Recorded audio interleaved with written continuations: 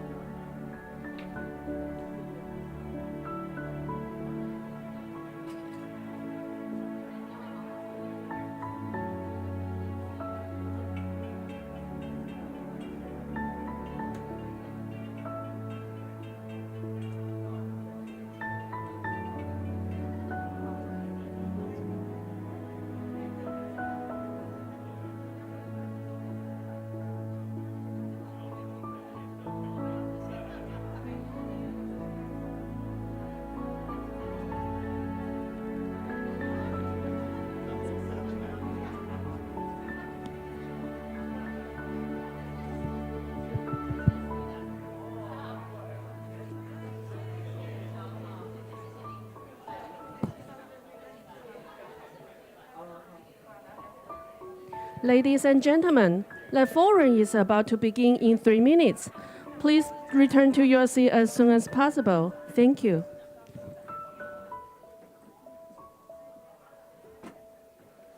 大家早安，我们的 forum 即将在3分钟后开始，请尽速回到座位，谢谢。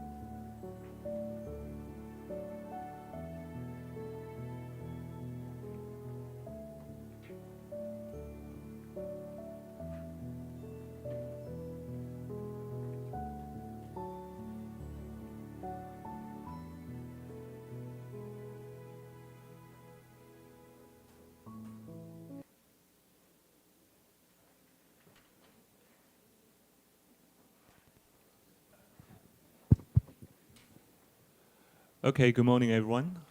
大家早安。My name is Henry Chen. I'm the Secretary General of Taiwan Physical Society. And today I'm very happy on the behalf of American Institute in Taiwan, American Innovation Center, National Science and Technology Council, and Science Promotion and Engagement Center, IYBSSD, and also Taiwan Physical Society. I would like to welcome you to, let me try to get the title right.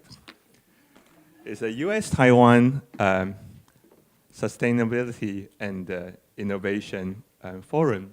This is the first time that we are actually having this joint activity together, and we have a very exciting schedule, like action field, and hopefully will stimulate a lot of interesting discussion and innovative thoughts.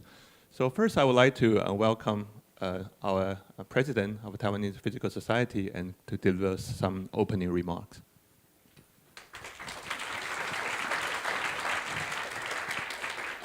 Good morning.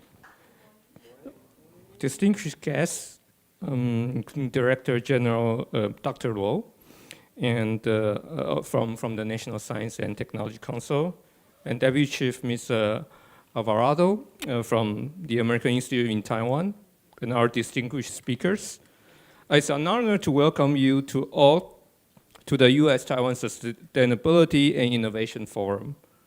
As the president of the Physical Society of Taiwan, I'm honored to host this event on behalf of NSTC and AIT and AIC.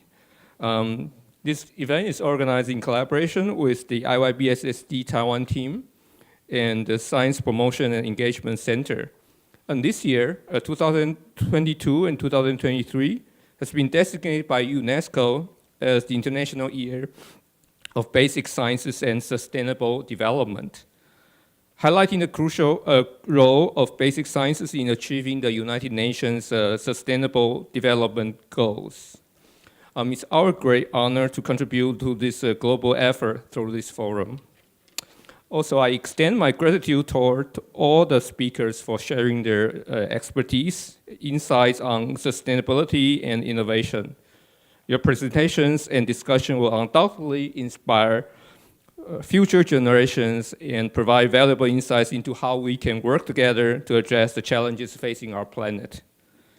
To our young participants in the audience, I welcome you and encourage you to actively engage in the discussions. Your participation shall be your first step in embarking on an exciting journey of learning about the critical issues surrounding sustainability and innovation. In closing, I'd like to once again welcome you all to the U.S. Taiwan Sustainability and Innovation Forum. We hope that this event will ignite new ideas, foster productive partnerships, and pave the way for a sustainable and innovation future for all. Thank you.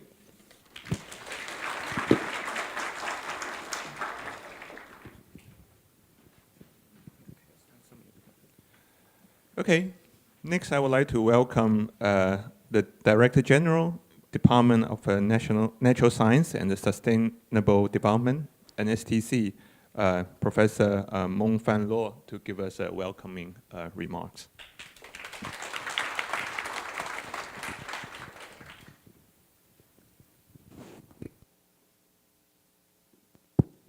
Oh, it works. Okay. So, Mr. Alvarado, the AIT Deputy Chief for the Economical Sections, and Professor Gao, the President of Taiwan Physical Society, and Professor Cho, okay, the leader of the IYBSSD at Taiwan, and our distinguished guest and speaker, Professor Wang, President Mori, President Su, and the Director Xu, and also the chair of the first section, Professor Chen. I mean, we are all friends already. Okay, and also our attendees from senior high school. Good morning. Yeah. Okay, it's my pleasure to welcome all of you to this U.S. Taiwan Sustainability and Innovations Forum. Okay, co-hosted by NSTC and AIT, and co-organized by the Taiwan Physical Society and IYBSSD at Taiwan. I mean, this forum is one of the serious activity Taiwan initiated the promotion activities in response to the UN, the International Year of Basic Science for Sustainable Development. Okay, that's this year. Okay, as of April 2023, I mean, there have been more than 500 activities throughout the whole Taiwan, and including the Science Festival in rural school, and also the science popularization event in non-urban area.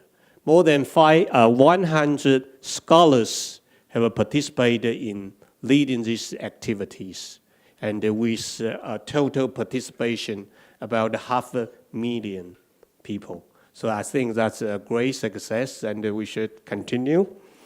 Yeah, and this IYBSD Taiwan activities uphold the spirit of grounded science, sustainable Taiwan.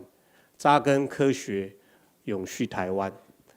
The activity also tried to promote a closer connection between Taiwan and the international communities, and also increase domestic and international understanding and engagement in sustainable development. And AIT has long been promoting popular science and also interaction with the public, the society. So it's our pleasure to cooperate with AIT to host this forum. I mean, this forum features speakers from United States and Taiwan, including speakers from the academia, from the industry, and also non-governmental organization, and to present or focus on 3 major topics. As you see on our introduction, that would be the net zero, that's carbon emission net zero, science and technology, education, sustainability, and innovation, and also ecological sustainability. And the forum also invite 150 senior high school students to participate in person, okay, and open up the whole process for the online participants so that this forum can reach our an unlimited number of a public audience. Now, I believe this idea and the insight shared in this forum will be impactful and valuable. And personally, I also hope this forum can serve as a platform not only for the academic or transdisciplinary exchange, but also to raise the public awareness of the values of basic sciences toward the sustainable development goals. Once again, I extend my warmest welcome to all of you, and I look forward to a fruitful, exciting, engaging forum. Thank you.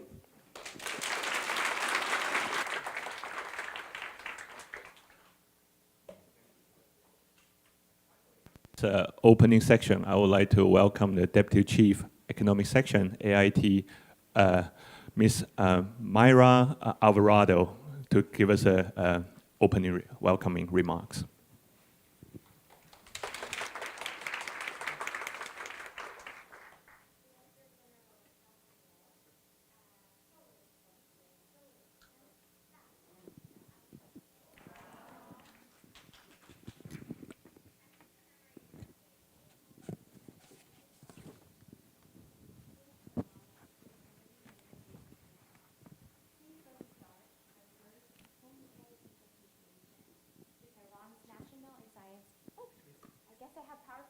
On my own.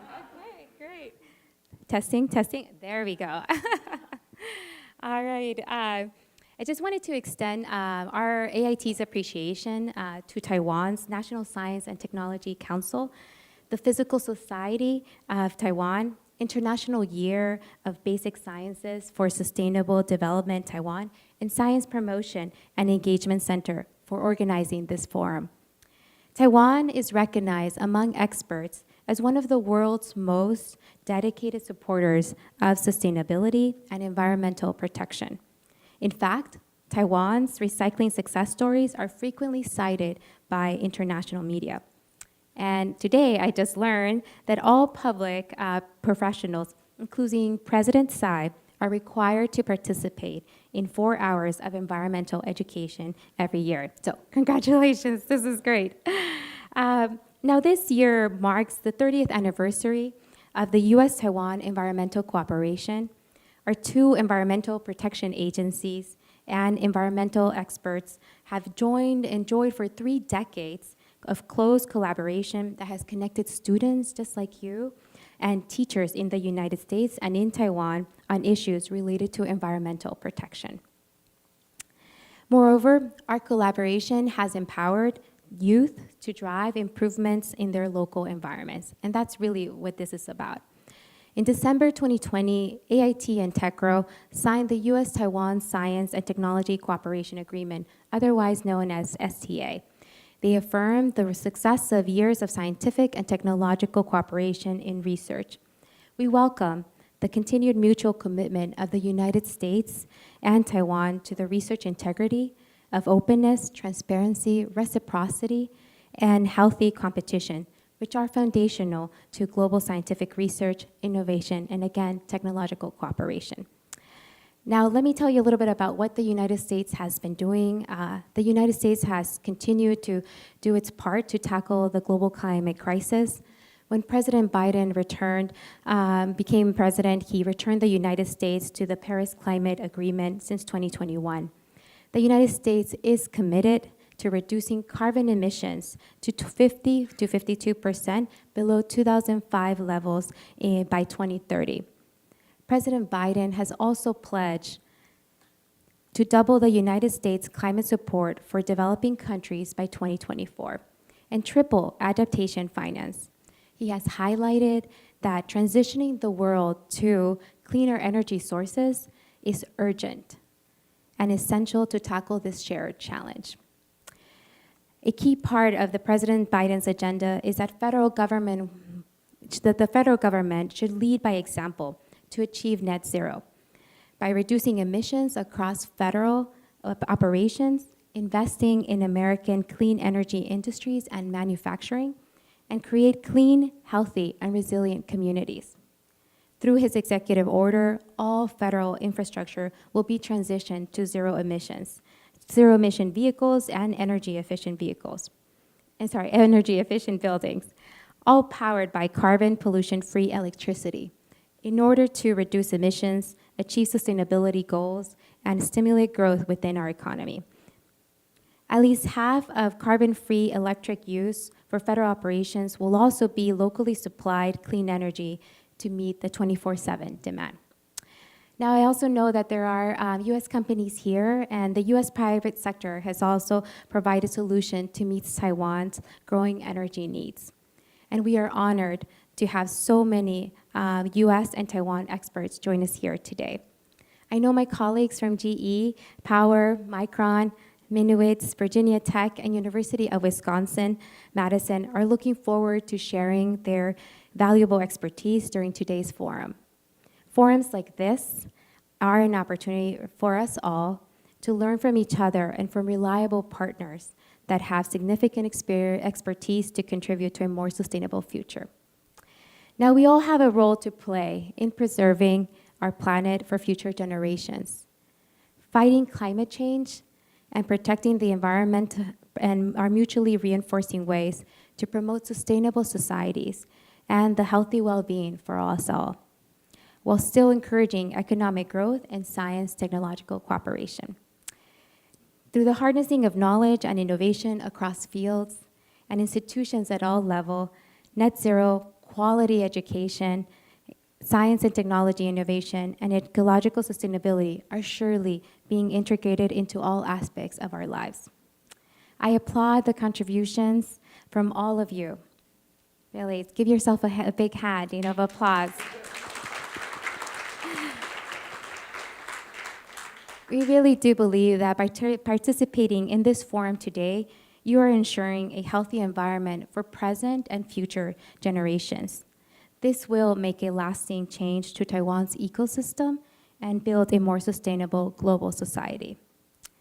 那我试试吧，让我们一起通过环境永续与创新理念根基共创未来。And with that, Happy Earth Day! 谢谢大家。This opening session. Oh, Miss Alvarado, would you remain on the stage? We're going to try to do a very Taiwanese things. We usually take a photo in the opening section. So I would like to welcome the Professor Law and also a few. Yeah. So.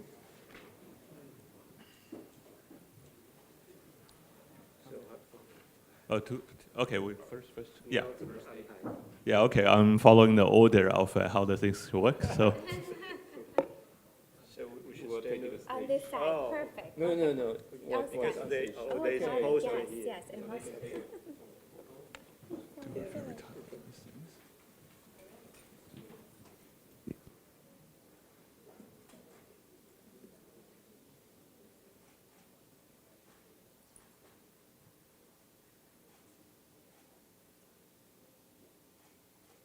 Should we also do the thumbs up, very Taiwan style? Yeah. That's also very Taiwanese. And with love. Oh, yes. Oh, this one. Like this. Okay. Young people do this. Wonderful. Next, we have Thank a you. group photo with everybody. Okay, yes, of so course, yeah. please take it. Okay, so we are together.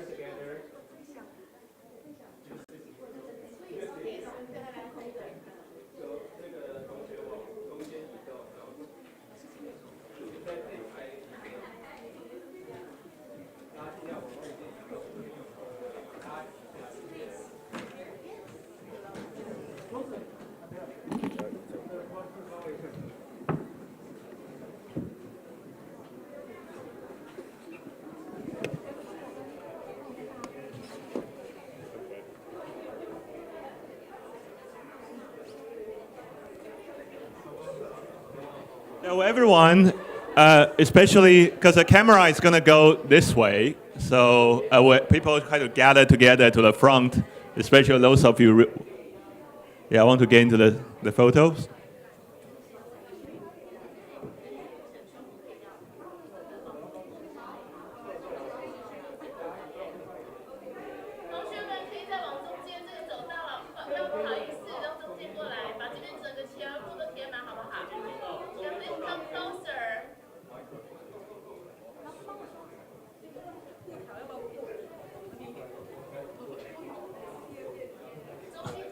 不好意思，后面的同学可能往。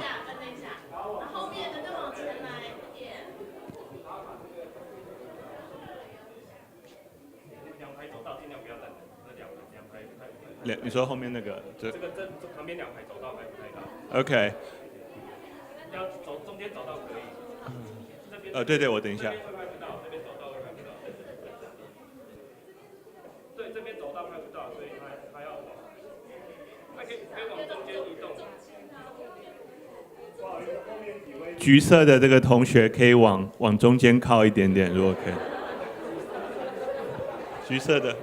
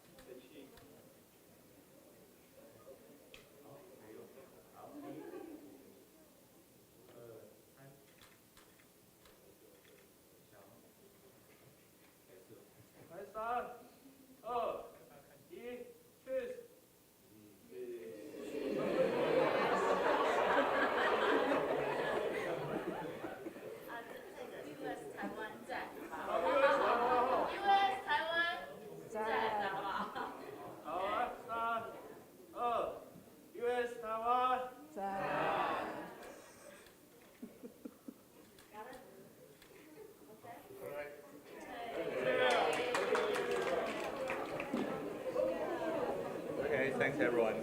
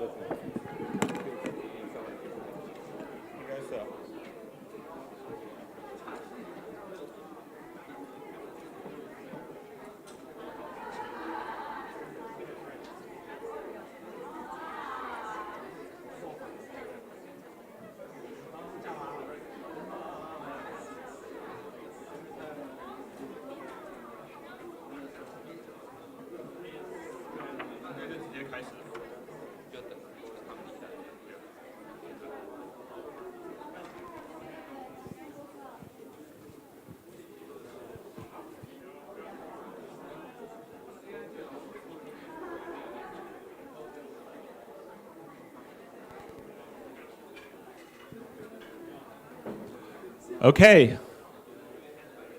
So I'd like to kick off today's exciting forum. So the first speaker, I would like to, basically the section, let's give a title first. It's going to be Quality, Education, and Innovation. So first I would like to invite our moderator, Professor Ju-Ting Chen, who is going to be moderating this section, obviously. So I guess I will hand it over to you. Thank you.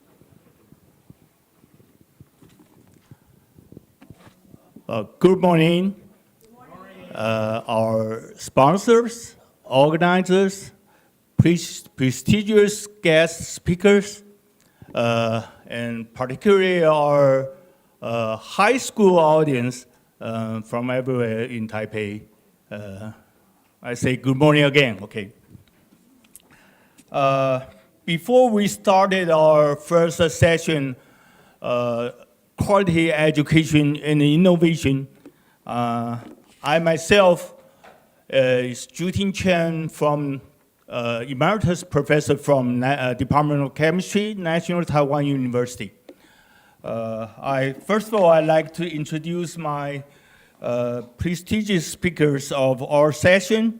The first row is Professor Hui-Jen Jenny Su. She is currently Distinguished Professor, Department of environmental and occupation health in the College of Medicine in National Chen Kung University, Tainan. Probably most of people know she was the pre-president of Chen Kung University. Okay. Besides, she got a long CV. Okay, I choose some important. Yeah, she was the chairman of Saloon Innovation Alliance. I think that's international. She's the fellow of International Academy of Indoor Air Sciences. Okay, and she got a lot of awards. I just pick up one here. Management of Technology Award, Chinese Society for the Management of Technology. That's domestic. I think also international awards. Got the industrial award here, Outstanding School Friendly Campus Selection, Ministry of Education. Well, you can see a lot of from the network, okay? Our second speaker, Dr. M.O. Modi, is the president of GE Gas Power in Asia, okay? Dr. M.O. Modi actually currently holds the position, I think, is he's responsible for serving gas power installed fleet of gas turbines power in many countries. Okay, for example, like Asia Pacific, Australia, New Zealand, and South Asia, so many countries. Okay, but meantime, he right now is he's based in Singapore, I think. Okay, our third speaker, Mr. Xu Chunlong. Actually, we had been old friends when I was a director in the case, okay, National Taiwan University. He is the CEO of TSMC Education and Culture Foundations, 台积电的文教基金会哈。In the meantime, he's the project manager of the new management of new arts. Okay, so he got a background a lot of in liberal arts and humanities. And our final speaker, he is not in this room, but he's on the network. Is Dr. John Little. He will present his message online, okay, a little bit later. So before we started our first session of this forum, I just had a few words to share with you. We actually had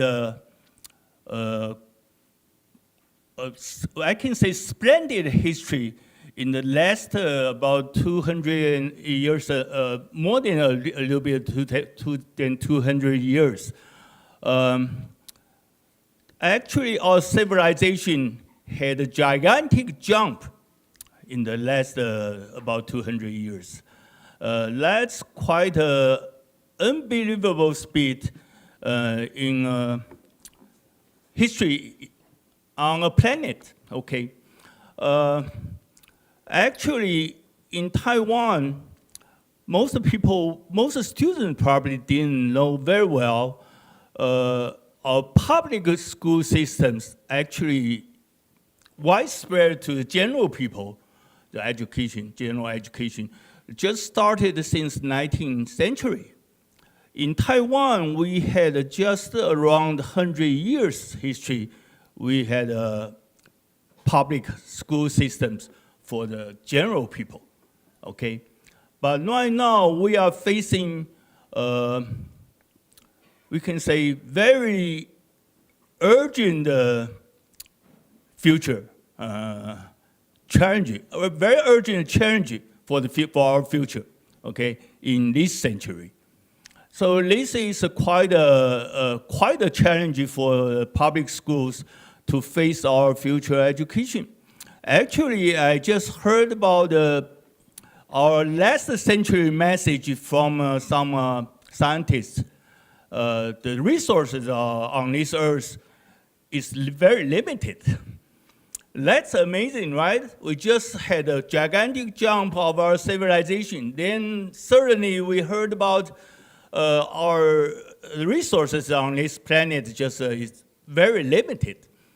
I think in this century, we might have our century message. I'm not very sure because it's still the first part of our century, but it could be sustainable development, okay? But hopefully with human innovation. So that means we put a lot of hope on our future generation. So I put my words here very short, yeah, because we want to listen to our prestigious speakers. First one, Professor Su, will be our plenary speaker, please.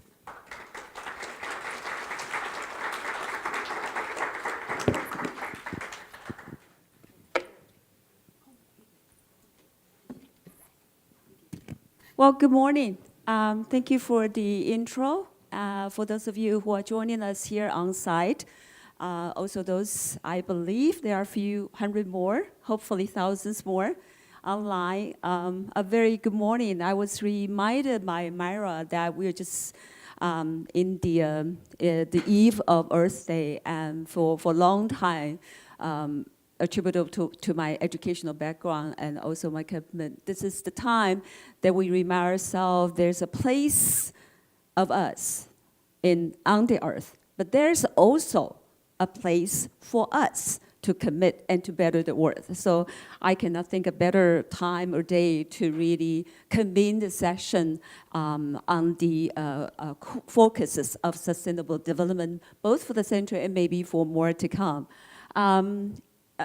I am now in the area of environmental sciences, but for a few people probably also realize that. For those of you who are not aware of that, I'd like to maybe address, I have just left the office of being the president of National Cheng Kung University, Cheng Kung Daxue, for 8 years. And prior to that, I served for 8 years as the vice president for the university. And so with those time together, you can see there are a few things that keep me awake in the night. And one is how do we continue to better the university and to engage the university into society so that we are a responsible, contributing, and a better organization or institution for the world to move together. But on the other side, I think it's even more critical for me to think at night, through the day also, is that how do we truly engage our education across generations. We being the one who seemingly are delivering the context today, but probably it will be even more critical, meaningful, and useful for us to learn together. Those information, technology, science also, or humanitarian paradigm, they are evolving today in the university. Hopefully, it's in a way taking a venue to transcend from the university to connect the other part of the society. So it's with that premise that I would try to lay down a few highlights or contents as a framework for our discussion today, and hopefully will connect the contents delivered by our speaker as well. And I chose the word two keywords in particular. There are learning, and the others is committing. Learning is definitely a lifelong commitment, either not only for me, but I think it will be more so for your generation. But making a commitment is probably even far more critical because the world would not get any better or any more sustainable without the commitment from each and every one of us. So see how we can all come together to do that. But something that I'm most familiar with is definitely university. For centuries, for decades, university around the world, back to their very, very origin, each and every one of them has a particular positioning. But if you scan them, looking at the landscape and visiting together, it's simply an effort to take a joint forces to move forward with a core belief, with a core value that this community will share together. So in that sense, hopefully, in our generation, in this cohort or the other cohorts together, we will be taking the belief in making the world more sustainable. So taking that idea, you see, university is also believed to be a place. I was reminded that I should point to that direction. Just a reference for the speakers after me.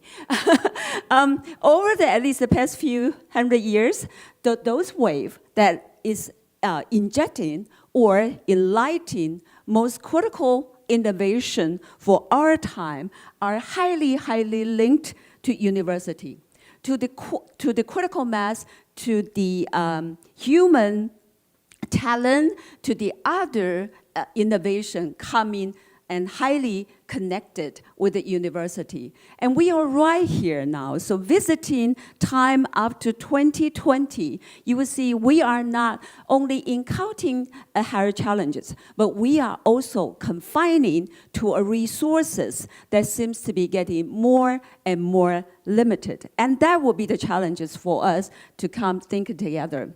So I thought that we should be even more sort of mindful with the new models that university and probably each and every one of you sitting here would be moving toward university in the near time to come. And the type of university that would be becoming a more resources for participation in the society would simply be highlighted with different models. They need to be more sharing, they need to be more entrepreneurial, they need to be experiential, they need to be subscription, they need to be partnership. Each one of the component or each one of the attributes there is also highlighting how you will position yourself and how the network or the organization that you will be participating or you will be sort of engaging in the time to come should have that particular attributes as well. So I'm taking the line to see that every choice and every attribute is critical for the world to move forward. And one best things you can do or you can try is to revisit each and the origin of each of those components. So taking me as an example, I revisit how our university began. 90 years ago or 90-some years ago, we were a place that given the trust, that given the responsibility, and they given the sort of resources to better Taiwan, with the hope that everything we do in this university, everyone with the faculty, students, and the society, and even the culture that we will embrace and protect, would be something that will move Taiwan forward. Now, through 90 years, we have done many things, including participating in the important infrastructure construction, and then move forward to build Taiwan up to the world with many, many concrete and specific establishments. And in the recent time, that we are even further engaged in the society, especially for Central and Southern Taiwan, with the new technology, with the new medical instrumentation, with the other global network that we are participating to become a meaningful member of this society. So the students from this environment, the faculty teaching in this environment, and the science and technology and the other new paradigm coming out from the university, from this environment, would have a way of connecting ourselves to the world. So the challenge for me then, 5-10 years ago, was to think if the world is now becoming more, if the world intends to become more sustainable, how us, as a students, as a faculty, or as an institution, can connect with each and every one of them in each and every corner of the planet or of the earth. So through different layer of the effort in the department, in the research center, in the other working group, and the working groups would include students, faculty, and the other community members, we take in the goal of each and every of these SDGs. And with that as a core, with the core, that we ask the students, what you study, we ask the faculty with what they research, and with the institution with what they would serve in the community, to see how we can connect all these efforts, all these results together. And with the time, each days goes by, we also revisit how our education is now in line with moving ourselves and preparing ourselves to the goal.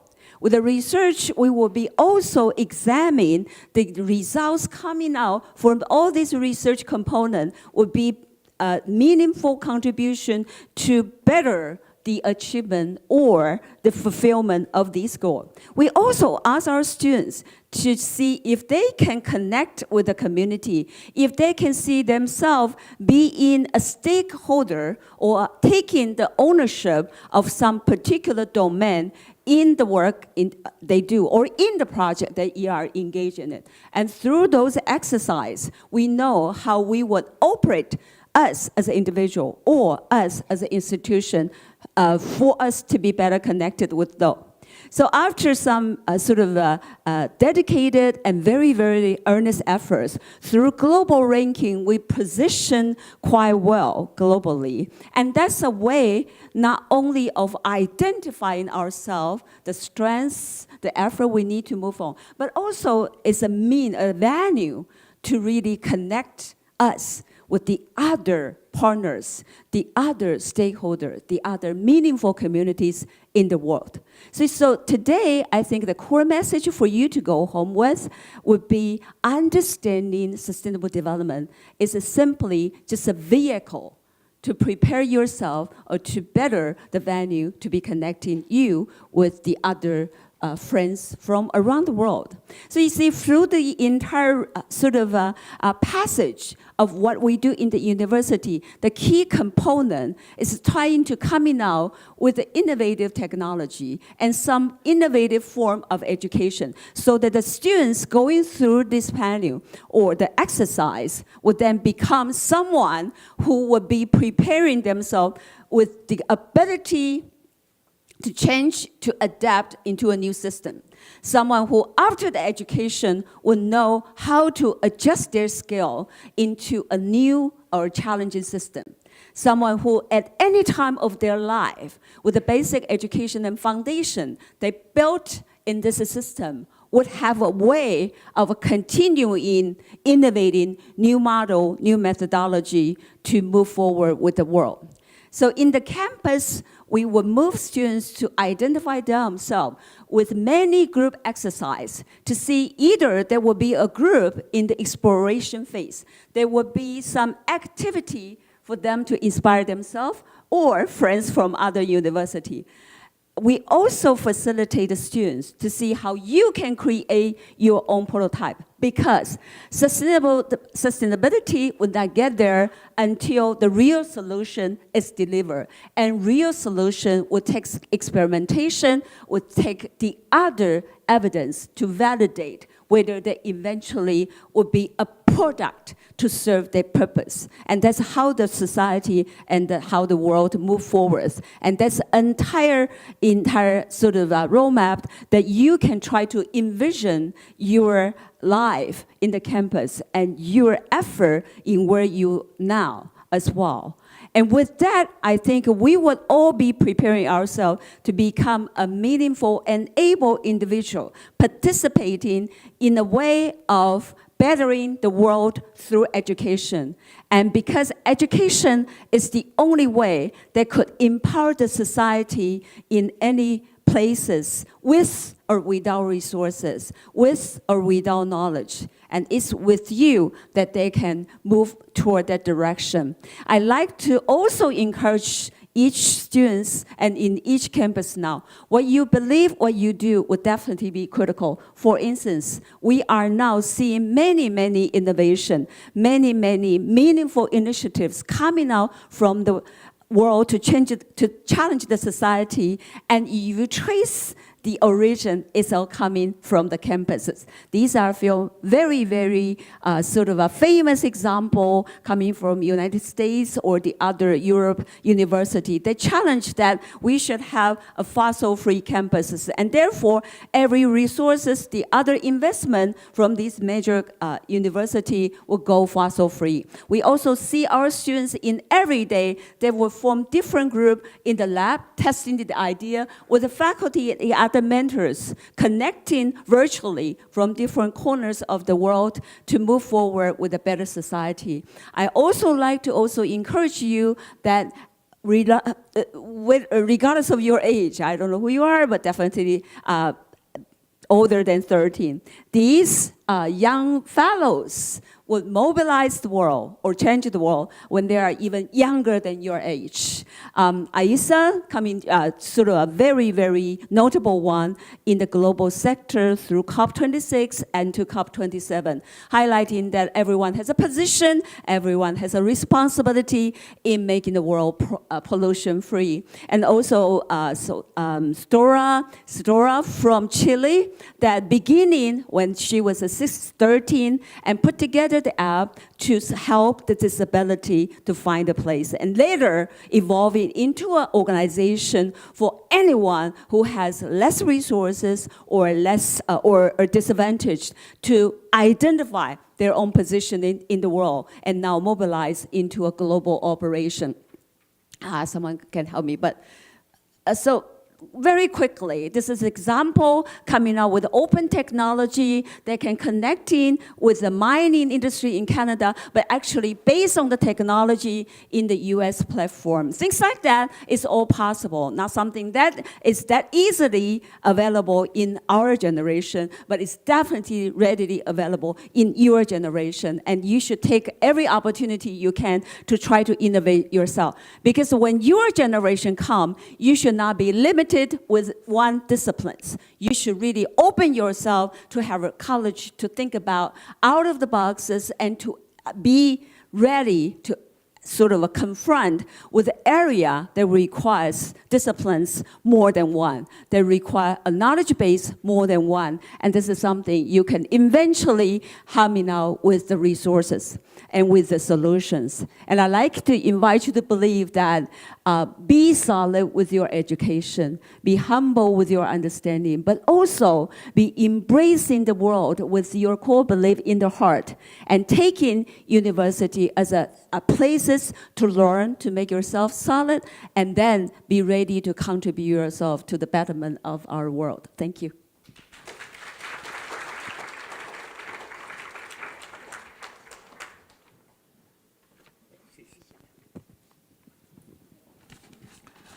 Okay, now is our second speaker, Dr. Amol Modi. As I mentioned, he now holds a position in the GE power company for the international. In the meantime, he had his bachelor degree in aerospace engineering and had a master's degree in University of Michigan. Okay, right now, please, Dr. Modi. Thank you, Dr. Chen, and thank you to the organizers for setting up the opportunity to create this form of partnership. Thank you to the fellow distinguished guests for the very open and transparent conversation we will have around the topic of sustainability and innovation. And thank you most importantly to all the senior high school students that are here and those listening to us virtually for engaging in this topic. This is a very critical topic for us to talk about, and it's something that will shape the world in the coming years, and it's shaping the world today. It's an area where we need all of you to play a very important role in making sure we develop a culture of innovation and we focus on solving some of the biggest challenges that are in front of us today. So what I'll spend the next few brief moments maybe speaking about is just framing the problem that's in front of us when it comes to climate change and the need to decarbonize and move towards a sustainable future. I'll speak a little bit to what GE is doing in this space, and then also touch a little on what we together need to do in terms of creating a culture of innovation and what we need to do to tackle this problem together as well. Maybe I'll share a couple of anecdotes as well on how I got involved in this space, why it's a particularly meaningful area for me to focus my time on, and I hope many of you find that this is a space, particularly decarbonization and the future of energy. I hope many of you walk away looking at this as an area to focus on in the future as well. So I believe I point over there and move to the next page. So the challenges in front of us today, I think we have to agree on some ground rules as we look at the future of energy. First, the fact that energy is a human right. It's something that everyone is entitled to. And given the pace of climate change in front of us, it's something that we all need to act on today, together, to ensure that we are able to meet the sustainable goals for the future, to ensure that we are able to act now to preserve the future together as well. As Professor Su pointed out, there is no way to be passive when it comes to sustainability. This is an active sport, this is an active team sport, and requires participation, engagement, and truly groundbreaking innovation and breakthrough innovations from all of us, both in academia and in industry. As we look at some of the key trends in the energy industry, and I speak from the industry view here, we're seeing a lot of change in terms of net neutrality, in terms of decarbonization, in terms of electrification of industries, a lot of very positive trends that will help reduce global CO2 emissions. At the same time, we're seeing massive changes in workforce development. The interaction between employees and employers is changing dramatically. We are seeing a much greater level of engagement of environment, sustainability, and governance standards between employers and employees than there has been in the past, and this is all very positive.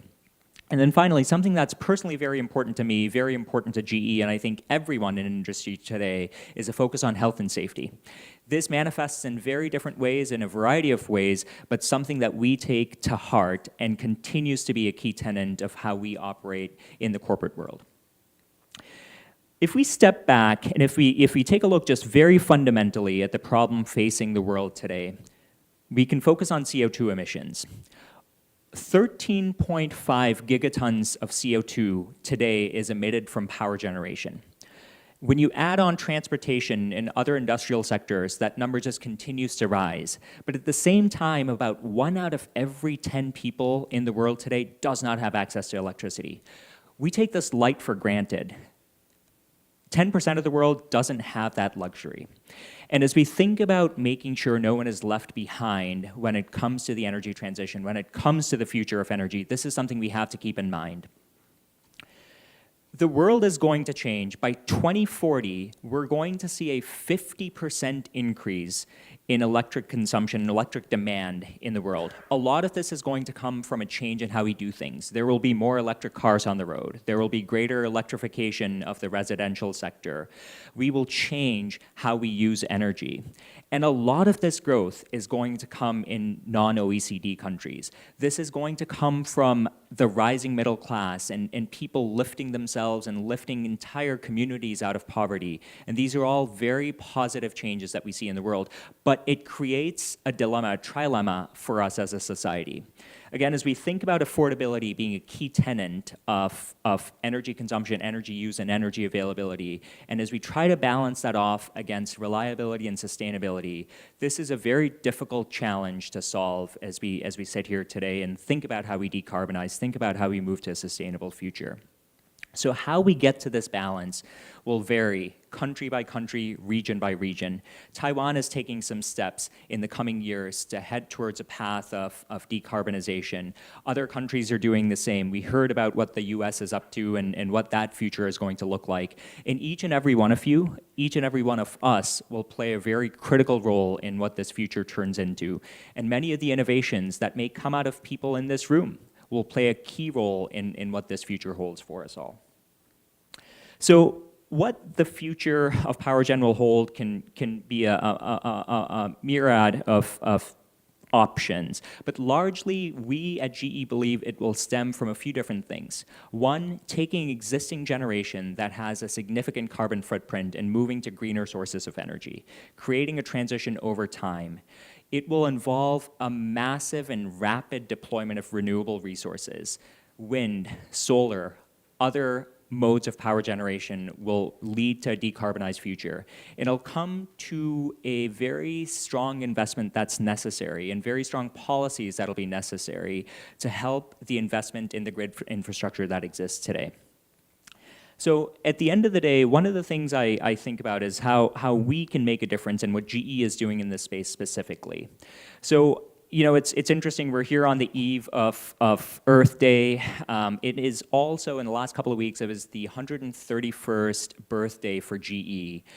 We trace our lineage back as a company to the days of Thomas Edison. You know, I pointed to the light bulb earlier, and I'll touch on Thomas Edison and some of the innovations that he helped pioneer in a few minutes.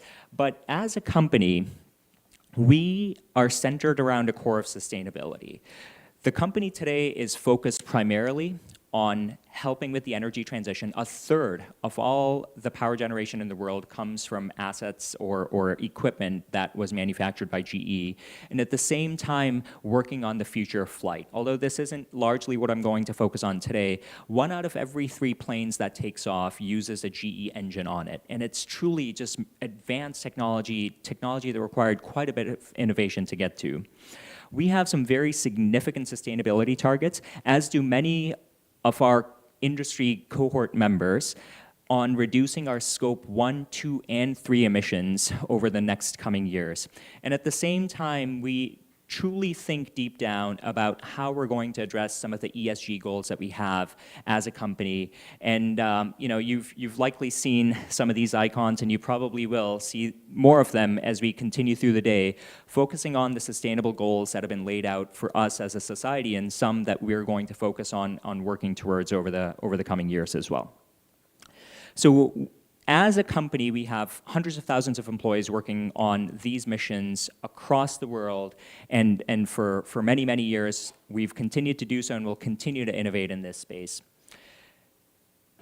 Going back to some of the history that I talked about, in the late 1800s, Thomas Edison patented the light bulb filament that allows us to have this brightly lit room that you see in front of you. About 60 years after that, GE got into the business of developing advanced gas turbines for power generation. And about 80 years after that, we as a company still hold some of the records for the most advanced gas turbine power generation technology in the world. And it doesn't stop there. We as a company continue to focus on innovation across the energy landscape. We believe that a diversified energy mix is going to be critical to moving into the world of the future and moving into decarbonization. This involves developing some of the largest wind turbines we have in the world. It involves developing some of the power electronics that are necessary to build battery storage facilities and solar plants. And it involves developing technologies that help other sectors as well. So as a company, we're focused on a bunch of different spaces, and it's a very exciting place to be. It's a very exciting industry to be in. I hope you all take away a level of excitement to participate in the energy transition and the energy industry. You know, specifically when it comes to Taiwan, we as a company have been working in the country for over 60 years now, and we're focused on helping solve some of the challenges that are in front of us. So this stems from the technologies and the innovations that the company is putting into the country and working with some of our partners in the country to implement as well. And it also goes to utilizing some of the assets that are in the ground. When it comes to affordability, one of the best things we can do is take what already exists, the infrastructure that already exists in the country, and simply make it better. Make it better, make it cleaner, and make it greener. And then as we think about the future of what exists for us in Taiwan, we think about decarbonization at a much greater scale. We think about carbon capture and the potential that can unlock for Taiwan in the future. We think about combustion using hydrogen and ammonia and other greener fuels long term as well, using existing technology that already exists in the country. So again, you know, GE's commitment in Taiwan has existed for quite some time now, and we play a very major role in working with some of our partners in the country, Thai Power and others, to make sure that we're able to keep the lights on, and we're able to keep the lights on in a very sustainable way. And one of the things, as we think about the future in Taiwan, as we think about the future for GE in general, is innovation is going to be key. The leaders of tomorrow, the technological pioneers of tomorrow are sitting in this room and are sitting in similar rooms across the country and across the world, and you all will help shape what this future looks like. And this future has to start with a global mindset. It has to include a focus on making a change where you are, but also helping develop technologies that will make a change across the rest of the world as well. We as a company are trying to make sure that we have a diverse force of employees with diverse backgrounds, as Professor Su mentioned, with diverse interests, diverse areas of focus that will help unlock technologies that we can't even imagine today. We're focused on employees all across the world and growing our employee base all across the world and making sure we're able to unlock the potential in these employees and supporting them the way we can best. As a company, we have three key tenets when it comes to the employee-employer relationship. We think about acting with humility, delivering with focus, and leading with transparency. And we think these key tenets are the best way that our employees can work in a manner to create the innovations of the future. So again, a lot of this I think we've already spoken about. One of the asks that I would have of all of you in this room as you walk away from this room later today is think about the role you will play in the future. You're all embarking on a journey, moving into the future, thinking about what you're going to focus on. Think about the areas that you're going to focus on solving, the challenges you'll crack away at. And maybe this is a good time to share some of the anecdotes that I have about myself and how I landed here, so to speak. As mentioned earlier, I'm an aerospace engineer by training, and I was a very unfocused student, I would say, focused on a bunch of different fields, and I was very excited about fluids when I was early in my undergrad career, and then I moved on to material science. That was very exciting for me as well. And there was a material science professor I had who was really excited about single crystal alloys. And he eventually ended encouraging me to take an internship at GE where I worked on creep and clearances on gas turbines. And it was a really, really exciting time for me.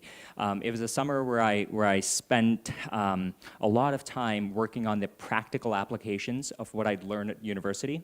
And it was a very meaningful experience for me. And that's something that encouraged me to stay with GE because it was a place where I could apply what I was learning at university in industry and see immediate results. What I was doing day in and day out was resulting in products and solutions that were changing the world every day. The second example I have is after I joined GE, I transitioned into our wind turbine business. It was a really exciting place to be. Something personal about me, I love ice cream. I'm a big dessert person. I hope many of you love ice cream as well. It's a great thing to love. In any case, we were approached by a company that manufactured ice cream, a dairy company. And they wanted to become more green in their manufacturing processes. They were using various sources of power generation, and it wasn't nearly as clean as they wanted it to be. They wanted to become greener. So we partnered with them and a local university, and we figured out a way to change their energy consumption, their electricity demand, to be fully fed from 2 wind turbines that they installed on a local landfill next door. And I thought that was one of the coolest experiences, working on something I love, ice cream, and trying to make it a lot greener. So I hope many of you find a passion for something that you're interested in. I hope many of you walk away from this thinking about how you can make a huge impact on the energy industry specifically, because the energy industry is looking for innovators, is looking for people that are going to come in and develop the next breakthroughs. And I hope it's some of you all. So thank you for the time. Thank you, Dr. Modi. Our next speaker is Mr. Xu Junlang from SMSG Foundation. Okay, so please, Mr. Xu.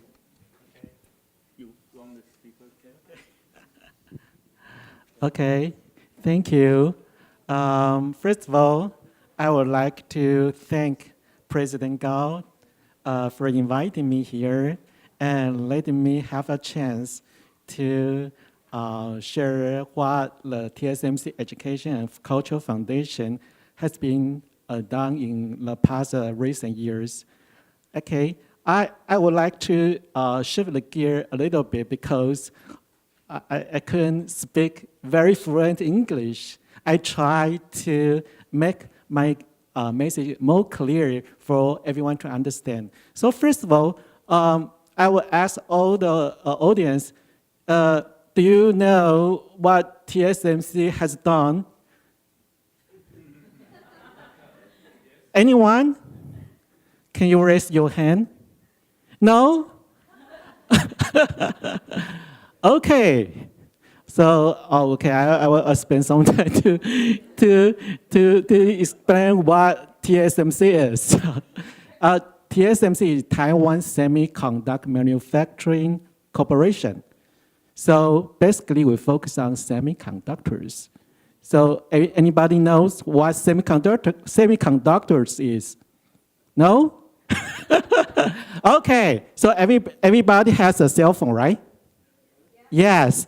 So over in like my cell phone, in this Apple cell phone, over 50% chips were produced by TSMC. So now you understand what my company is, right? Okay. Okay. 台积电. Everybody knows 台积电? Okay. Thank you.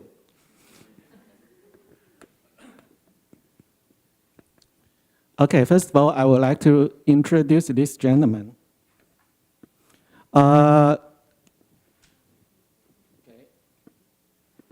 Because I have to hold myself. Okay, I dropped that. No. I would like to use laser pointer. Top? Yes. But nothing appears. Okay, forget it. This gentleman's name is Zheng Fanchen. He is the chairman of the foundation. So Zheng Fanchen is one of the pioneers sent by Taiwan government to study semiconductors at RCA in the United States in 1975.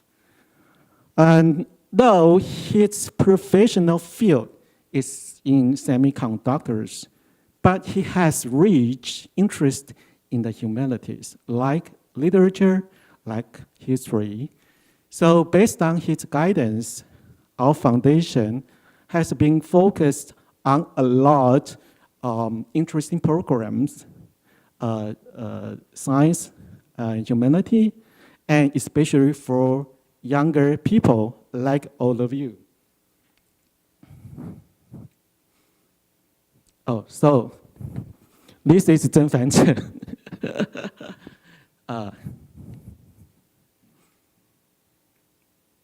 No, okay, nothing happened.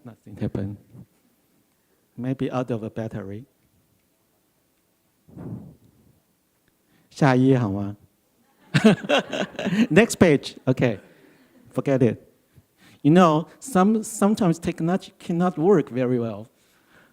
Okay, I would like to give all of you a rough picture of our foundation. Our foundation is established in 1998. Just as I mentioned earlier, our chairman is Dr. Zheng Fanchen, and we have 3 engagements: young talent cultivation, arts cultural promotion, and partnership for education. 下一页，谢谢. Okay, in arts and cultural promotion, we hold a huge art festival. We call it 台积新竹艺术季 in 新竹、台中 and 台南. And we have already held nearly 1,000 performances. And total audience of the festival has reached to 500,000. And so this part is very important for the foundation because we would like to promote humanity and arts and culture. And in addition to our arts festival, we also sponsor some prestigious arts group like Berlin Philharmonic to come to Taiwan to perform. Okay, next. Thank you. And this category is partnership for education. So we also worked with some NGOs to address some challenges in Taiwan, like our collaboration with Commonwealth Magazine Foundation and the Tsinghua Reading Center. We launched Teach and Learn program to empower the teachers in remote townships. So we provide these teachers specially designed teach plan and make them to reduce their burden. And with these resources, they can develop diverse methods to help their students reading and writing skills. Okay, 请下一页. So this category is most interesting part of our foundation.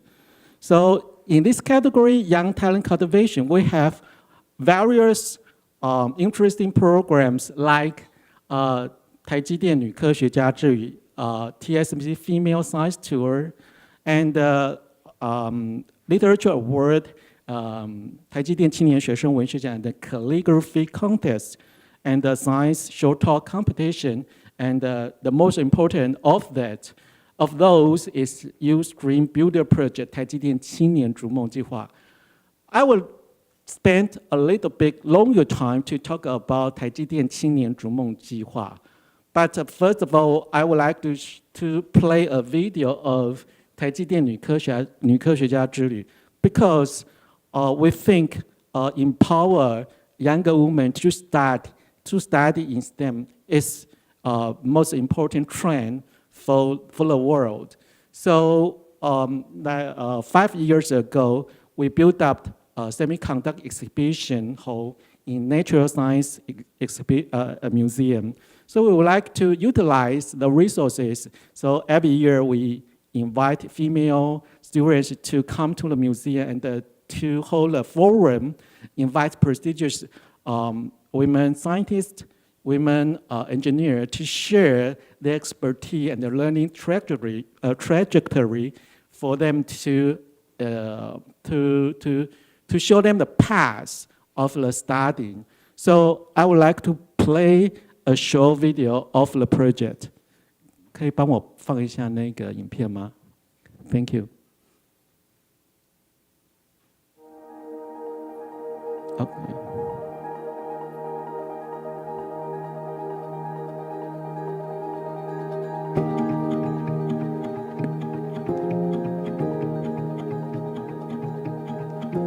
我觉得在这个学生阶段有一个很重要的机会跟任务，就是尽量的可以跟其他学校的同学做交流哈。我们的营队都是两相配合就是说一定会有一个学校跟另外一个学校互相的来参与这样的活动，来建立交流。就是我原本的想象可能是大家都是在园区里面绕来绕去，就是可能会比较无趣。后来采访后才发现，我们其实除了听学姐的演讲以外，我们还有做一些和 VR 实境体验，就会觉得很酷，跟原本想象的行程还蛮不一样的，比较活泼生动。These all our employees. 我们女生其实是有各方面的潜能，可是我们自己不知道。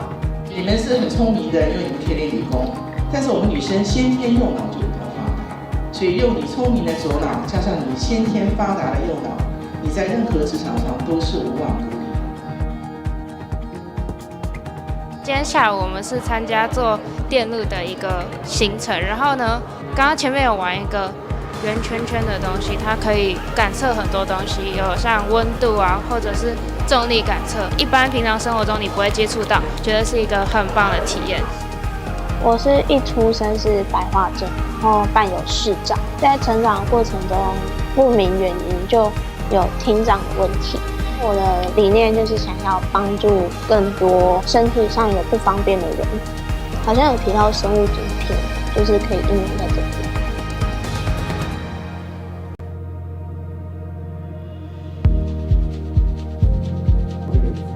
就是刚才说到一个人他是长期的一个。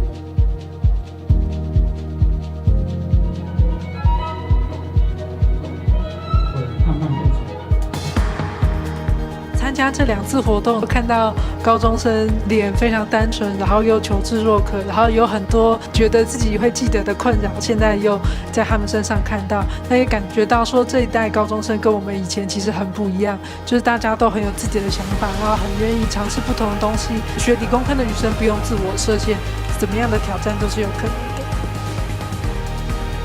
当化学反应上去之后，感光完之后，化学反应上去，我们空气就最后就是我们说是关系。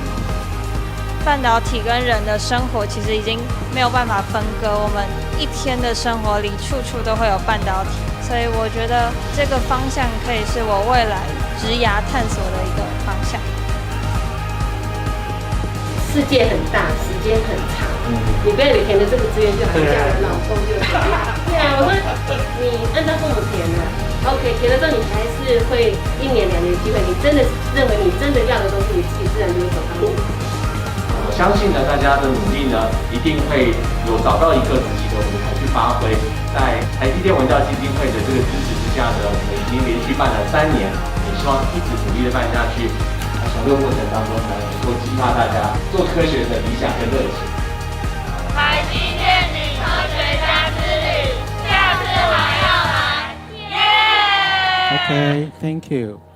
So maybe you should join the tour, then you'll understand what semiconductor is. Okay. Okay.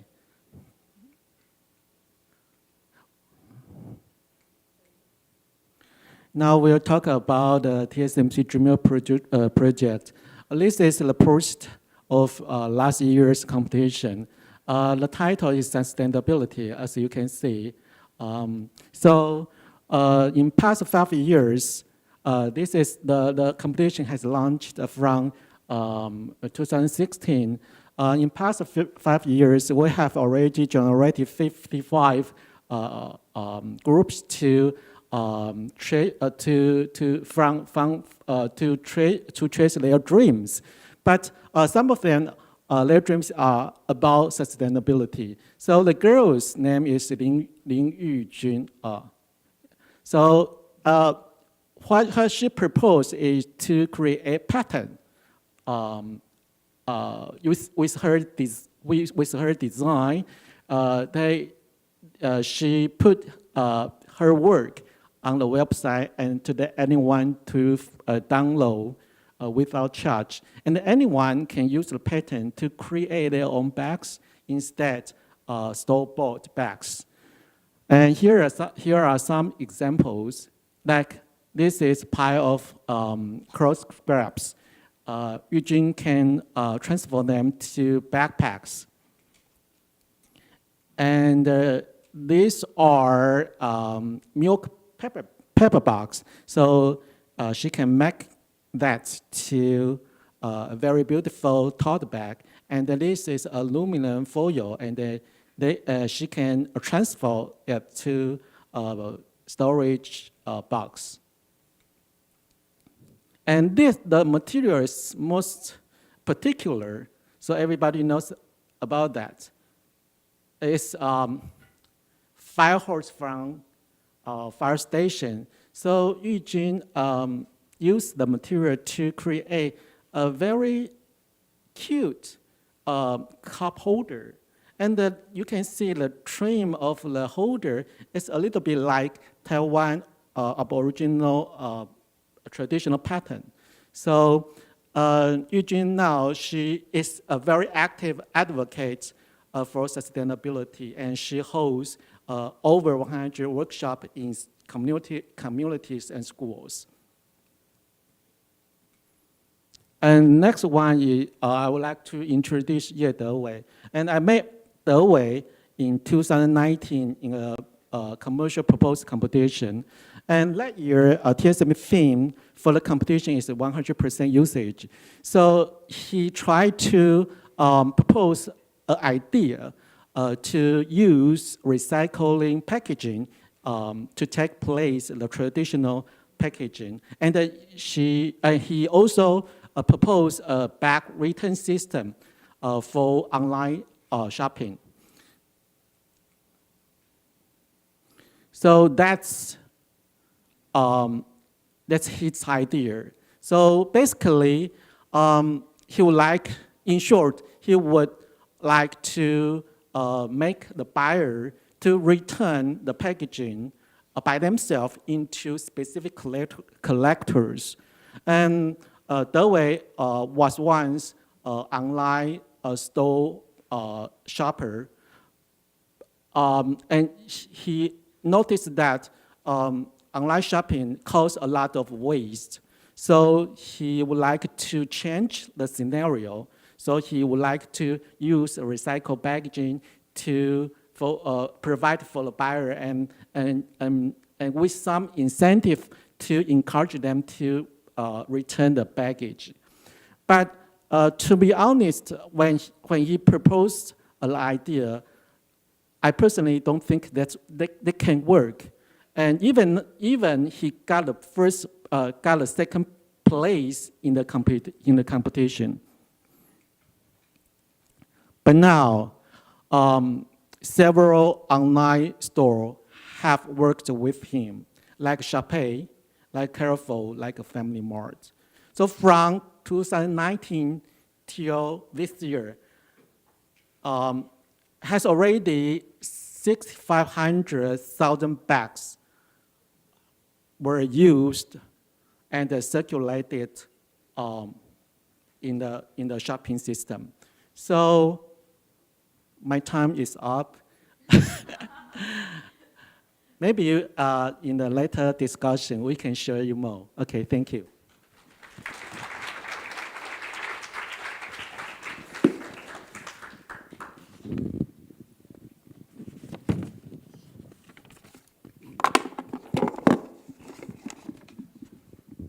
Thank you, Mr. Xu. We are actually running out of time. I'm sorry for that, but we still have our final speaker, Dr. John Little. Can you hear me? Hello, Dr. Little, can you hear me? Yeah, I can hear you. Okay. Well, we will have a talk in evolutionary system of systems convergence paradigm for interdependent societal challenge of the Anthropocene. Please. So let me just share my screen.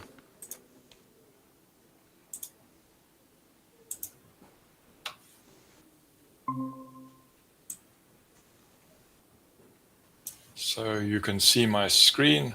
Oh, just.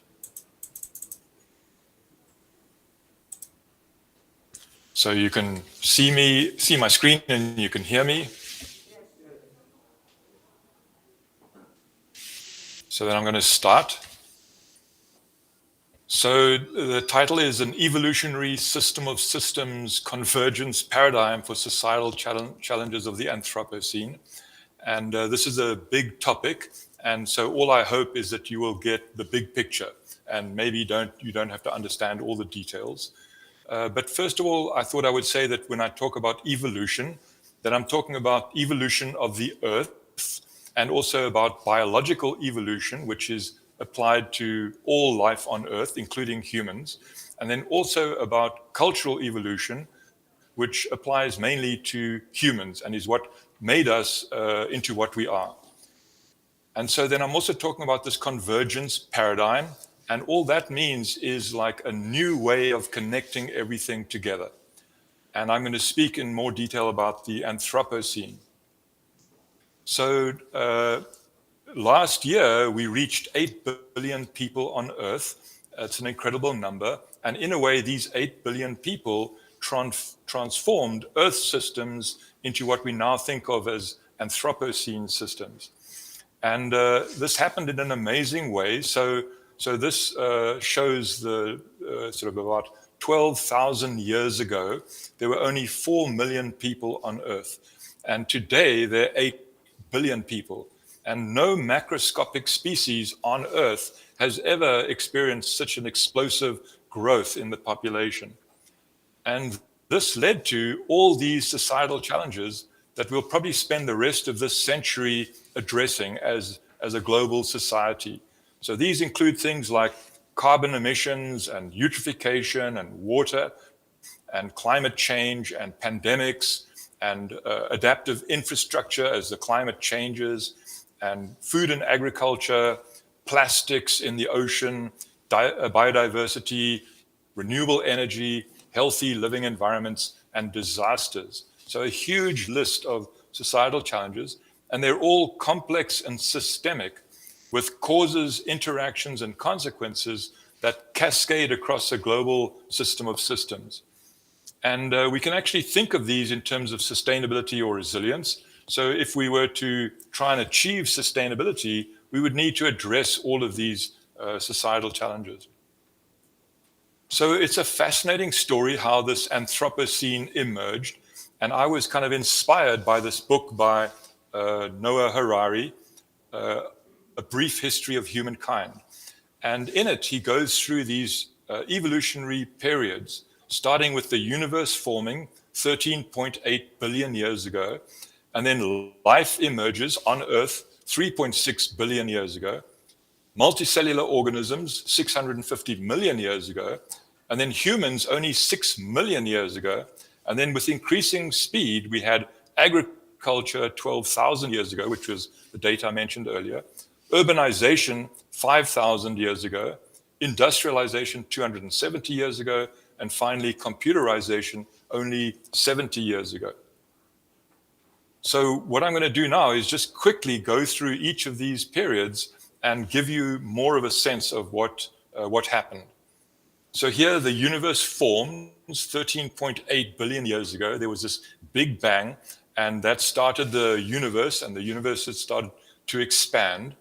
And then about 4.5 billion years ago, our own solar system formed with Earth, and Earth itself evolved, creating geological, ocean, atmospheric, climatic, and hydrologic systems. And those were all present before life emerged. And that occurred about 1 billion years later, which was 3.6 billion years ago. And so the emergence of life on Earth started single-celled organisms and initiated biological evolution. And the resulting biological systems sort of integrated with the geophysical systems to form ecological systems, which still persist to today. And also, after some time, we had soil systems. So now we've got life on Earth, and so then it took a few billion years, and then multicellular organisms emerged as a result of biological evolution. And these included like invertebrates on the animal side anyway, invertebrates, fish, amphibians, reptiles, birds, mammals, and primates. And even as early as the invertebrates, they had simple cognitive systems. So they had nervous systems and a few neurons in their brains. And slowly over time, these cognitive systems evolved until we have what we have today. So then early humans only showed up about 6 million years ago, and we separated from the primates. So the chimpanzees were our kind of closest relative at that time, but we separated from them, and they kept evolving, and we evolved ourselves. And we were on the plains of Africa at that time, and we kind of formed these groups, and they're called hunter-gatherer groups. And here's some modern-day hunter-gatherers on the plains in Africa. And maybe this is sort of what we looked like in those days, although we don't have photographs of that time. And so then several million years went by, and then Homo sapiens, which is our species, we evolved only 200,000 years ago, and we had this accelerating rate of cultural evolution, which was facilitated by bipedalism, meaning we could walk on two legs and freed our hands to do other things. We made tools like stone tools and axes and spears, and we controlled fire and managed fire, and we evolved language so we could actually speak and communicate with other humans. And then most importantly, we had this rapid evolution of this big socially adapted human brain, which enabled us to communicate with other people and in a way to start to organize ourselves as a sort of a coherent society. So that was 6 million years ago. And actually then, okay, this is sort of something of how it might have looked. So here we are not far from the primates, and here we are today, and our brains got bigger and our jaws got smaller because we didn't have to eat all this raw food, and we started to develop various sorts of tools, and everything became more sophisticated. And in addition, about 65,000 years ago, us Homo sapiens, we were on the plains of Africa, shown over here, and slowly we started moving around the world, and eventually ending up on almost all continents. Maybe about 15,000 years ago, we had moved around the world entirely. And so I guess you can see they went by here. About 50,000 years ago, they went by Taiwan. So then about 12,000 years ago, people moved from these little groups of hunter-gatherers and started living in small villages. And then they had plants which they domesticated, so they made them into crops. And they also had wild animals which they also domesticated and made them into livestock. And so now they were living in these small villages and very close to these wild and tame animals. And so then these diseases started to jump from the animals to humans, and probably the other way as well, just like they do today. So things like COVID and pandemics and plagues, we got them from animals. And then other sociocultural sort of activities took place, like we started to have wars between groups and religion to manage groups. And so these sociocultural systems became more complicated. So then about 5,000 years ago, we started to settle in towns and cities. And so then our sociocultural systems became more complicated and more specialized. We had different people doing different things. And the socio-technical systems became more sophisticated. We had technology kind of evolving, and we were using that technology to have these more complex urban societies. And so then 270 years ago, this was the invention of steam engines and increasing use of fossil fuel. So this accelerated transportation, communication, economic systems with rapid development of mining and energy systems. So then finally, 70 years ago, we had computerization, which enhanced technological evolution. So it made us develop new technologies even faster. And it accelerated communication and economic systems and enabled the emergence of computational science and social media. And so especially in this last period, the global systems became increasingly interconnected. And so, for example, transportation, communication, energy, economic, and socio-cultural systems now form a system of interdependent systems in many parts of the world. We're all connected, like we saw with the pandemic. So what we have then is this nested evolutionary sequence of Anthropocene systems, going from geophysical to biophysical to socio-cultural, which actually are a specialized form of the biophysical systems. We are an ecosystem in ourselves. And the socio-cultural systems emphasize social knowledge and culture. That's what evolves. And they include cognitive systems, our brains, and communication, education, economic, and legal systems. And then these socio-technical systems are a kind of specialized form of socio-cultural systems where we having tools and creating technology. And those emphasize scientific knowledge and technology and include agriculture, energy, transportation, industrial and other infrastructure systems. So now we've got all our Anthropocene systems shown here on the right, and we want to take a system of systems approach. So then on the left here, we've got the real world down at the bottom, and then these 10 systems. And each one of these systems has many subsystems, so small components of the bigger system. And those subsystems all interact, and they give that system its own sort of internal dynamics. And then those bigger systems interact with all the other systems via some of the subsystems which connect across the systems. So then another problem is that all these societal challenges involve many of these Anthropocene systems, and actually many of them are the same. So for example, land use systems, the way we use land, are the same for all the societal challenges. Climate systems are the same for all the societal challenges. Economic systems, socio-cultural systems, energy systems, transportation systems, they're the same for all the societal challenges. So we can't address them one by one. And so to unify all these systems and all the disciplines that we need to understand them, we need a convergence paradigm, which has a common computational framework and a common scientific language, which is something we don't have at the moment. And so, we can't have separate paradigms for each individual challenge because they're all interdependent. So we have to have one for everything. And then lastly, we need a kind of a coarse scale understanding of all these Anthropocene systems. So this is what it would look like. We have this kind of evolutionary system of systems paradigm with a common computational framework, the system of systems framework, and a common language, the system of systems pedagogy. And so then here we have what we call convergent Anthropocene systems across regional and urban scales.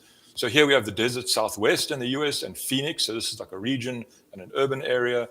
We have the Great Lakes region and Chicago, the Chesapeake Bay region and Baltimore. So we have all these regional and urban systems. And then down here we have our Anthropocene systems with geophysical, biophysical, socio-cultural, and socio-technical systems. And so then we have models for some of these, not all of them, but we need to develop them for those we don't have. And we can have these, quite often we have these detailed process models of these different systems. But there's just way too much detail in those detailed process models. So we need to create these kind of coarse scale system level models that are simplified versions of the more complicated models and connect those in a system of systems and then understand the dynamics of those coupled systems. And then we can still go back down to these individual systems to address the problem in greater detail.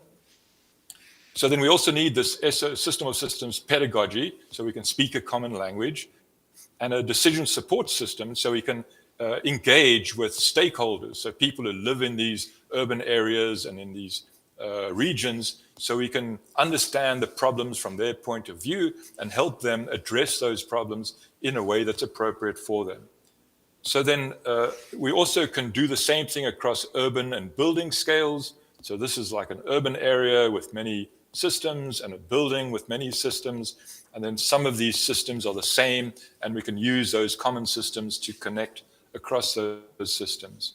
So that's the story, and there's a lot of people who've helped me along the way. And so if anyone wants more details, you can read all about it in these references. And the story that I've told you now, it's the most fascinating story I've ever learned about in my life. And I've read many of these fantastic books, and you could read some of these books if you were interested. So thank you very much, and I feel like I'm exactly on time. Thank you, Dr. Little.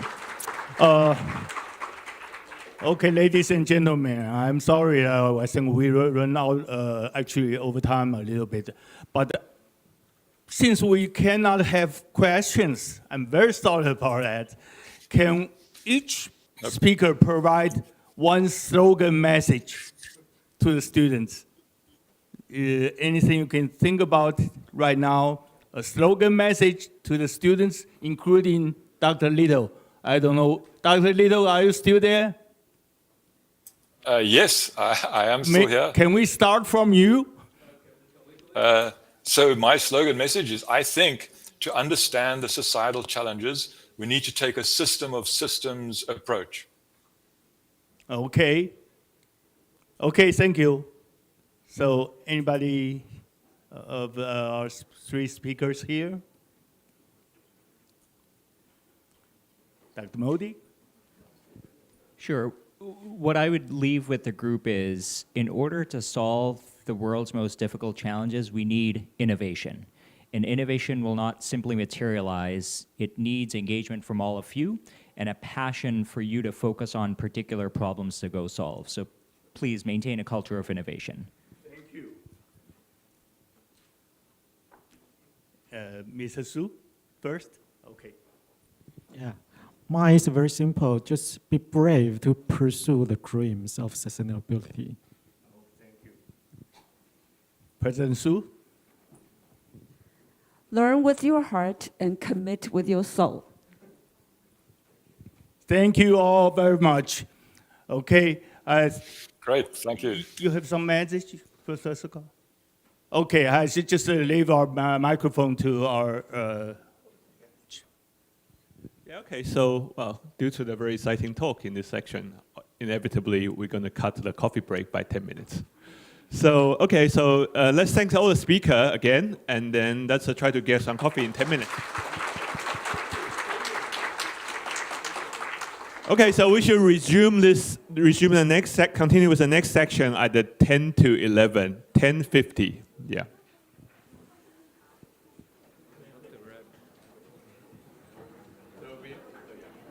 好，那个同学，我们有一些点心还有饮料在外面，那个。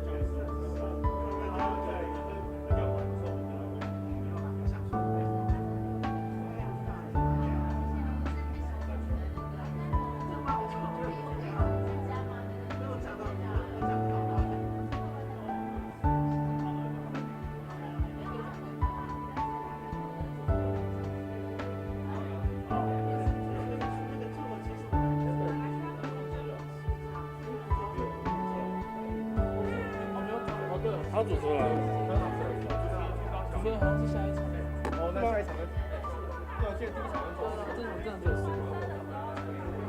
哦。谢谢。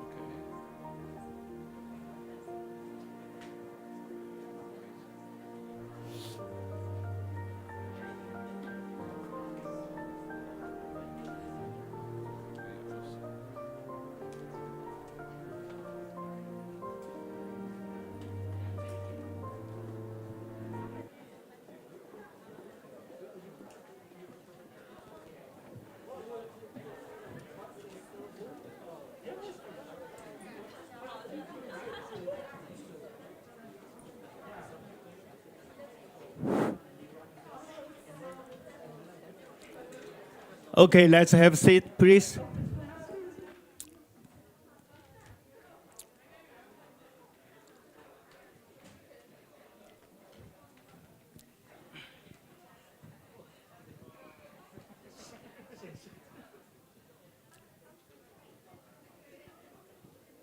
All right. All right, hurry up. We're going to start our panel session. Please have seats.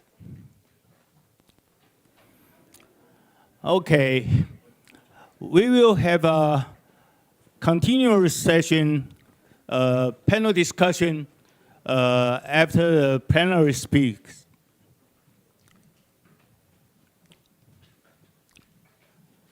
From my right-hand side, you already see the speakers in the last session. President, Professor Su, Dr. Modi, Mr. Xu, and Dr. Lido. Are you still online? Yeah, I'm here. Okay, great. So we have all our 4 speakers around, okay? Now it's your time. We like to have dialogues between the audience and the speakers.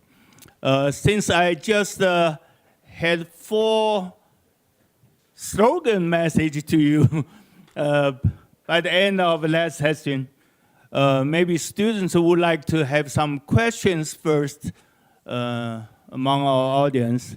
So I'd like to encourage you to raise hand right now if you have any questions to the speakers.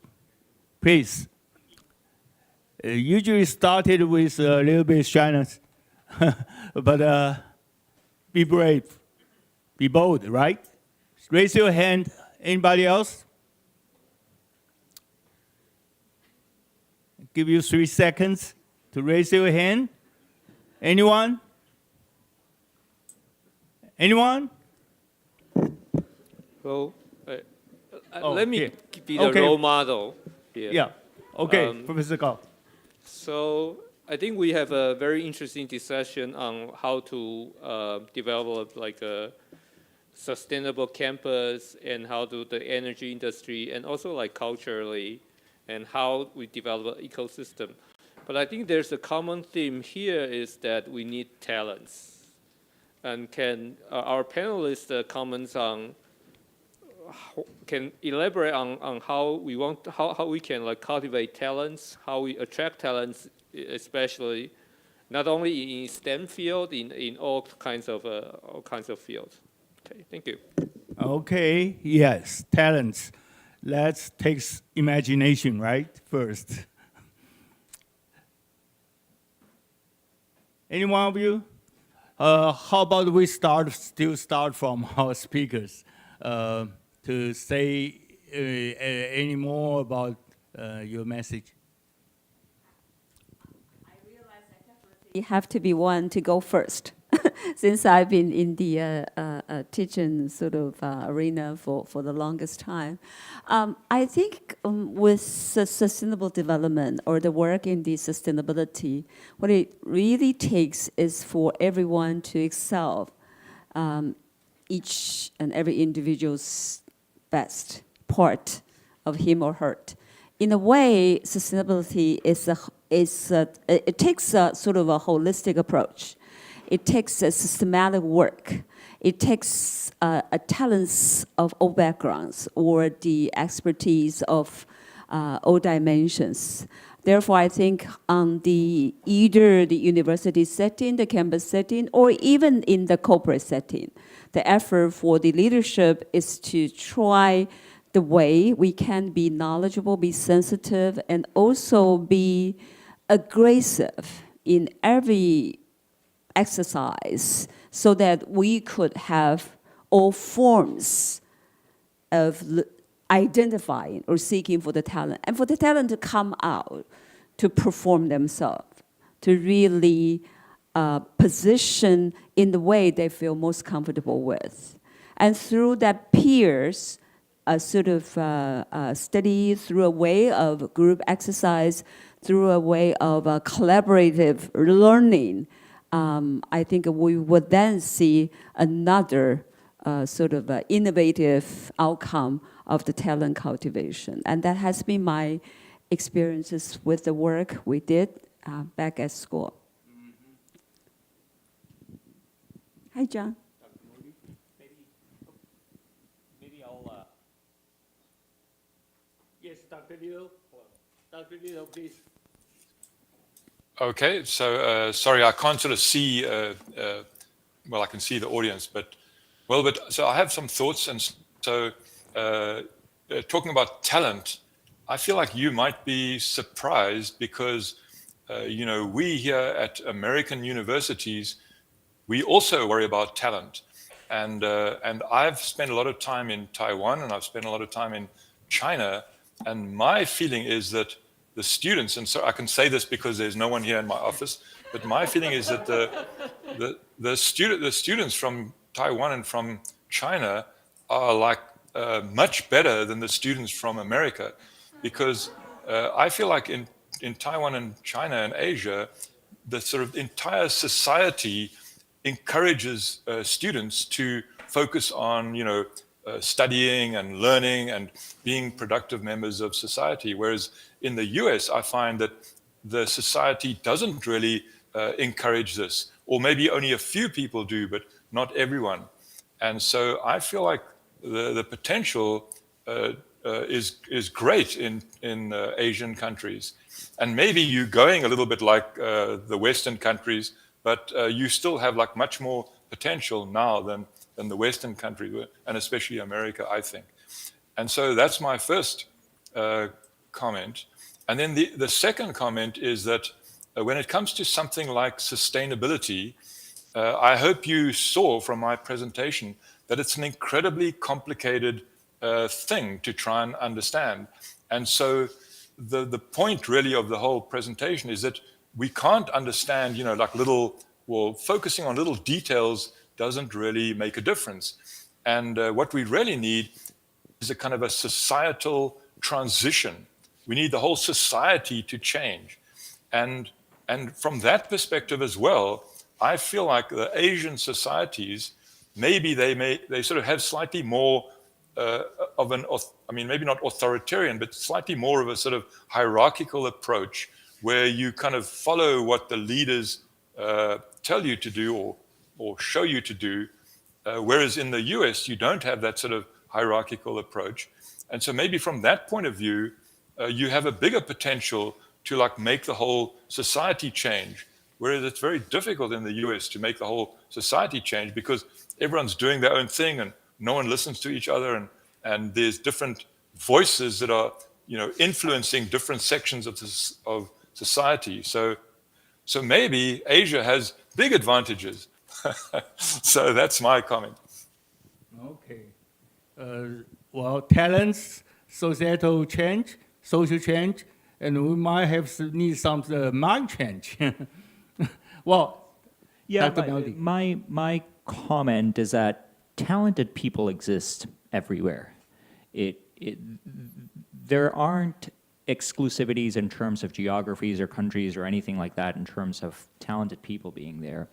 It's the cultivation of talent that's important, and it's developing a culture of innovation, developing a culture of breadth and courage necessary to ask questions and grow in ways that we haven't typically done in the past, which I think is very important. Talented people are here in the room.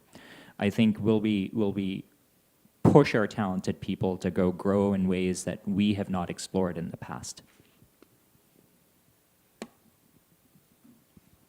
So, Mr. Su, apparently, I think we do need things from humanities. Please. Okay. I would like to. I kind of agree with Professor Dr. Modi. I think everyone has a potential to be talented, but first of all, I really want to encourage the young people to not to take some chances to care others, not just not just yourself, and need to listen to others' needs, and moreover, maybe can care about more social well-beings. Then I would like to emphasize the cooperation. So by yourself, I think it's very difficult to achieve a goal. Only through cooperation, then you can make something happen. So except, I think, in addition to classroom knowledge, I would like to encourage everyone to explore your passion for your interest and to go to extra curriculum activities as many as possible. That's my comment. Can we see more talents and passion now? Okay, so because I raised a question, yes. So I get a gift. So, okay, so we'd like to thank the AIT for providing some souvenirs for people who ask questions in the audience. Oh, that would be great. I get one. So please get. Anyone in my audience? 有问题就会有礼物哦 ，AIT 给你的礼物。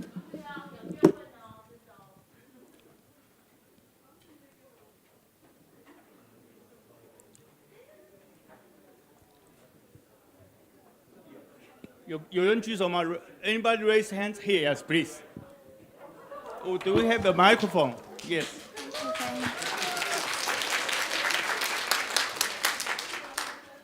It seems that sustainability is important, and the Earth Day is around the corner.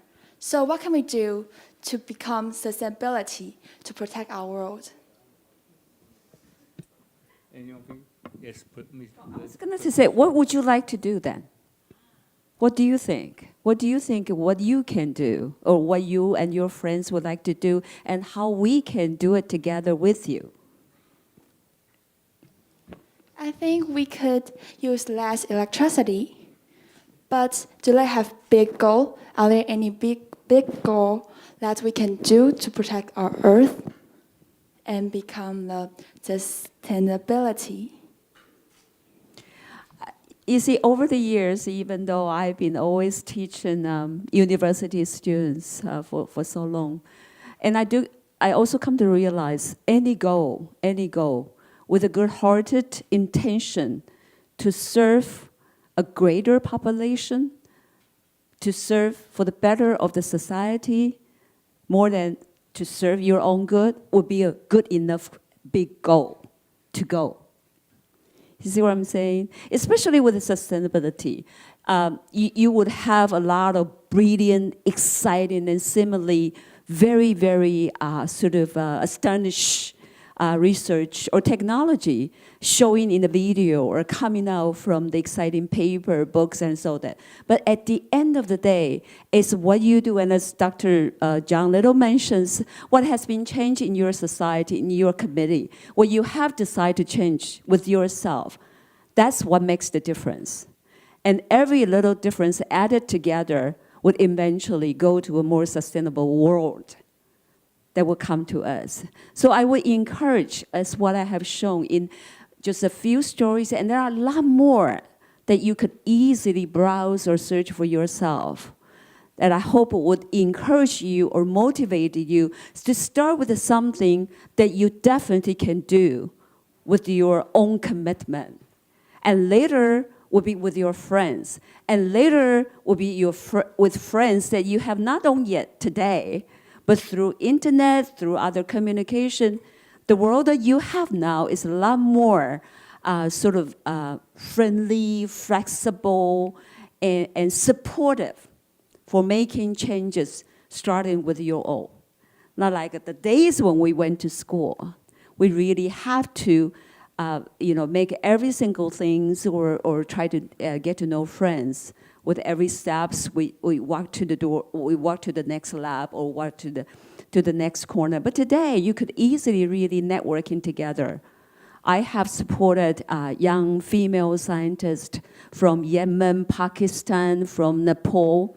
They have never met them sort of each other before I connect them together. But once we have that sort of started, they build a global platform on their own and quickly grown into more than thousands of young female students following them. So I'm sure I'll be very happy to listen to your story and maybe receive a mail from you tonight and telling me how you would like to do it. And I definitely would do it together with you. How is that? Is it a yes? Would that work? And you will have a gift from me. Oh, great. How is that? Some personal contact. I haven't think of it, but I will try to think some of the suitable goal for me, for That's myself. great. That's wonderful, and then that's more than wonderful.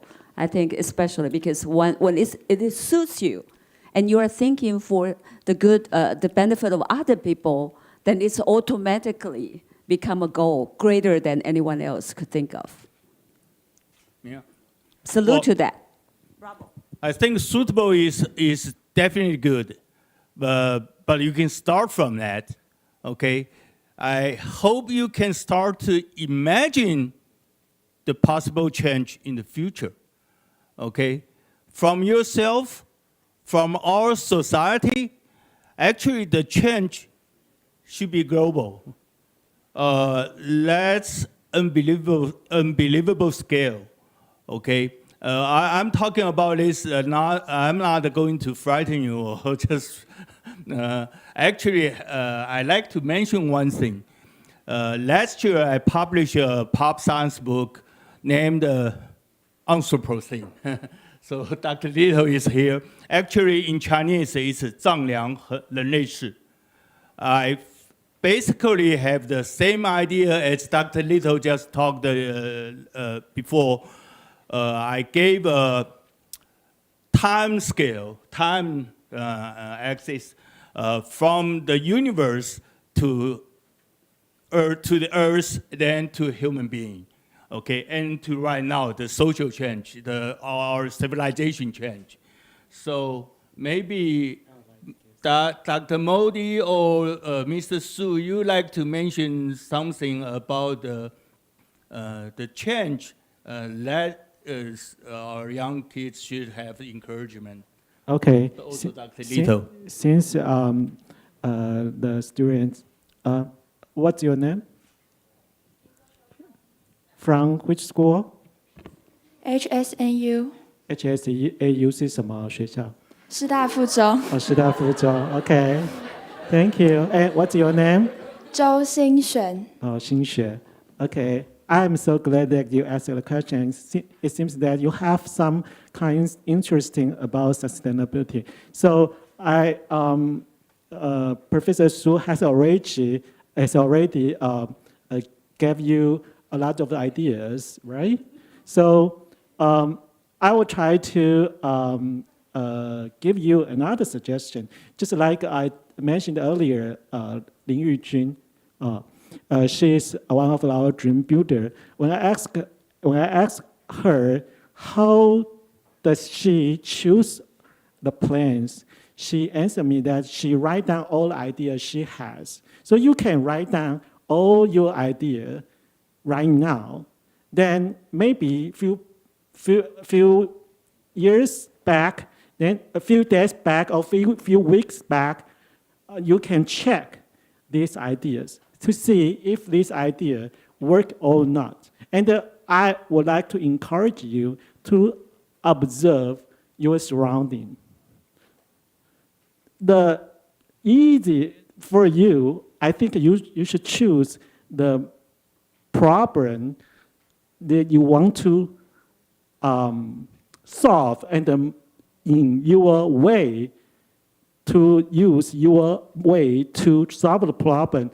From that to make a start. Then you will get confidence. Then you will start to listen to others' problem, and you will start to solve others' problem. Maybe the problem and the goal will be bigger and bigger. Then you step by step and to get the goal. Okay, that's my suggestion. Thank you. Dr. Lito, anything to say? Well, I would pick up on the idea of cooperation, which was being talked about earlier. And so actually, you know, when you think about these hunter-gatherers, these early humans who were on the plains in Africa, then they had to cooperate in order to succeed. And they had to, like, say, for example, okay, we're going to go hunting for a big mammoth, and one person can't do this on their own. So they had to, like, convince other people around them to work together to bring down this big mammoth. And then they could feed the whole group for, like, several days. And so cooperation is very important. But the other thing that's also important, well, there may be two other things that are important. So one is we like to believe in things. Humans kind of like to believe in things. And when we believe in something, then we also try and convince other people that our idea is right. Just like I was trying to convince all of you to take a system of systems approach. So this is a very human thing, and we should use that, but we should use it in a good way. So as long as you have a good idea for improving the world, then you should try and convince other people around you to go along with you, because it's only when you get together with other people and you cooperate, then you can make a difference. So somehow I feel like you've got to believe in something, then you've got to convince other people to work with you, and then you can make a difference. And it's and this is sort of the secret. This is actually what made humans into what we are today. Mm-hmm. Yeah. Thank you. Dr. Moody? I think everything has been fairly well covered. Cooperation, one step at a time. And I think often when you're doing something new, when you're innovating, when you have ideas that maybe others don't, it's lonely. You're the only person doing it, but you have to keep doing it, and you have to have the bravery to keep doing it. So you asked us what one should do for Earth Day. There's no wrong answer, but I think the answer you pick, keep doing it. Okay, keep doing that. Okay. Any more questions? Raise the hands, please.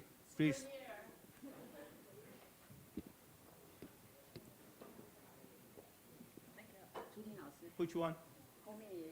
Okay, you're next. I think one is here. Is that right? Yes, you will be next, okay?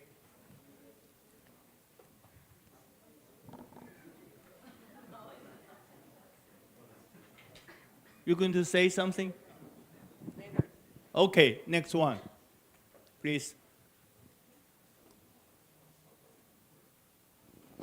In recent years, Taiwan's economy, semiconductors plays a big role in Taiwan's economy. And I've read a lot of reports that says semiconductors will cause serious pollutions to our environment. And I want to know, how can we choose between our environment and our economy? You want to ask me? Yeah. Okay. Can you tell me your name? I don't make a record. From which school? 万齐佑南湖高中。南湖高中. Okay, very good. Okay. Okay. I don't want to represent TSMC Corporation. Mr. Xu is not an engineer. Corporation to answer the question, but I will try to answer your question from the point of view of the foundation, okay? Okay, I think there's always a balance between economic development and environment.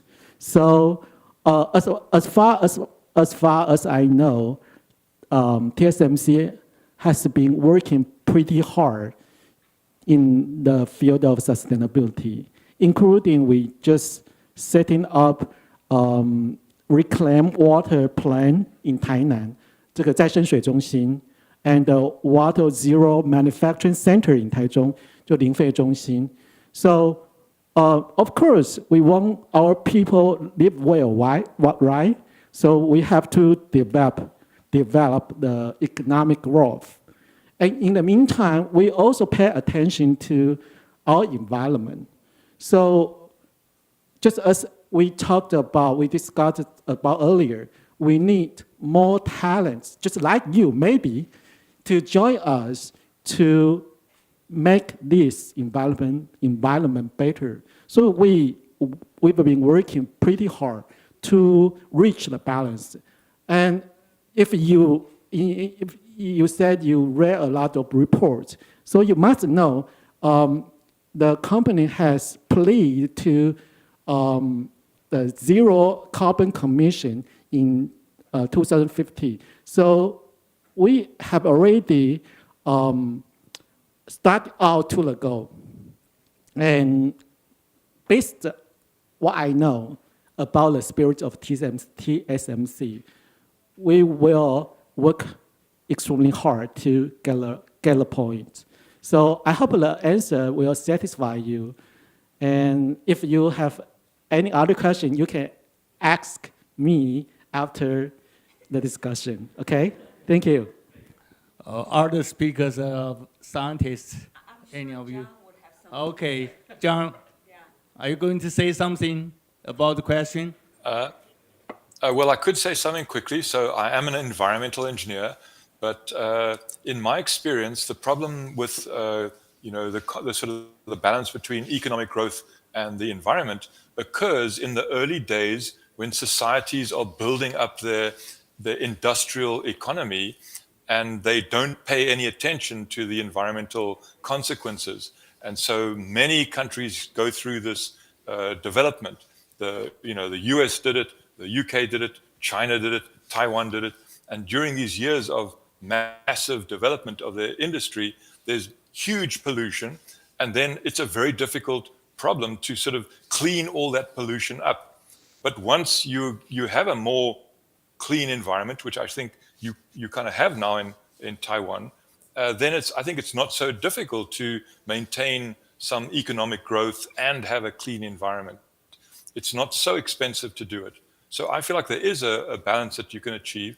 And the problem comes, when countries develop too quickly. Like I remember, well, I don't want to point fingers, but I remember, I went to China the first time in 2003. And wow, it wasn't long after there where you would drive around or go around on a train. All the lakes were green and all the sky was gray, from the pollution basically. And I think if they'd it's difficult because you're developing your society. People are getting wealthier. They have more money. So then finally they can afford to pay more for a product that's greener. But this is sort of the problem. And so I feel like you can do it, but you just got to do it in a careful way and not create too much pollution, and then have to go back and clean it up. So I think Taiwan is not so polluted now and can have a balance between economic growth and the environment.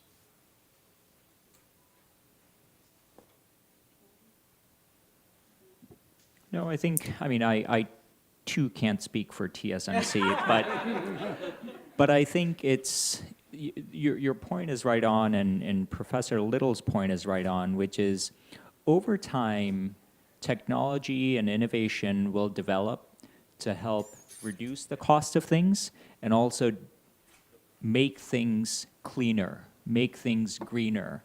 And in that sense, the improvements are coming. If you look at industry 100 years ago, like Professor Little mentioned, it didn't matter where you were. It didn't matter what industry you were in. Things were dirty and we learned and we got better. And that trend has to continue. I think maybe this is another very quick point that I would like to add.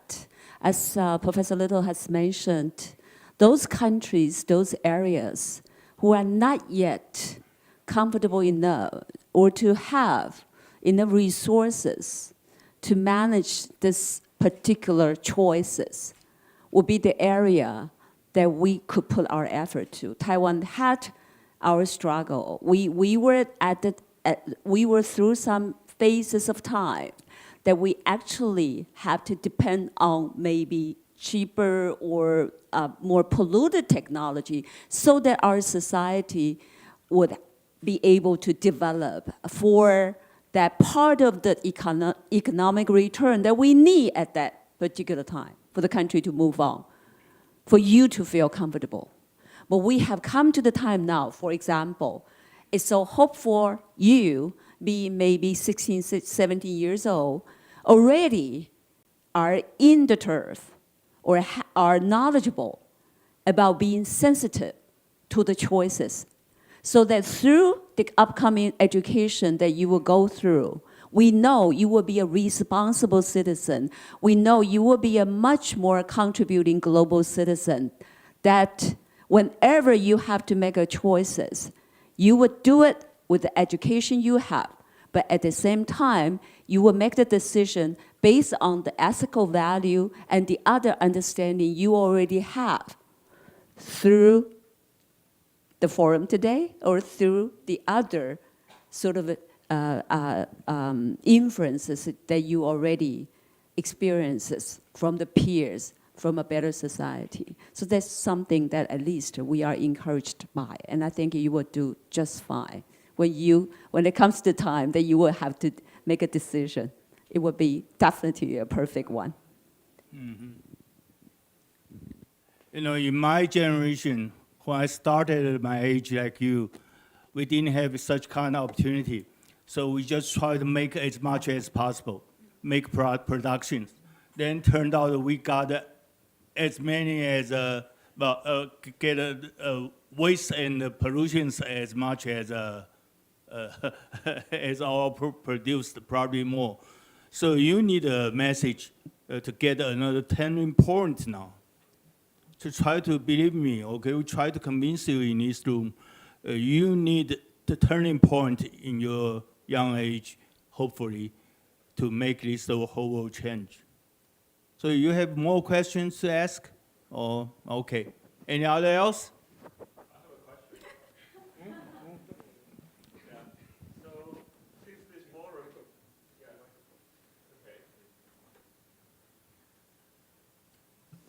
Okay, since this forum is sustainability and innovation, so one of the kind of buzzword or innovation over the past few months is the ChatGPT and the related AI-related platforms, and this I think is taking the world by storm and inevitably gonna, influence a lot of career and the working life of many of the audiences here. So I was wondering, like the panel member, what do you think? How this this development is gonna integrate it in the sustainability of the world, and how this is gonna, help us or even impede us in this direction. Yeah, I just wonder your take. I think this is a great point in a few different ways. We have different generations in the room here. People in individuals that have grown up in different points in time. And I remember when I was growing up, this didn't exist. And imagine having access to all of the world's information at your fingertips anywhere in the world. That concept didn't exist when I was young. And that concept didn't exist for many of us for some point in time. And it's something that's new, relatively new in the last decade to 15 years-ish. ChatGPT, or the advent of AI and information technology reaching new heights, we're probably only at the precipice of where the world will go in the near future. It's very difficult, I think, for us to sit here and predict exactly what the world will look like 10 years from now, 15 years from now. I suspect we will see changes and the pace of technology moving so quickly that we can't predict it from where it stands today. But I think the crux for us is, how do we use the technological change that's happening to improve society. How do we take the changes that are happening? How do we take the advent in AI to better look at data that our power generation sources are releasing today and then operate them better, more efficiently? You see this today on any phone that you have. In a lot of places now, phones will control their charging based on when the electricity source in that area is the greenest. Those kinds of things will get better and better and better and will help us become more sustainable. It's difficult to predict what's around the horizon. We try, but I think what we must do is take advantage of what will become available in the coming years and coming decades. Okay, so I could follow up with something on ChatGPT, if that's okay. Yeah. So yes, the thing you have to remember about ChatGPT is it's basically just like a machine learning algorithm. So it just learns a lot of stuff that you feed it. And so then you also have to know that if you have a system has a particular structure to it and sort of causal relationships within that system. And then it's the structure of that system that creates its behavior. And so what you can learn using something like ChatGPT is you can learn about the behavior. But if you change the structure of the system, then the behavior changes, and ChatGPT will tell you nothing about that. So ChatGPT can only learn, and sort of reproduce. So it's like a curve-fitting algorithm. It just fits something to a lot of data. So it's not very it's like not at all intelligent, actually. I mean, it's like a clever thing, and we can certainly learn a lot with it, but it's not going to tell us, how the structure of the different systems that we need to understand. So I feel like we should use it to our advantage, but we shouldn't think it's going to solve all the world's problems. It absolutely won't, because it won't tell us how the world works. It only tells us how the world behaves and not the underlying causal relationships. And until we understand the causal relationships, any engineer or scientist will tell you that you don't really understand the system. So this is my sort of, I can see the advantage in machine learning and generative AI, but I feel like don't think it's going to solve all these complex problems. We need to do other things at the same time. So I'm sort of skeptical, but I see the value, but I'm skeptical of its potential. Thank you. More answers? Okay, I'm not. Okay, I don't have ChatGPT. Anyone has? Anyone has now? Anyone? All forbidden. Okay. Just several days ago, I was asked this question that if ChatGPT will impede the culture or arts creation. I want to see the bright side, because I would like to respond to the professor comment. What AI can do is collect all the information generated, all happened. But the most precious and the most valuable about human is unknown. So you have you have huge potential to explore unknown. So I think ChatGPT is just a tool to help you learning, maybe enhance your work. But I'm kind of see that it's just a AI tool. I think we can have days, hours, weeks to continue this dialogue, and I believe the young audience sitting down there would definitely have much more to say than us, because from what I witnessed in the campus, and I happen now, luckily, have more time to really be immersed in the student or younger group after I left the administrative position. I think, but what it has alerted to me is that maybe it's probably one of the most serious time that humanity is challenged by our own understanding. And as a educator or as someone that has taken teaching as a profession for a long time, I think we are at the point that probably cannot be ever more earnestly sort of attentive to the importance and the value of humanity. And therefore, I think the ethical sort of choices, the way that how do we continue to be wiser than the instrumentation we develop? How are we not driven by the gadgets we develop?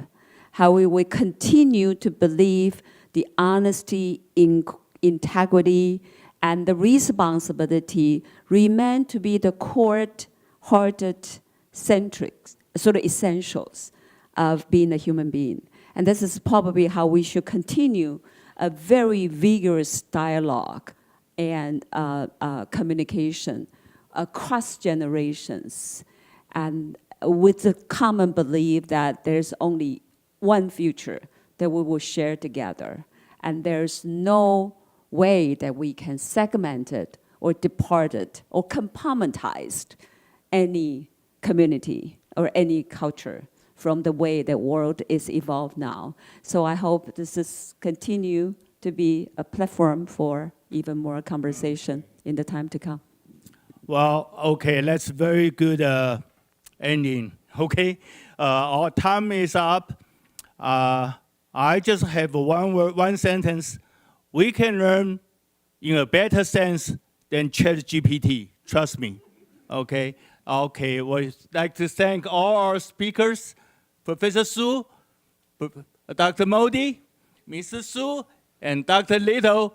Thanks for your very great speech and the pension discussion. Okay. Thank you very much. Let's give a big hand. Thank you.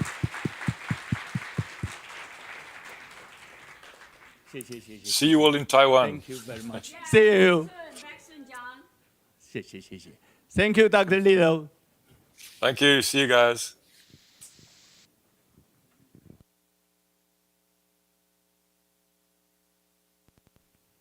Okay, so it's time to break for lunch. But before breaking for lunch, I'd like to thank, to mention the participating schools here. 我们现在有阳明高中，来，阳明高中举手。给阳明高中，然后南湖高中，把双手举起来。OK， 然后有吉佛寺校长在这边。南坎高中，OK， 大家都很害羞。高雄明诚中学都被我欢呼一下。然后上午场我们这个中山女高、师大附中，好 ，OK， 好，那因为中山女中跟师大附中下午就会先离开 ，OK。 好，我们非常感谢各位的这个参加。So let's break for lunch and come back at 12:30. Thanks.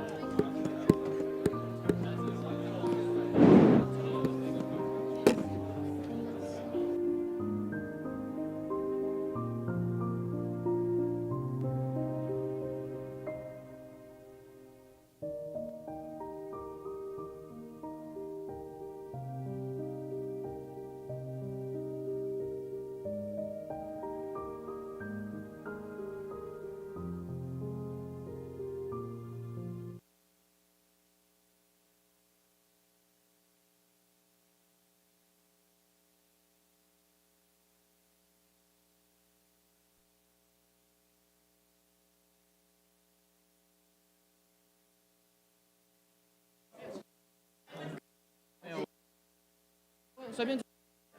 假是真的。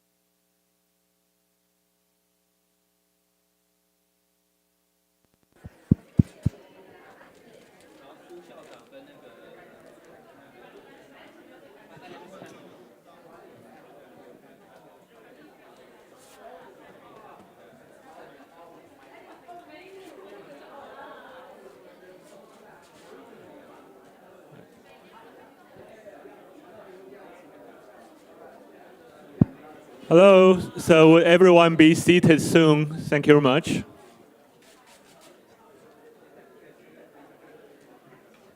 We're ready to kick off the afternoon section.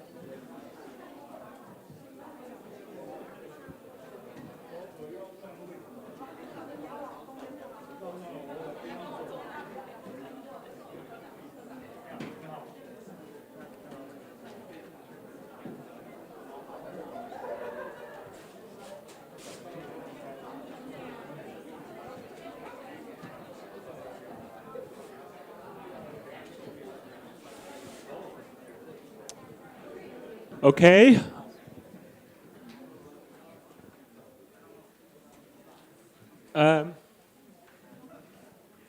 Okay, I think we are ready to kick off this afternoon's section. So first, I would like to welcome Wuling High School and also Xinbei High School who are joining us in this afternoon section.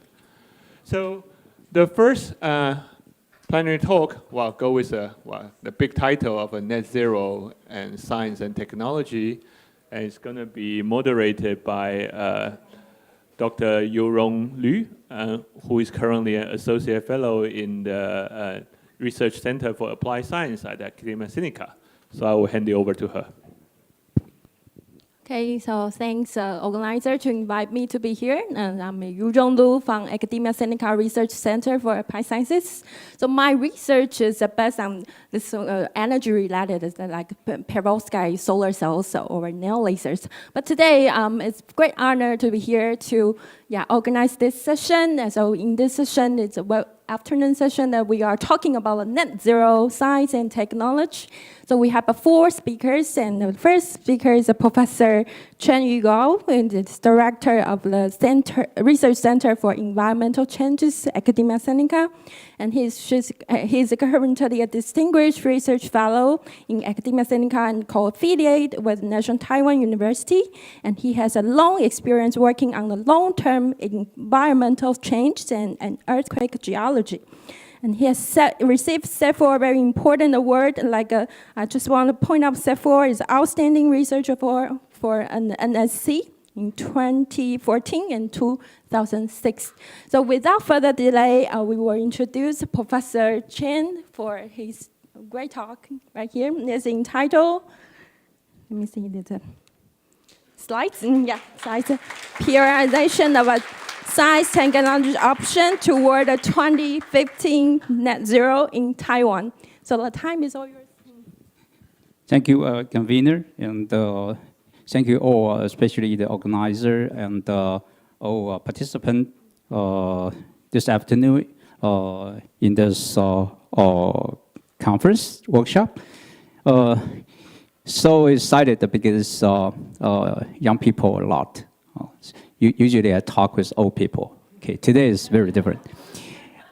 This talk is especially prepared for the young generation because 2050 I will be 90 years old. Okay, and that time you are middle age and you will live in a special environment if we don't work hard today. Okay, so it's new. I didn't learn any knowledge about this when I was in school.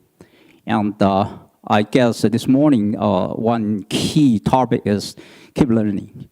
Your life needs to keep learning. Then the future generation can live better than this generation. That's a very important proverb. Okay, so what about me is not important. What I'm going to say is more important. Please start open your eye. How to use this? Oh, okay. This pie shows the CO2 emission of this country. Each piece, there's no laser. Okay, each piece represents one sector. And I just marked most of them in green. Okay, light green, dark green. Those are from so-called energy sector. In total, 91%. That means what? Mostly the emission come from energy using. Okay, and among them, 48.6% is because of electricity generation. For this country, about a half emission comes from all those electricity. If we don't use those, we cut a half right away. Okay. Think about the sectors. Some sectors are important, like the industry, produce 45.5, transportation, residential, or commercial. These three are roughly 10% for each. Okay, so that's the base in our mind, how to move forward.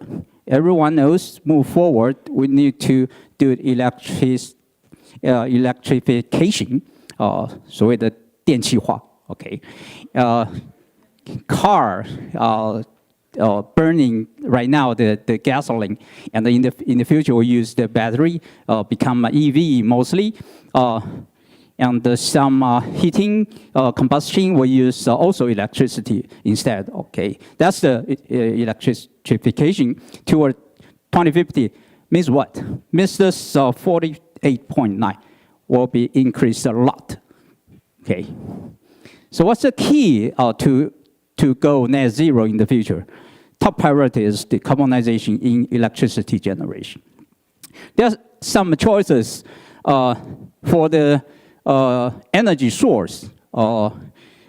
Everyone knows we use a renewable, green, and the other low carbon energy source. I just roughly list here. The first four in green, because they are green energy.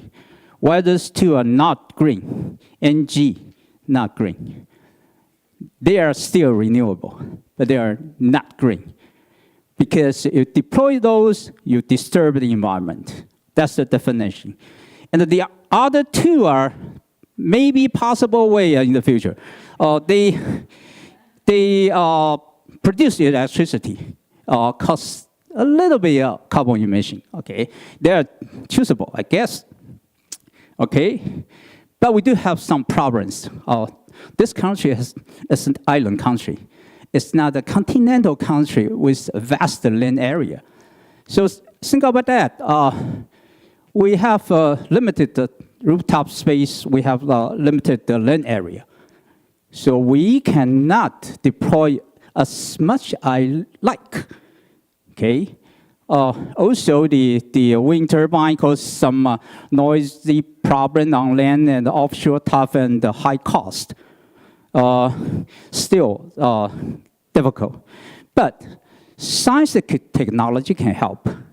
If we increase the conversion rate, the energy to the electricity, conversion rate increased, we don't need that much land, okay?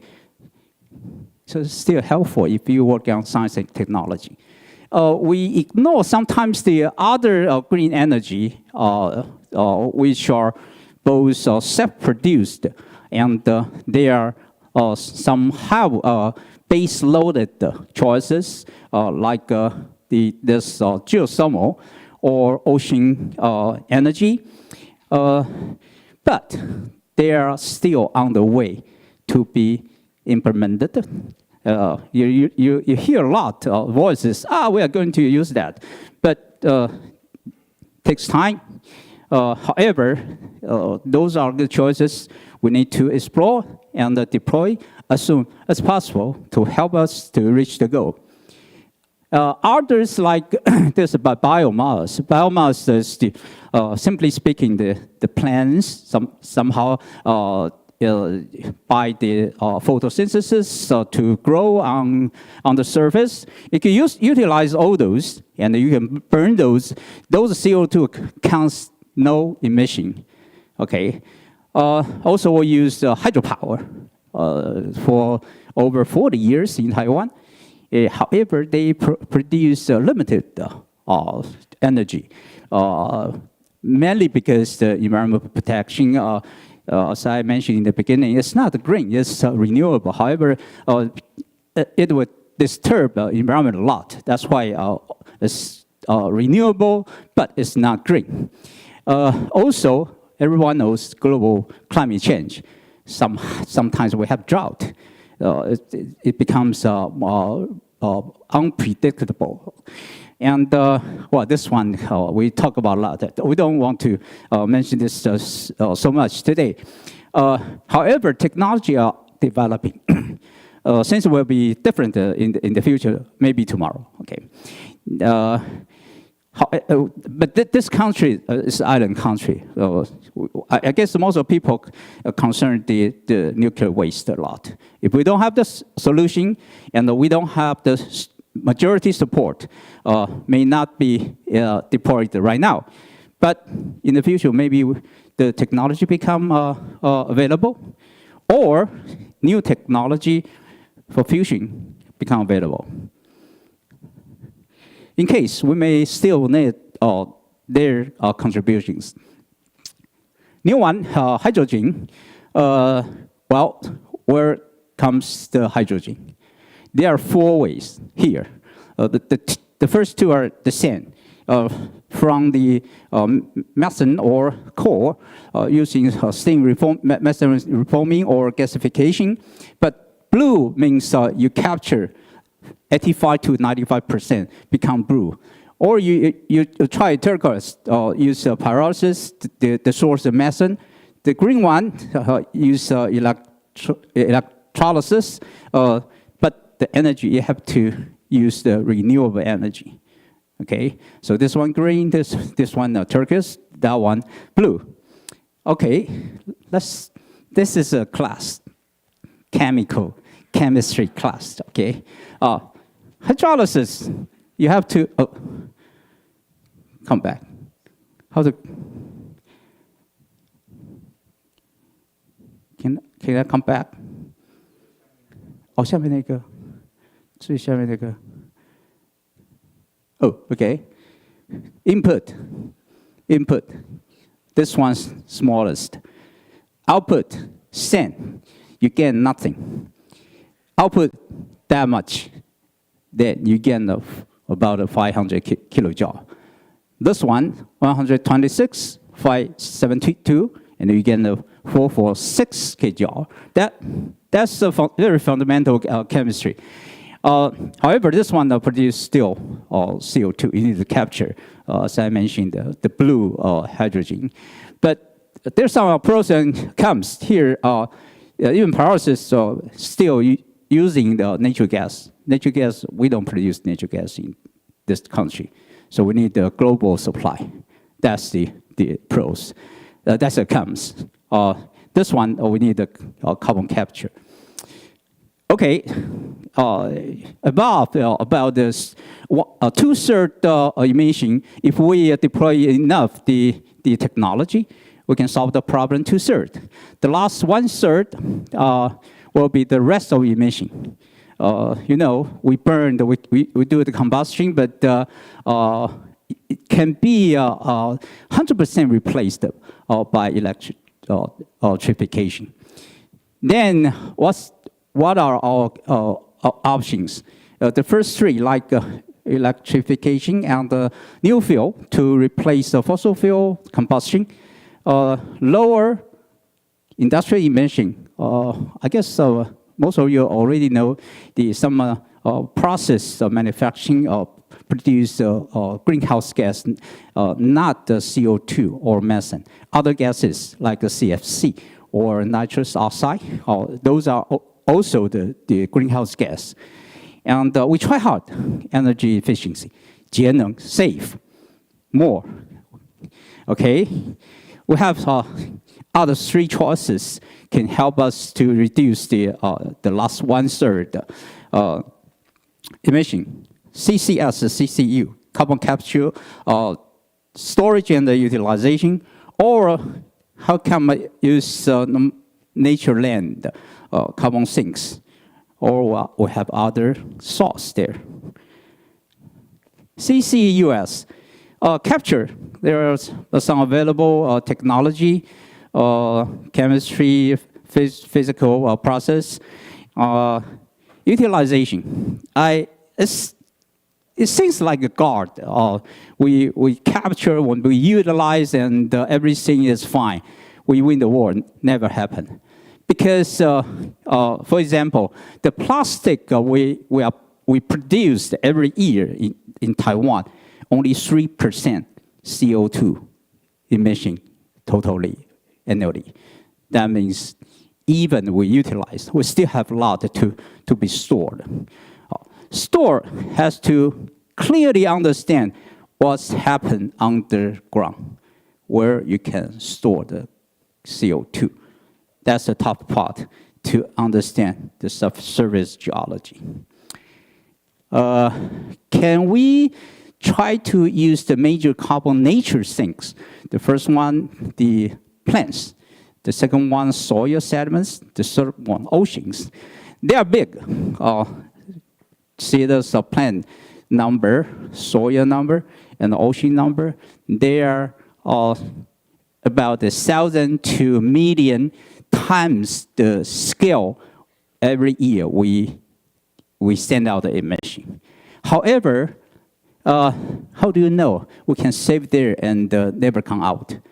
That's science and technology. We need to do that, work that out. Try to increase the capacity. Scientists, you are responsible. Then the last one, how come we can use the nature process, photosynthesis, to grow grass or trees, try to do the pyrolysis to get out the carbon and release this hydrogen for the energy, for the electricity generation. Well, this is one experiment. If it succeeds next year, we can fix about 6.3 million tons of CO2 by the follow then, which are not doing any farming this year. That's an experiment right now doing.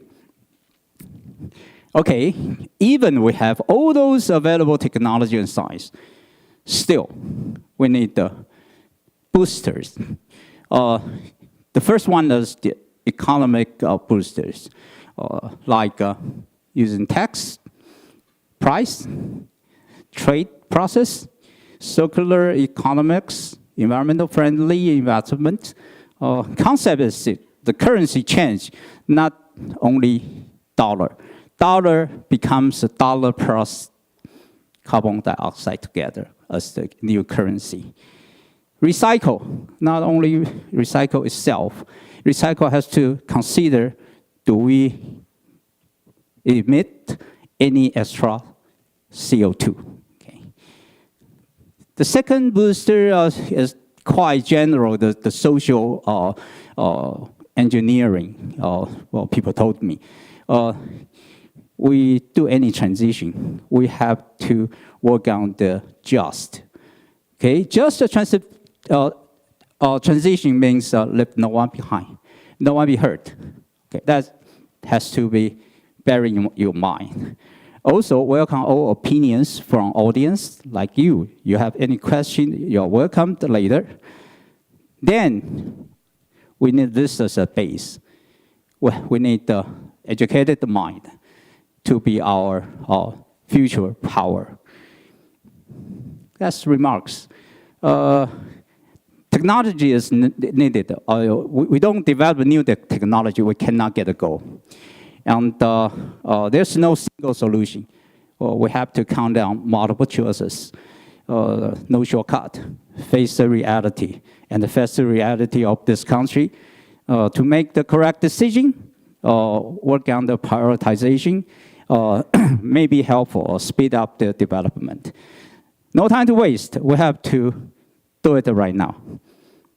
Thank you very much. Thanks for a very informative talk. And so regarding to deliver some message of a necessary technology for CCUS, like carbon capture, utilization, and storage. And our next speaker will be given, the next talk will be given by Vice President Zhong Liangbing, is from the Micron Technology. And Zhong Liangbing has 25 years of working experience in the semiconductor manufacturing and technology deployment in Micron, and a global working experience with 20 years in Singapore and 3.5 years in Japan, and Micron Taiwan since 2021. And he has taken the role of increasing responsibility of equipment engineering and processing integration engineer. And that's it. His talk today will entitle Envisioning a Sustainable Future for All. So let's welcome Vice President Zhong for his talk. Very good afternoon, everyone. Thank you, Professor Ru, for the nice introduction. I was very happy to listen to Professor Chen giving us a wonderful class. I feel like I'm back to school. And hopefully there will be no exam after this. Yeah, okay. I better listen harder. So today's topic is, first I'm really happy that I have the chance to represent Micron to speak to all of you who are really our future. So today's topic is about how do we envisioning a sustainable future for all. Like Professor Chen just now mentioned, it's not about one particular group of people. It's about everyone, regardless of your race, your age, your gender, or anything. But what we are really working for, what we are working towards, is a better future for everyone. This is a brief introduction about myself. Then Professor Ru has kind of mentioned that I started working in Singapore after I graduated from National University of Singapore, spent about 20 years over there. Subsequently, I was given an opportunity to work in Micron's Hiroshima fab in Japan. About 1.5 years ago, again, I was given the opportunity coming to Taiwan to work for Taiwan's front-end manufacturing operations. We have two big factories, one in Taoyuan, the other one in Taichung.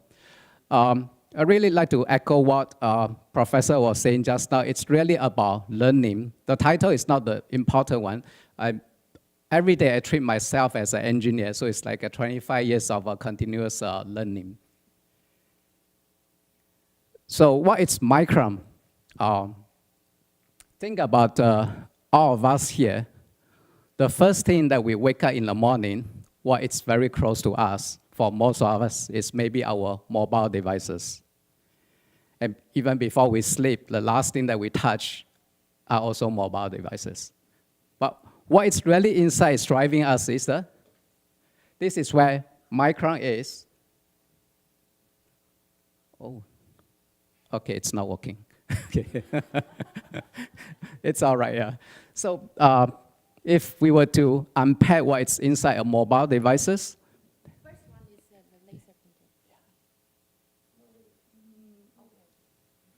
that's all right. That's what happens sometimes to electronic devices, but it's all right.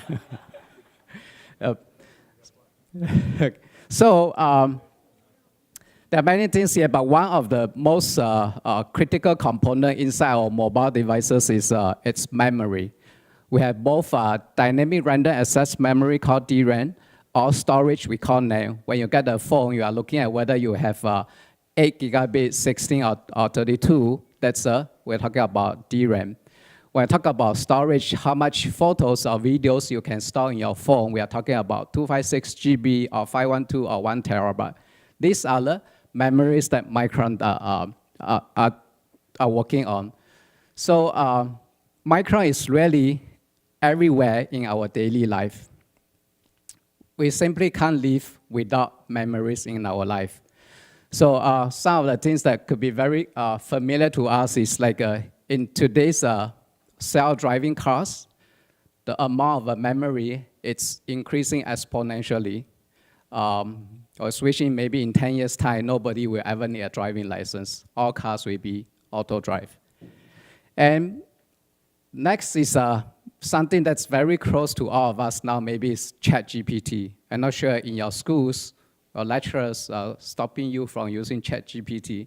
But ChatGPT is something that's really going to change how we work, how we live. It's not about taking away any of our jobs. It's not about taking shortcuts.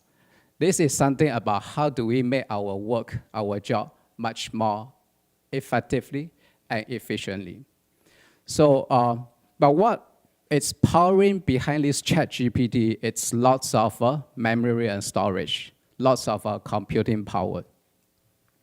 And we also use memory to enhance our medical research so that we are able to diagnose any illness before it even has any symptom in our body. We always say prevention is better than cure. These are the technologies that we are able to enable much more advanced medical equipments and applications. And lastly is data. It's really about everywhere. We talk about self-driving cars just now. Imagine like for the car to be able to self-drive, any of the low-end cars, every second it's creating about 3 gigabytes of data for the low-end auto drive car. For the high-end ones can go up to 30 gigabytes or 40 gigabytes, that's per second. So your mobile phone will be full within a minute. Every minute you need to change to a new phone so that you can store the data. But that's almost not practical. So what memory does is that a lot of data, most of the data that's collected by self-driving cars, they are not being stored, but they are processed at the car itself, and only store those very small percentage of information that's important. The rest of the information will be processed and deleted away. So that's really what memory and storage is about. It's in our everyday life. This is looking at, in the future, what memory and storage market is about. So the chart on the left is NAND and DRAM, which are the two main products that Micron produces. In CY22, the total market value is $138 billion US. By the time calendar year 2030 comes, this is going to double to about 300 billion. 300 billion of the total semiconductor revenue of about 1 trillion, means that 30% of the revenue is going to come from memory and storage. And on the chart on the right shows the amount of increase or revenue increase in DRAM and memory is much faster compared to the overall semiconductor revenue. That's why you can see the percentage from CY calendar year 2003 to calendar year 22, it has continuously increasing. And this is our vision. What we do is to transform how the world uses information to enrich life. Again, it's for all, not just for a particular group of people, but it's really about taking care of everyone. Like Professor Chen just now said, leave nobody behind. So back to today's topic is it's about net zero. So what does net zero for us, such a big manufacturing company? And what we are really looking for is we want to deliver leading edge products, but more importantly, is we want to deliver it responsibly. So our net zero strategy is really looking at different pillars, looking at climate change mitigations. We're also talking about water scarcity alleviations, and also talking about resource and land use depletion mitigations. So we divide into 4 different pillars on our sustainable future. First one is direct emission, followed by indirect emission, then go by water conservation and waste management. Direct emission means all the emissions that's generated from our operations. Indirect emission means like the power, electricity that we purchase. Like we just now we saw about 48% of the emission come from energy. So that's in our category, it's called indirect emissions. And our goals are, we have both short-term goals and long-term goals, and also our aspiration goals. So our aspiration is by 2050, which the future is yours by the time, it's to achieve net zero. So how do we do it? Again, these are the different approaches that we have. Like very practical one, for example, direct emissions. Semiconductor manufacturing uses a lot of greenhouse gases or global warming potential gases. So very proud to say that our operations in Taiwan, we are installing abatement systems on all our equipments. That means that before we release the gases to the environment, which will cause global warming, we will treat these waste from the equipment before we release them. And Taiwan is the only site that we have 100% abatement systems installed into our equipments. And another type of emission come from our operations is like heat transfers. We have a lot of heat transfer equipments that we need to use heat transfer fluid to cool it. So we are working towards transiting from high global warming potential heat transfer fluids to those that's low or have no global warming potentials. We are also looking at how do we use power that's less harmful to the environment. So that's direct emissions. For indirect emissions, we want to reduce the use of the electricity on our equipments. We'll talk a little bit more later on that. And at the same time, how do we optimize our process and equipment so that we can reduce the usage? And at the same time, we look at how do we get the renewable energy, etc.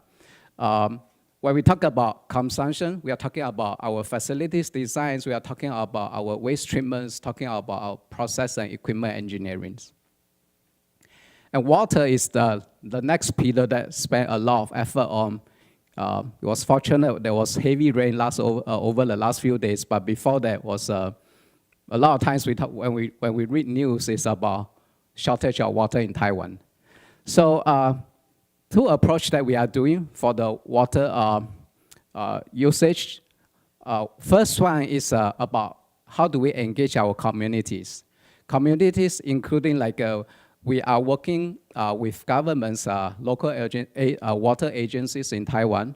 Like we have our water activities with Shimen Reservoir, which based on today's situation, 1/3 of the capacity has been lost because of sedimentation issues over the years. So we have a project with a water agency to invest so that we can do a dislodge on this reservoir to increase back the 1/3 loss of the capacity.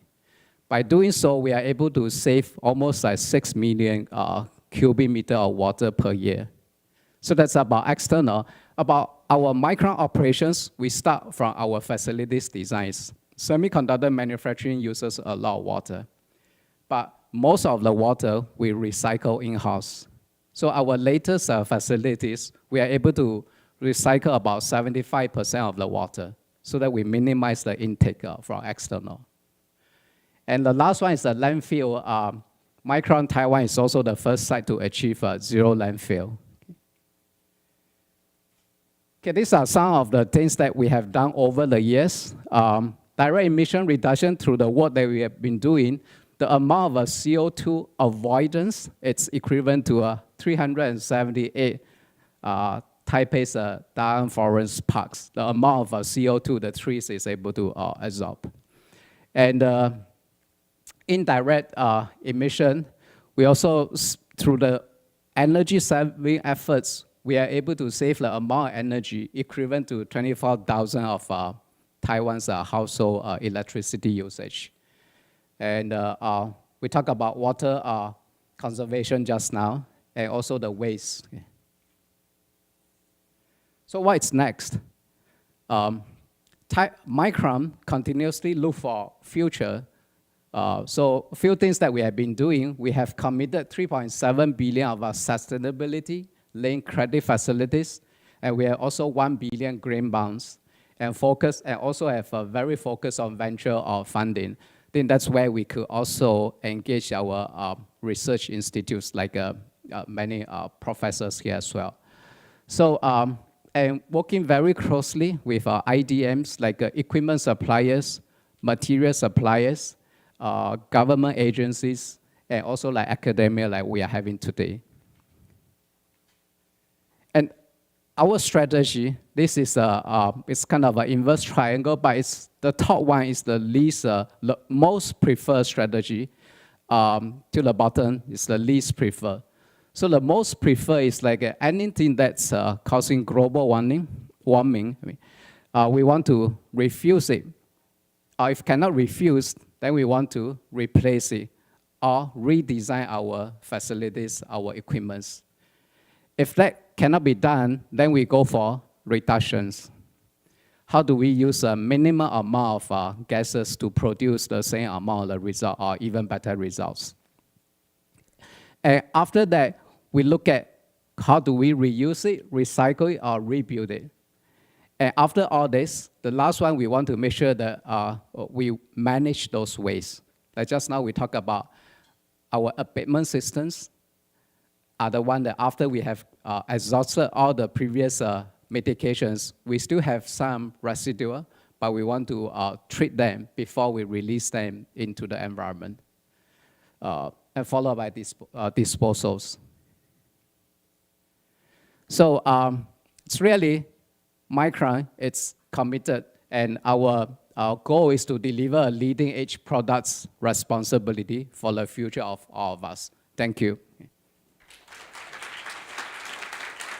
Thanks, VP John, for sharing the information of the net zero roadmap provided by Micron, and for delivering the leading edge product and responsibility, achieving the net zero carbon emission from the industry point of view. So our next speaker is a Professor Zhou Shuqing from National Taiwan University Department of Geography. And Professor Zhou is a professor in geography and co-affiliated with Academia Sinica, a research center for environment change. And her major research interests including urban studies and cross-border investment in smart living technology. And her title today is Public Engagement in Social Innovation for Net Zero Transition. So without further delay, let's welcome Professor.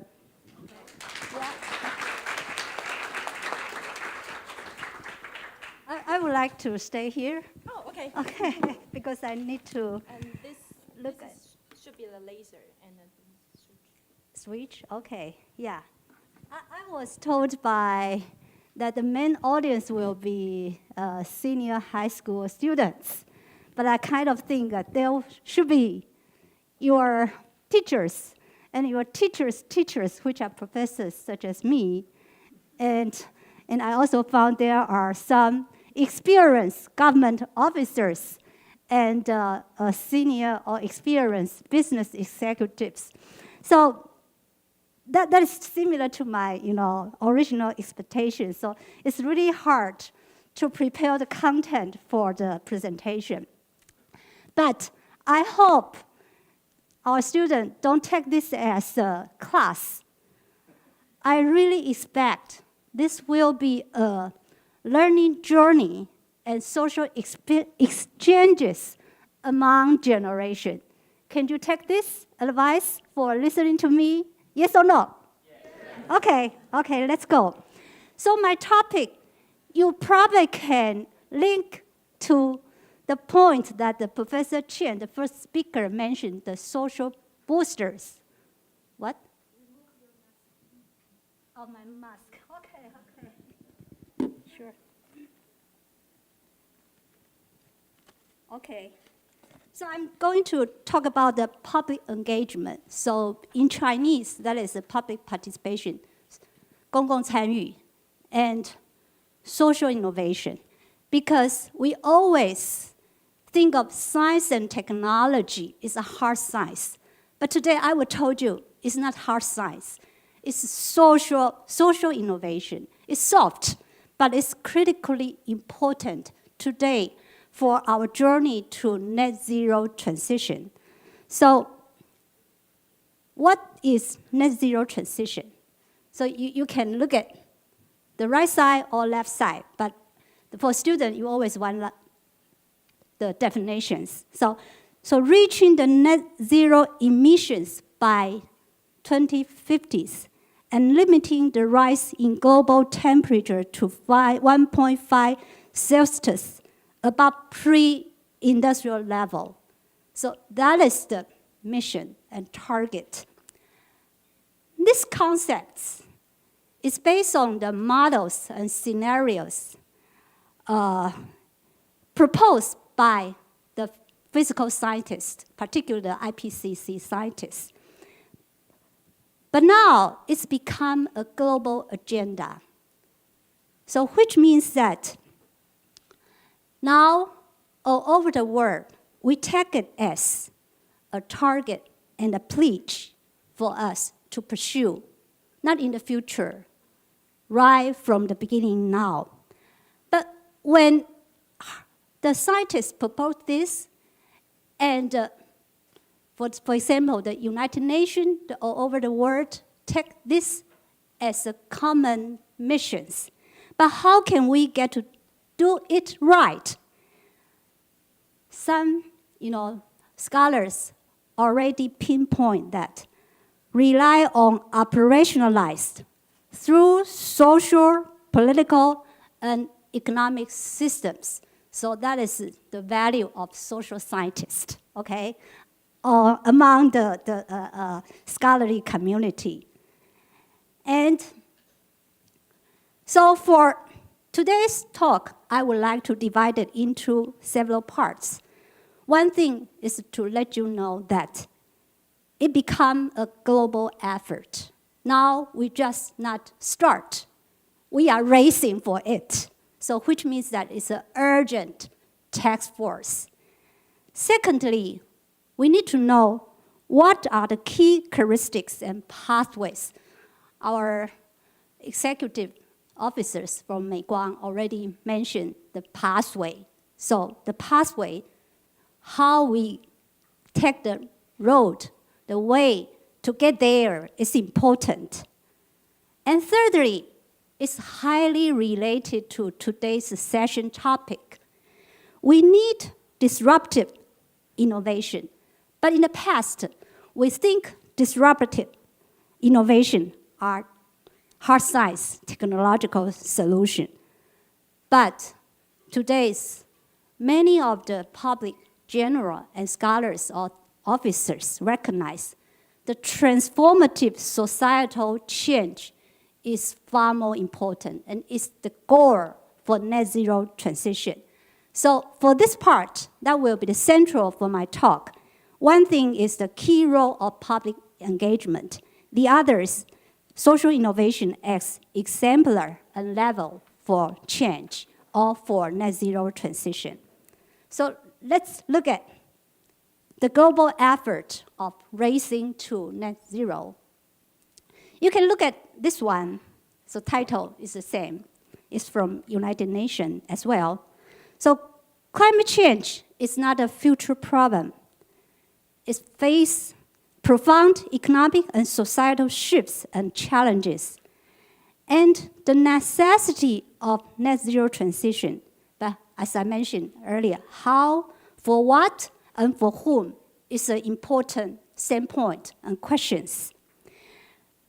But to achieve this, not just from business, from our daily practices or action, we need transformative act. Act means law.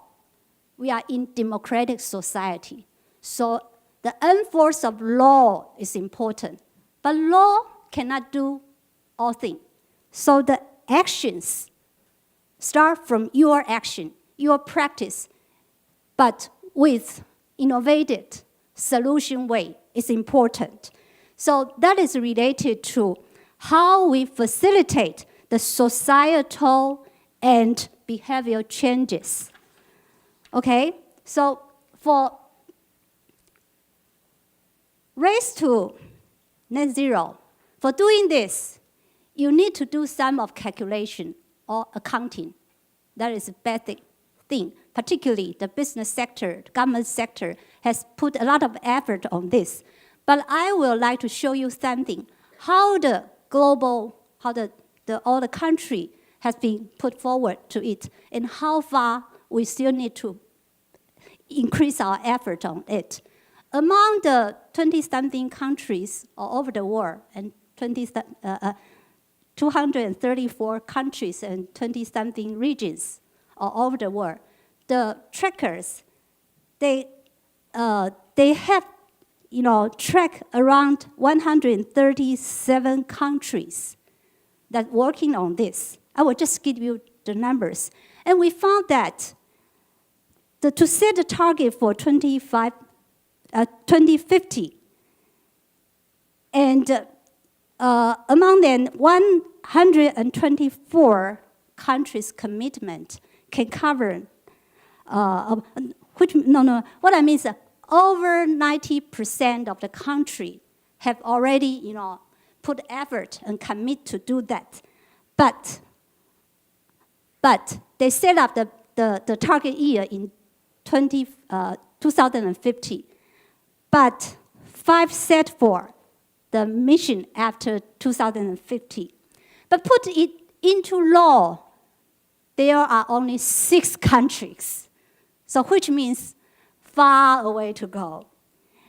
And only 24 countries set up policies. So even though quite a lot said that they will do that, but really put it into policy and law action is limited. So it's still a long way to go. I just want to let you know that it's a promotion, but whether we really put action on it, still a long way to go. So that's why, public engagement and social innovation is very, very, very important. And let's look at the key characteristics and pathway that leading us to the net zero in 2050. This probably is quite complicated to you, but it's just want to let you know the some points I mentioned earlier. One is its operationalization need to go through social, political, and economic system. Second, it needs the effort not only from the state, not only from government, but also from non-state entities, such as business, such as NGO in general.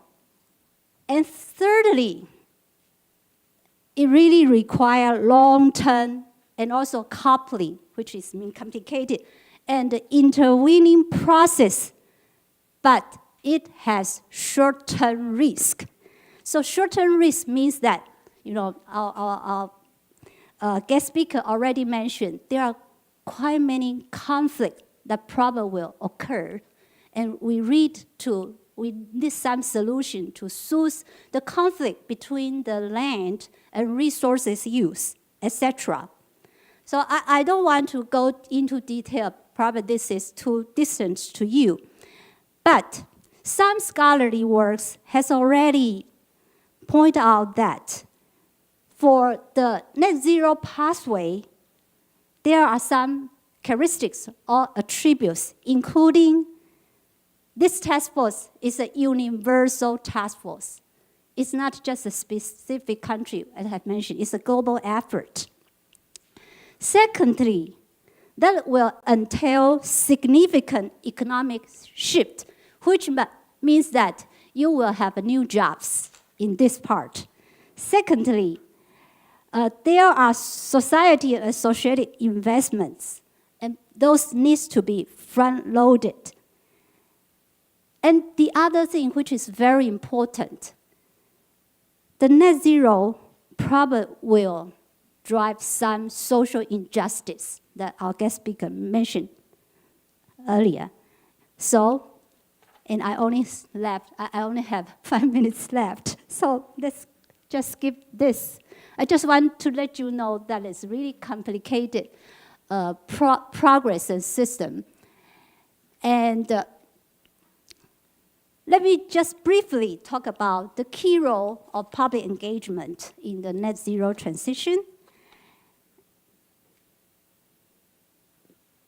A policy consultation document from the UK's Wales government, they try to highlight that people as an agent of change, remember these keywords, people as agent of change, in accommodating the challenges and opportunity of net zero transition is very, very important.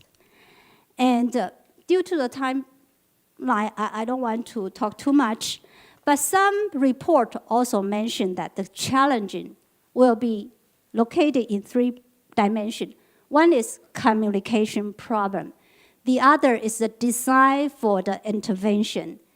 Thirdly, is how we collaboratively work for that.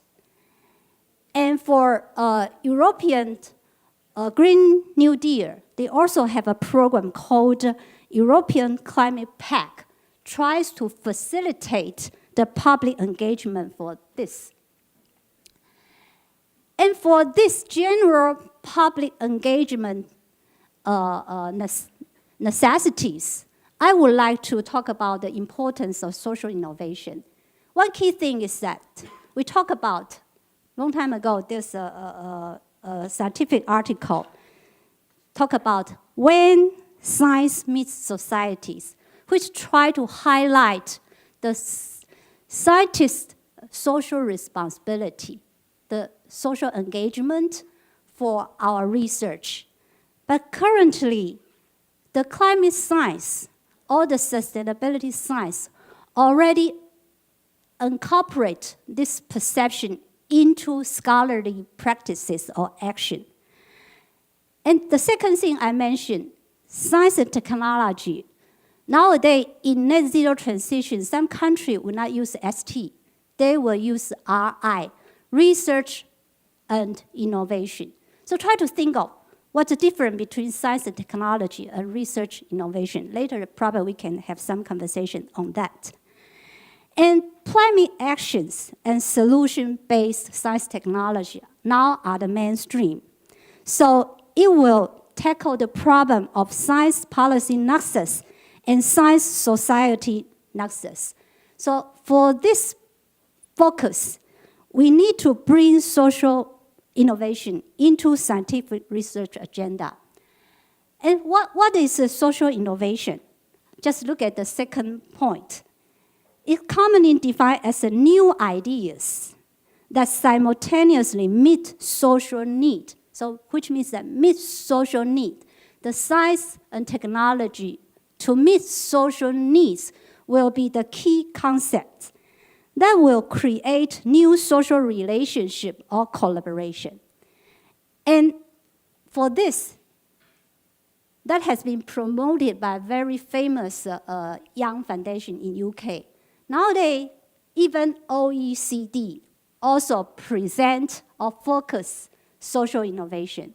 So from World Economic Forum, their associated organization, you see the right, the Schwab Foundation, last year in COP26, they proposed a competition for social innovation to tackle the green technology or green innovation. So recently, you will see also a very important social enterprises foundation. Some young people probably know that. They also call a Green Change Makers Challenge. The due date will be 26th of this month. And for this, for example, in the past 3 years, I have been invited to serve as a local judge for NASA Hackathon, which means that NASA try to invite the hackathon competition by using the open data that they provided on the sustainability issues and climate sciences. So this is quite similar to your traditional scientific competition, but nowadays we will call it challenges or hackathon, focus on climate issues and the solution for climate issues. And for this, we already find quite many social innovation examples all over the world. I don't have time to present, but I would like to use, how many minutes? Oh. Oh, okay, please give me 2 more minutes. I just want to say that because the left-hand model is proposed by a Department of Environment, Food, and the Rural Affairs of UK government.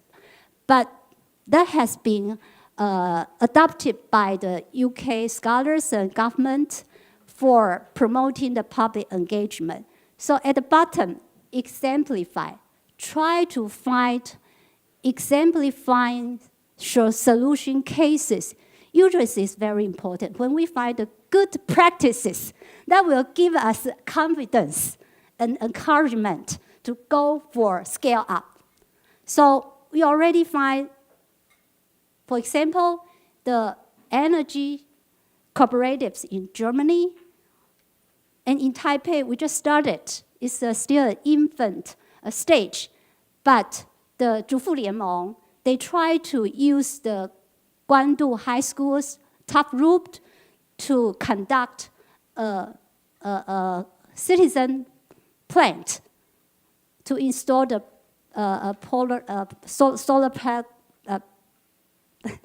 panels. And for waste is also far more important. I think young people are more familiar with. I will just to skip this. And in Denmark,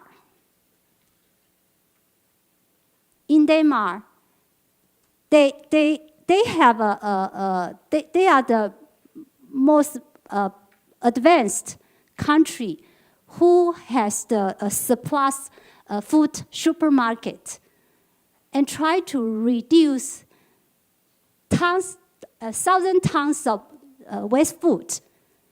So that is a promotion for the safe food. And in Taipei, it's also one of my study area in Taipei's Nanjichang. The borough chief, he tried to run a food bank, and which is a very famous case. I'm sorry, I do not have time to share with you all these interesting cases, but I think the young people would like to listen to the story. The story will mobilize you much than, the hard sciences and content. Thank you very much. Let's thank Professor Zhou for a very wonderful talk, and maybe you can share those stories in our panel discussion session. And so Professor Zhou is talking to deliver some message about a net zero transition and need a global effort for the race to net zero, and talking about the percentage of the country really set up a low policy and law is quite limited, so we still have more room to improve it. Next, our last speaker in this session to welcome Professor Morgan Edward is assistant professor in University of Wisconsin Medicine, and her research draw and teach focus on the human-centered energy response to the climate crisis across the policy making scales. And she received her PhD degree from MIT, and her title today is Public Policies to Reach Net Zero in the United States and Beyond. Right? So that's without further delay, let's welcome Professor Edward.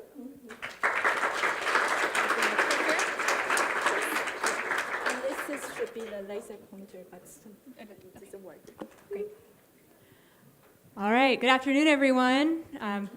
Thank you so much to the organizers for inviting me, and thank you to my fellow panelists, and thank you to all the high school students in the room. There are a lot of things that you could be doing with your day-to-day, and you're choosing to be here, and that's a really big deal. So I'm Morgan Edwards. I'm an assistant professor of climate policy. I'm based in the University of Wisconsin-Madison, and I'll be talking today about public policies to reach net zero in the US. So we've talked about the science and technology, we've talked about the social science, and now we're going to talk about the public policy. So at the University of Wisconsin, I lead a group called the Climate Action Lab, and we focus on assessing and tracking the effects of climate actions across different policy-making scales. And we work in three main areas. The first is climate innovation, so developing tools to try to evaluate the climate impacts of new technologies and try to understand what role they might play in net zero transitions. The second area we work on is infrastructure transitions. So thinking about how we can take the infrastructure and the systems that we have today and transition them to be more sustainable in the future. And then we've talked about this already in this session, but the third area we work on is energy justice. So thinking about ways that we can have these transitions occur without leaving anyone behind. And so I'll try to talk a little bit about what we've learned across these different research areas about public policy in the US to reach net zero. So the first thing that we've learned from this research is that climate action across different scales is essential.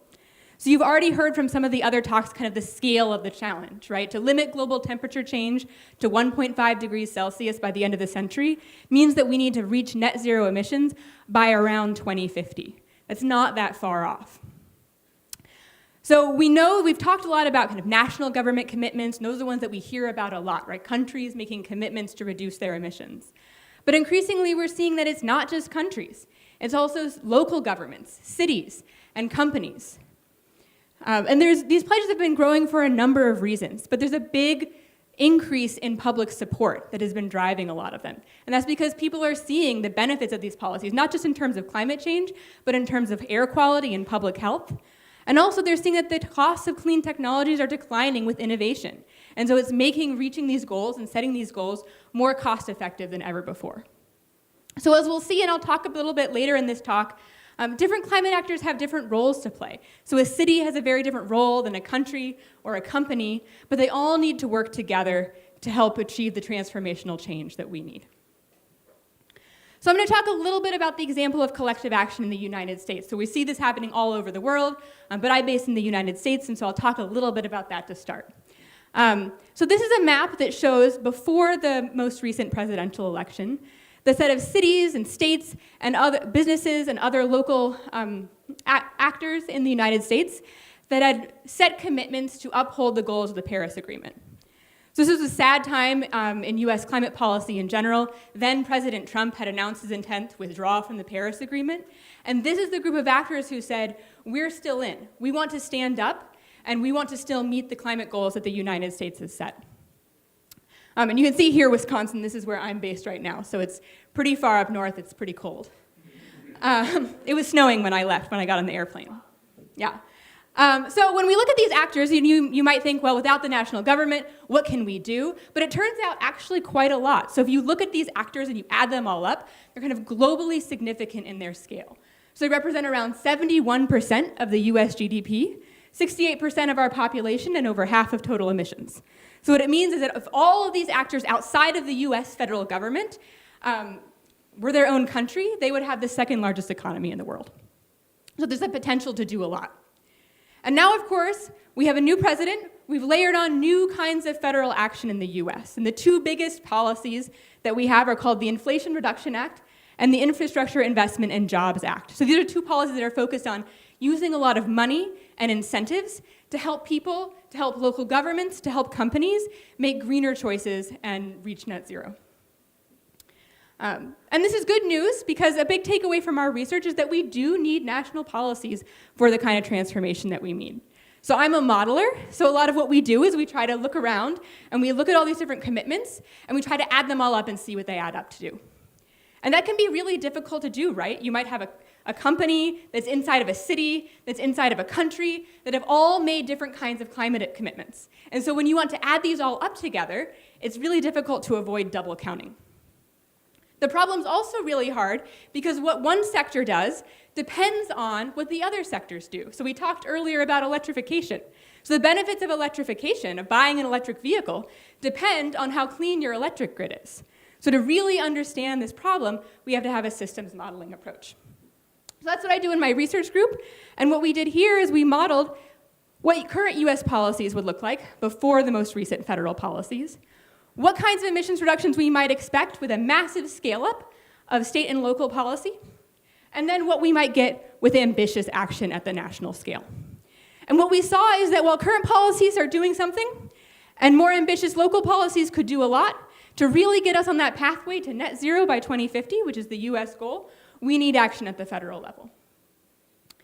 Over the next decade, the biggest contributor to that action comes from the electricity sector. So we heard about that in some of the other talks as well. But that doesn't mean that these other sectors aren't important. We need to start electrifying our other end uses because these sectors are slow to turn over. And so that means if we don't start now, we won't be ready by 2050 to reach net zero. So in the electricity sector, big changes need to happen between now and 2030. So in the next less than a decade. So if we focus again on this most ambitious scenario, the one that gets us in line to net zero by 2050, we see that already by 2030 in the United States, we need to virtually eliminate all of our electricity generation from coal, and we need to start reducing our generation from natural gas. So just to put this in perspective, this shows the amount of capacity additions every year in this decade that we would need from clean electricity sources, primarily from wind and solar, in order to meet this goal. And over here you see all our historical capacity additions. So what that means is that to meet this goal, we need to add more new electricity generation every single year than the peak that we've added throughout recent history. So this is definitely possible, but it's also a really big challenge. And that gets us to the second takeaway, which is that implementation will be the next key challenge for meeting these net zero targets. So it's one thing to say that you have a target, to set a target long into the future, and it's quite another thing to start reducing emissions today. So the policies that we have in the US right now, they could be transformative, but we really need to make sure that we get that implementation right. And for net zero pledges, we need to make sure that we're holding actors accountable to near-term and real emissions reductions. One of the biggest challenges for the US right now is a big focus of our policies is on actions that people can do at the household level and electrification. And to kind of put this in perspective, what we basically need to do is electrify 1 billion miniature little power plants that are all across our country. So we have cars and trucks, we have natural gas furnaces and water heaters and stoves. So all of these that now operate by directly burning some kind of fossil fuel, we need to transition those primarily to using electricity. And that's a big, big coordination challenge. And many of the decisions that will need to be made to electrify are made by households in the US. But we also know from a lot of previous research that uptake of incentives to try to meet these goals is often lower in marginalized populations. So this gets to the point about leaving no one behind. So low-income populations in the US, minority populations, renters, if you don't own your own home, it's really difficult to electrify. And so what we need to make sure we do is we create a system where everybody can have access to these new technologies. To just give one example, Black households in the US are around 1.5 times less likely to adopt heat pumps. So this is a technology that we can use. It's like an air conditioner that can run in reverse. So it allows us to electrify our home heating demand compared to white households. And that's even after we control for things like climate and income and state policies. So we have a variety of policies in the United States that are trying to target these low-income and marginalized populations. But we need more of this kind of policy to make sure that our policies have the effects, the beneficial effects for everyone that we want them to have. So I want to dig a little bit into the example of heat pumps in the US because it's a little bit of a complicated one and it illustrates how the way that the nuances of the way that we think about justice in energy transitions really matter. So this map on the left shows areas in the United States where today adopting a heat pump would lead to benefits or costs to households in terms of their energy bills. So heat pumps are more efficient in more mild climates. They're less efficient in really cold places like Wisconsin, where I'm from. And so what that means is that for some places, like in Wisconsin, it's actually less expensive in terms of your energy bills to have a natural gas furnace, so to use fossil fuels, than it is to use an electric heat pump. And that means that the kinds of policies that we'll need to enable low-income households to adopt these technologies really differ in these different locations. If a heat pump can lower your energy bills, maybe you just need help with the upfront costs. But if it's going to raise your energy bills, you're going to need incentives on an ongoing basis to avoid increasing energy poverty. But what we've seen in our research is actually in the areas where heat pumps provide the most benefits today, so those are the areas in green here, we see the largest disparities in terms of racial and ethnic minorities not having access to these technologies. So what that means is that this energy transition in the US is an emerging energy justice issue. So the third key takeaway for thinking about reaching net zero in the United States is that public policy can drive the right kind of transition. And one example of this, we're seeing a surge in public and private investment in climate tech innovation. And this is really good news because we know that around 1/3 of the emissions reductions we need to reach net zero will rely on technologies that are currently in the prototype or early demonstration stage. So it means we need new innovation to get us to where we want to go. And we're increasingly seeing actors from the private sector, and I know we have many of those in this room right now, playing a big role in investing in climate innovation. And they're playing a particularly big role in these later stages, investing in technologies that are closest to market deployment. And that kind of investment is really, really important so we can start taking ambitious action today. But we also need public policy to help amplify these investments and also help drive the right transition to ensure that the portfolio of technologies that we're investing in is one that's going to be effective for reaching net zero. So this plot just shows the kinds of companies that are investing. And the main takeaway here, so all of the different colored bubbles are different companies that are investing in climate tech. And so what you can see is just in terms of the scale, they're pretty similar in size to really big investors like you might have heard of, like the U.S. Department of Energy that does a lot of investment in climate technology, or other investors that are specifically focused on climate technology. So it's really important that we think about these corporate actors, even as we're thinking about kind of the role of public investment. Another thing that we found in our research is that when public and private investors work together, the outcomes for climate innovation are better. So here what this graph shows, cumulative hazard is actually a good thing this means the probability of a startup being successful. And what we see is compared to, in blue, startups that receive corporate investment, these are climate tech startups, to those that don't receive corporate investment, the ones that do have much higher rates of success. But startups that also receive investment from public grants have the most success of all. So what that means is that it's not one or the other, but it's really a both and. We need both to address the climate crisis.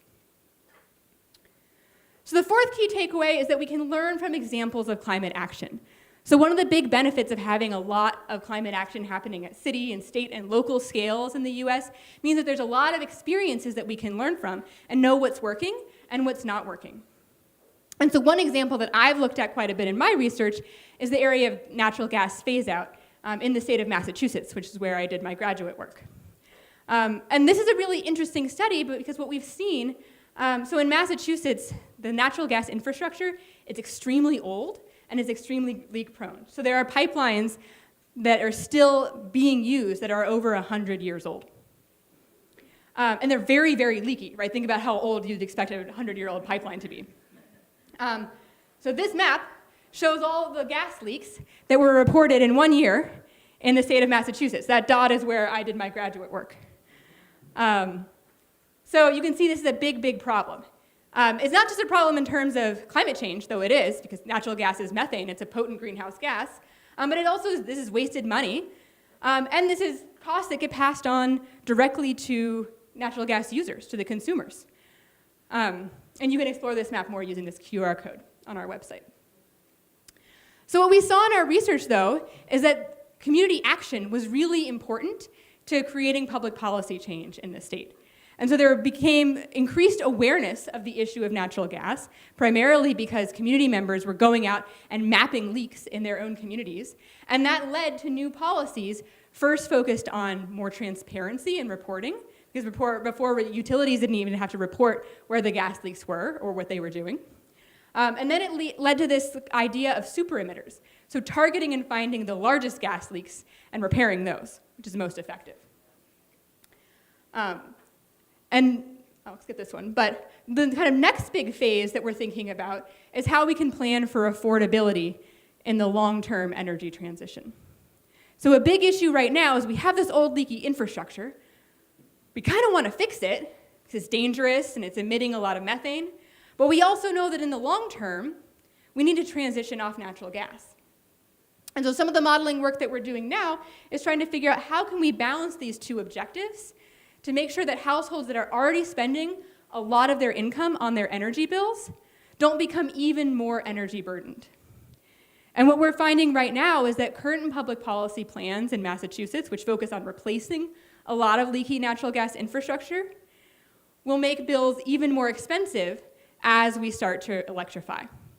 And this is even more true because think back to what I said about the heat pumps. Wealthier households are much more likely to electrify early. So the ones that are left behind are much more likely to be lower income. So we need new targeted policies to make sure that as we're electrifying, as we're implementing these energy transitions, we're doing it in a way that's accessible for everyone. So, the key takeaways. Number one, climate action across scales is essential. The national government is important, but it's not the only thing. Number two, implementation is the next challenge. It's one thing to set a policy goal, it's quite another thing to make sure that it's actually working. Number three, public policy can drive the right transition, often in collaboration with the private sector. And number four, we can learn from examples of local climate action. So with that, I want to thank my lab, and thank you again for inviting me. Thanks, Professor Edward, for a very, very wonderful talk. And she delivering the message of reaching the net zero in the United States particularly. And so right now we are over the schedule, so I think I will hand it to you. So let's thank all the speakers in this session again. And I will let you. Well, we have 10 minutes for coffee. So, well, I think we basically resume around 2 o'clock for the panel section. I think that's the best thing to say. Okay, thanks everyone.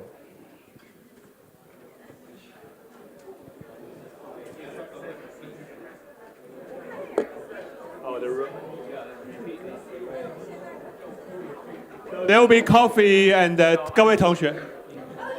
呀，各位同学，外面那个大概812那一间有咖啡，还有那个点心。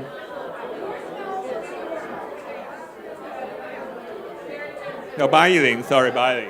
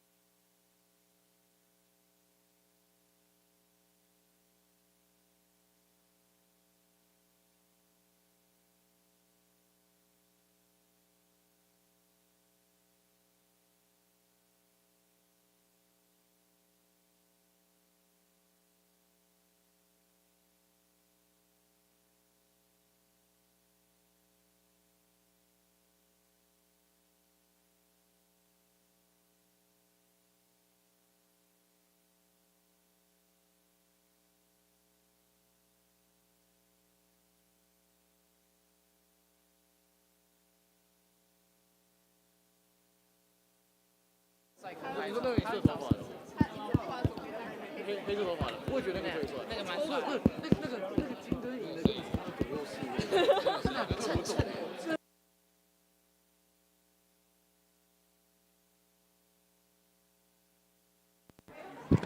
Hello everyone. It's about the time to start our panel discussion session. So let's welcome our speakers. So we have some seat for invited speakers.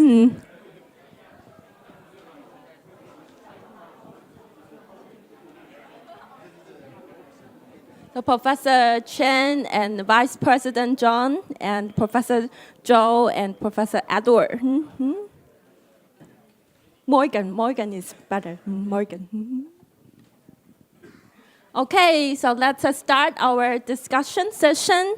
So I hope everybody is just here from the previous session that the speaker is giving us the information about the carbon net zero, especially. So that's the saving and the usage and the storage. So do you have any comments or questions from the audience?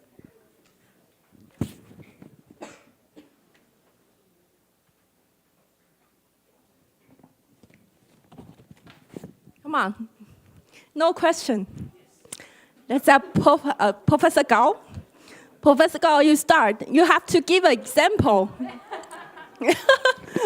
So let's welcome our president, Professor Gao. Okay.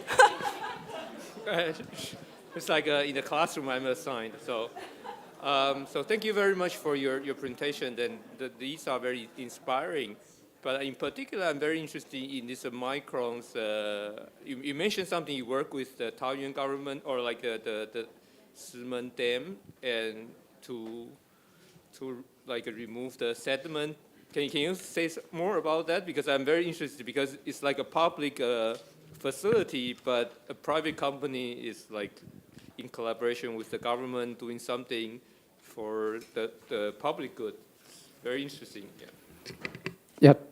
Thank you, Professor, for this great question. I think what Micron is really proud of is that we have a lot of community engagement projects. Like our vision is to enrich life for all. That means it's not just produce something, not irresponsibly. So community engagement, it's one of our very big focus area. So like the Shimen Reservoir, the work that we are doing with water agency is we invest some money coming from our sustainability budgets. So it's $10 million US that we are investing so that we can carry out this large work. And on top of this, we also have another two projects. That's a river. There's two rivers in Taoyuan. One is Nankan. The other one is Dongmen River. We help to build up facilities to treat the water. So these are all the projects that we are actively engaging with our communities. On top of the water conservation, we also engage a lot in terms of kind of tree planting activities. Example, like this year, we are working with Taiwan's Reforestation Association in Taichung. This is a non-profit organization. We are planting 800 trees of native species along Taichung's coastline. And it's almost 2 months of event. We have like 700 team members, very passionate team members, volunteer, working over 2 months period to plant these 800 trees this year. Thank you. So we encourage, especially students, to ask a question, so that because we will have this small souvenir for Professor Gao. So this is a very good example. No, so now we have questions. What do you think that net zero will affect the society, and are there going to be any objections from the public? Yeah, that's a question. So maybe we can start from Professor Chen?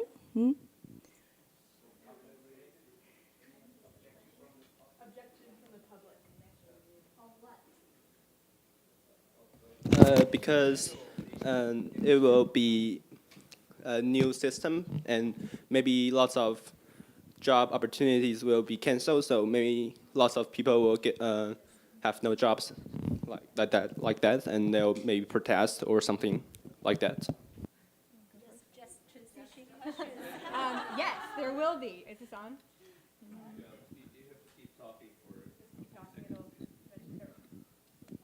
Or do I?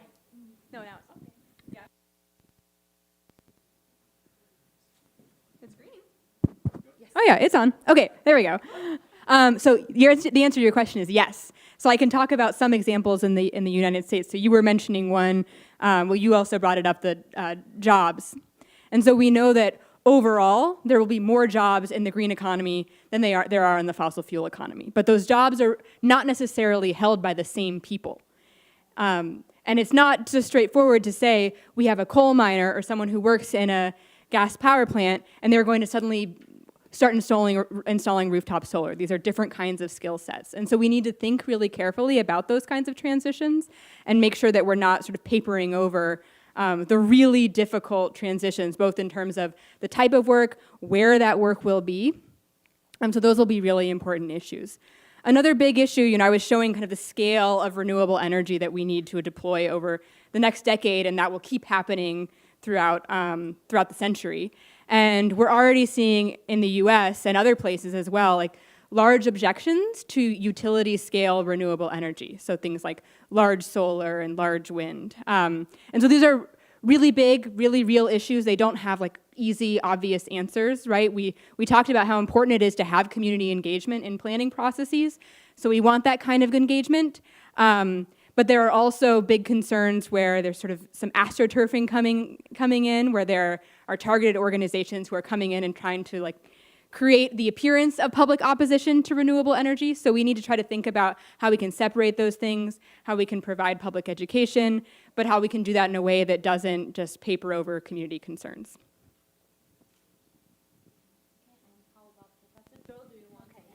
Comment?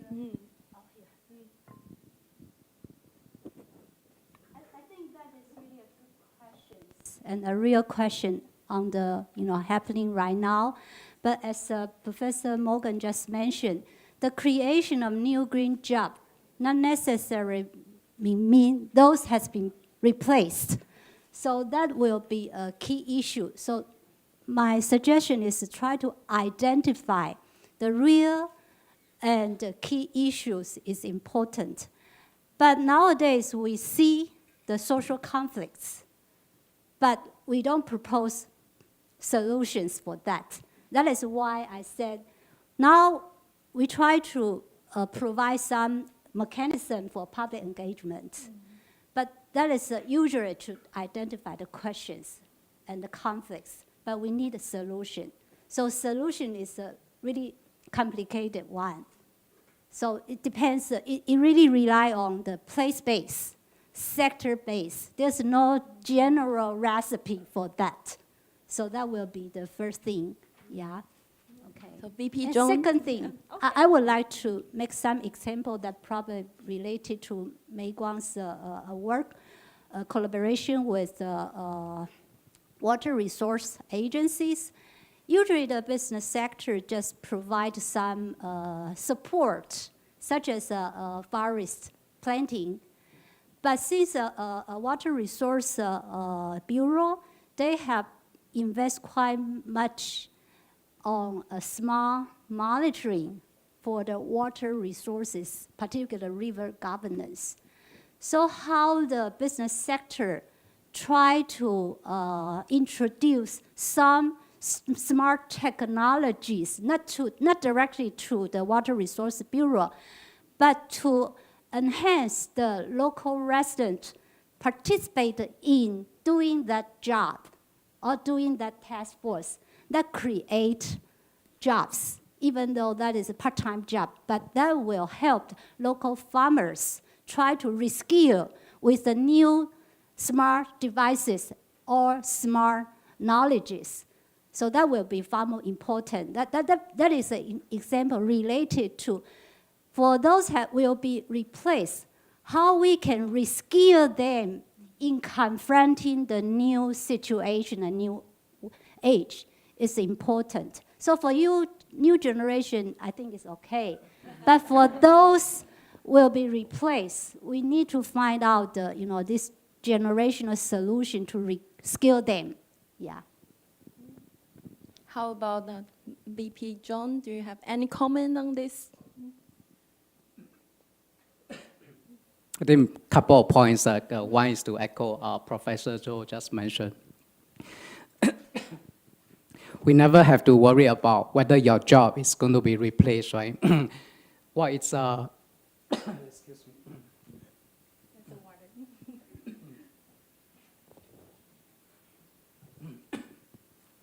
What's important is always upskill. Like just now I talked about ChatGPT. It's going to take away a lot of people's job. But by taking away those jobs that ChatGPT can do, all the available resources, we can do better jobs to create a better society for everyone to live. So all we talk about learning just now, like Professor Chen mentioned about, every day is a learning. To myself, I always speak to the engineers in the companies, every day, your goal should be learning something new so that when you go home, you are better than yesterday. So that's one. Then the other point is whether there's any public concerns, then one of the important ones is always engagement. A lot of times the conflict arises from misunderstanding, not knowing the impact to other person. So engage with community, engaging with government agencies. Through dialogues, we're always able to come out with win-win solutions. Now, always go for win-win, but not just what's good for a company or what's good for the community. Thank you. And Professor Chen?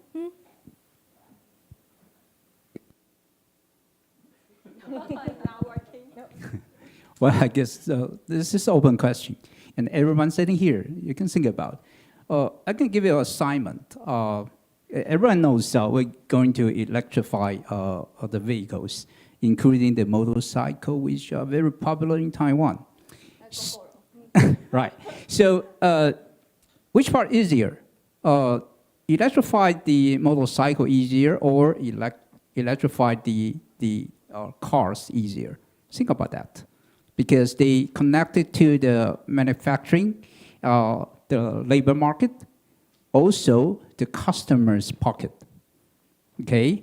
Who will be affected the most? And how much the population will be affected? Well, that's an assignment for you. Everyone knows. You can Google, find the answer, and reply to your parents. Then we know it's not the simple job for the transition. Justice is very important based on all those information. Yeah. So can you share us your name? What's your name? What are you from? I'm from Nanhu Gaozhong, 然后詹志全. Then, in case anybody know you and you have this souvenir. Okay. So any question from the audience? Yeah, great. Okay, yeah.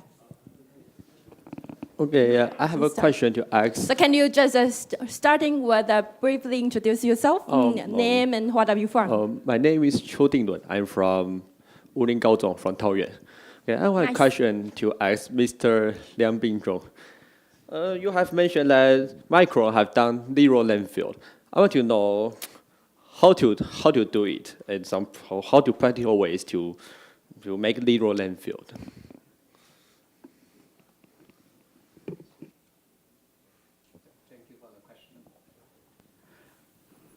I hope one day you will join Micron after your graduation.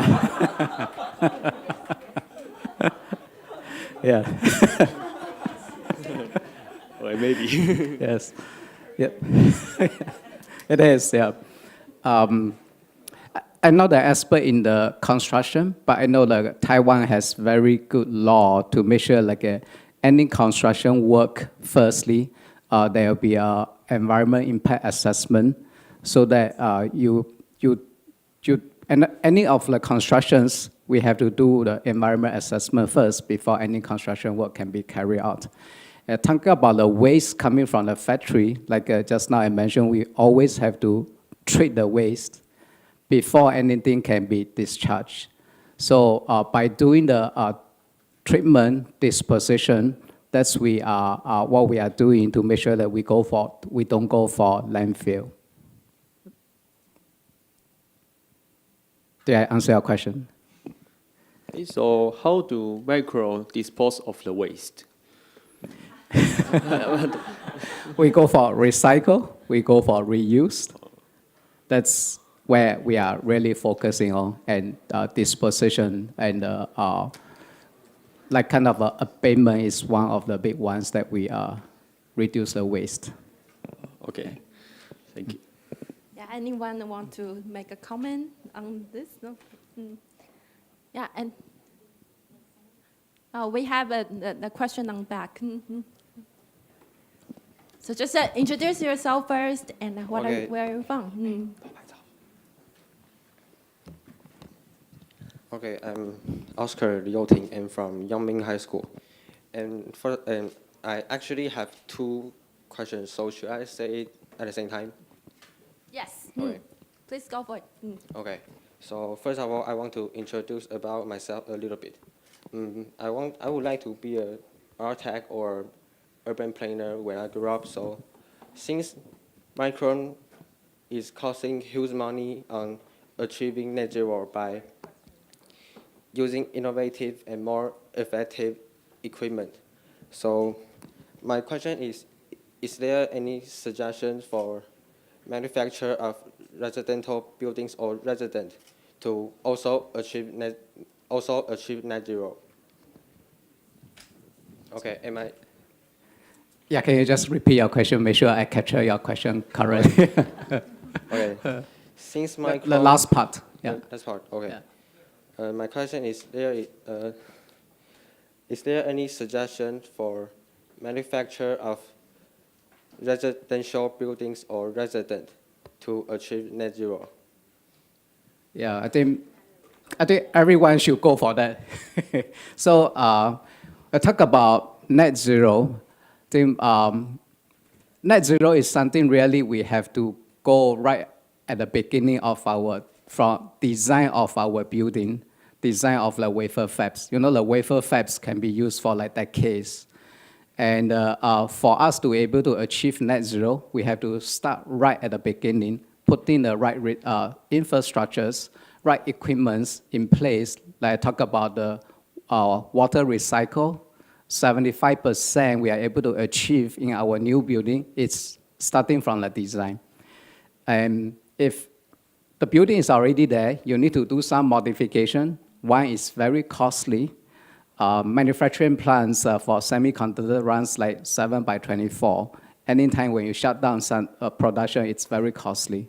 And second is typically you run out of space to put in extra equipments to make these kind of changes.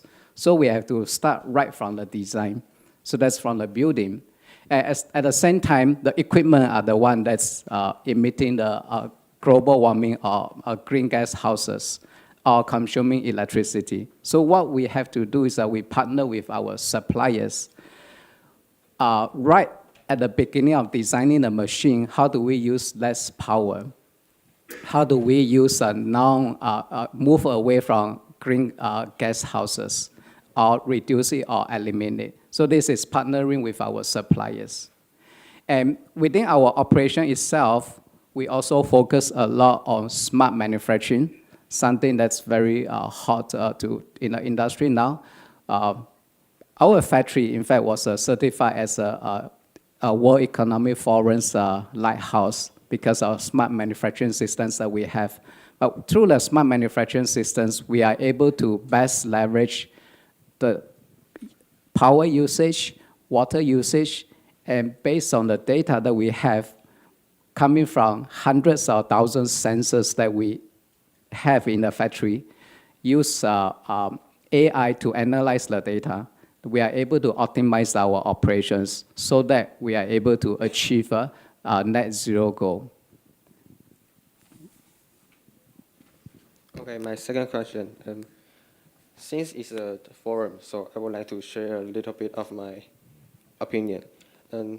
Ms. Morgan said that we made policy to make sure there's no one left behind so we can move forward together to achieve net zero. But in my opinion, policy also has the function of to educate people. So to educate people or the society. So I'm curious about that. Can we educate the society and people through the policy so people can do some action autonomously? Yeah. So the questions. Yeah, so I think we can, and I'll give a specific example that also connects to your first question, because you had in your first question, you were talking about residential buildings as well. And so there are a lot of barriers. We talked about some of the technology barriers to net zero residential buildings. It's very difficult if a building already exists to retrofit it. Infrastructure is very long-lived, but there are also a lot of social barriers. So you might not know about a new technology, or might not be familiar with it, or might think that it's not going to perform the way that you expected it to. And so all of those things are where education is really key and can come into play. One thing that a lot of social science studies have found is that seeding can be really important. And so what seeding means is that once one house in your neighborhood has rooftop solar, suddenly you see it in your neighborhood, it doesn't seem so kind of strange and unusual to you, and you're much more likely to adopt rooftop solar. So that's an example where it's not just kind of education campaigns, but it's actually also investing in technologies, especially in marginalized communities where these technologies might not exist yet, so that you can kind of seed them, and then they're more likely to spread. Okay, thanks. Okay, thank you. So I remember that the Professor Zhou in the talk, during the talk, and he shared about some story, but she didn't finish it. Could you just share the story during our discussion session? But I would also like to respond to students' question because very nice. Okay. He's very interested in urban planning, right? That is also related to my expertise. So I will also like to combine these two questions together in addition to Morgan's feedback to you. One thing that when we talk about the residential buildings, mostly people just highlighted on the new building. So, but in Taiwan, the new building just compose a small part of the existing building. So for existing building, one have to think of one dimension is the transaction. When the old building change the ownership, and that will be remodeled, right? So for the remodeling process, how can you build in the interior design or the interior replacements? That is one thing. And the other is for existing building, the appliance, the housing appliance, the electricity efficient housing appliances is important. But people always just think building as a, just a unit. But if you are interested in urban planning, you have to look at how the building affiliated to neighborhood environment, affiliated to the city environment. So try to design the public environment or public space. Also, for the system design of the city, also is an important future for the net zero transition. Because since the industrialization and urban development, we try to totally ignore the physical environment of the city. We try to build an artificial city. But now we need to planning the city again. So this kind of dimension, I think, is also important for net zero transition, but we do not have time to think of that. That is one thing. And second dimension, I think people always think behavior change through education. But actually, we are in market society, so your pocket is very important to design that for the general public. And Morgan talked about the social barrier and technological barrier. So how do you accommodate the different social groups, their pocket and their knowledge is very important. So for example, people are talking about some kind of notch experiments, which means that try to do some small experience that people can accept, do not affect their current well-being or benefits, but gradually will help them to transform, to lessen the sacrifice of their daily life. That is one thing. And the other is that we need some trusted messengers, which means that some intermediary organization or groups know their conditions and try to find out some solutions that can be scaled up for a certain social group that probably will be sacrificed. So this kind of the social booster, the social mechanism design is also important. So that will be related to social planning rather than physical planning of urban planning. Okay. Actually, my story is related to that. So, you know, whenever we have time, I can try to use story to talk about the point that I just mentioned. But I think we'd better reserve some, you know, space and time for other questions. Okay, so we have a question from, yeah, please go ahead. And you can introduce yourself first, and then, yeah, go ahead with the question. Wu Kaijun from Minzhen Zhongxue from Kaohsiung. And now begin. Carbon tax and carbon price as a new policy. It is in a goal of encouraging the manufacturer to decrease carbon emissions. However, the extra charge of carbon tax could probably pass on to consumers. The price of our necessities will keep rising. On hearing this, the public seems to be disagree about the charge. Moreover,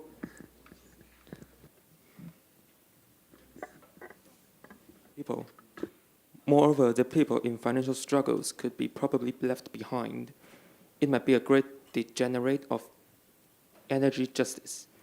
So my question is there any alternative method that have been discussed or being regarded of? Or carbon tax are the best way in reason for us to reach net zero transition? And above is my question. Thank you. So we start with Professor Chen. How about this? This comment. Carbon tax. So we learned a lot from the news. Carbon tax or carbon fee. Usually we started from the tax because tax can come back to our pocket directly from government bank. Okay, but other foundation, they are set for the special rules. It's not easy to come back to our pocket. That's why this initial idea was, charge tax back to the government bank, and the government can directly see. We got a 6,000 recently, right? Okay, so that's a kind of a method government can use. There are a lot of study on this carbon tax implementation. Was the influence to which sector of the society, to the low-income people and the manufacturer, also the investors. So there are a lot of information. However, must be careful. Different place, different region, different country. They need the different policy to implement this. So. So who will go the next? Maybe John, do you want to add some comment on this? Yeah, I think carbon tax does two things, in my opinion. One is, firstly, it will encourage companies to accelerate the transition towards lower carbon, because that's additional manufacturing costs, as you mentioned, right? So with a carbon tax, there'll be more incentive for the organizations to move towards that. But on the other perspective, if you look at it like a professor talked about, the government collect the tax, then it becomes a bigger pool of money that government can reinvest this money to have a bigger scale of facilities, etc., so that we could collectively, as a country or as a state, reduce the overall carbon emission. Morgan or the Professor Joe, do you want to add some comment? Sure. So if I were an economist, I would tell you that the only answer is a carbon tax, but I'm not an economist. So I'll say there are lots of alternatives, and in the United States, a carbon tax has been kind of a non-starter for a while. So we've had to think about what those alternatives might be. But the other thing about a carbon tax is it's kind of a blunt instrument, right? You're applying the same kind of policy to all different kinds of emissions, and so you can have these equity issues that come up where you could try to redistribute the revenue from the tax in a way that would be equitable. But that can be kind of difficult to do. So something that a lot of folks in the US, and not unique to the US, are talking about is clean energy standards as an alternative to a carbon tax, or as something that we have in addition to a carbon tax. And so if you have standards and regulations in different sectors, you can set them in ways that are kind of specific to that sector. They can sometimes be more ambitious, the outcomes, than what you would get from a carbon tax. And you can also think about how those sectors, or how those standards might also help you achieve other kinds of policy goals. So a carbon tax just directly targets climate change, but you might also want to target things like making mobility easier in cities or reducing local air pollution. And so if we have standards and regulations, we can have a more kind of comprehensive package that addresses not just climate change, but other kinds of sustainable development goals. Professor Joe, do you want to share something? I'd like to say I'm very proud of the student. You really get a sense about the current issues and ask a very critical and important questions. And one thing I would like to respond is, I really like Morgan's reply, because I think our policy always, as a follower for the global world, now is hot in carbon tax or carbon levy. And then we forget the standards. Go back to environmental standards is important. And because in the past, we have failed to efficiently implement that. So, which means that there are different alternatives. We have to look at the trade-off and the problems that we are facing. So that is one thing.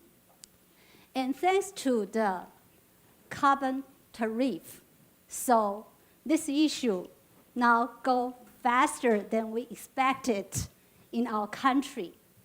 But today or yesterday, our president talked about that we have to speed up the carbon trading system. And then we follow these questions. But we forget the carbon trading system probably will increase another injustice among different industrial sectors. So we don't talk about the trade-off or the problems that we face. So when people, particularly some social scientists, will be interested in neoliberal perspective, which means that do we still want to enhance or speed up the market mechanism for this? Or we go back to the carbon levy. For that, because for the the carbon levy, we can talk about the fee we collected. How can we redistributed to deal with the problem that has been caused by the carbon emissions. So we have to think of this together and make choices, not just follow the news or different part of what they propose. But we have to, we need some local accommodations or local adaptation for this different kind of mechanisms and policies. Yeah, this is my feedback to your very smart and good questions. Okay, Professor Chen, go I can ahead. add some more words about this. So I guess the concern is because we're doing the transition and we pay more for our common life. And don't forget that you are one of the participants for this transition, and you can make it by your selection.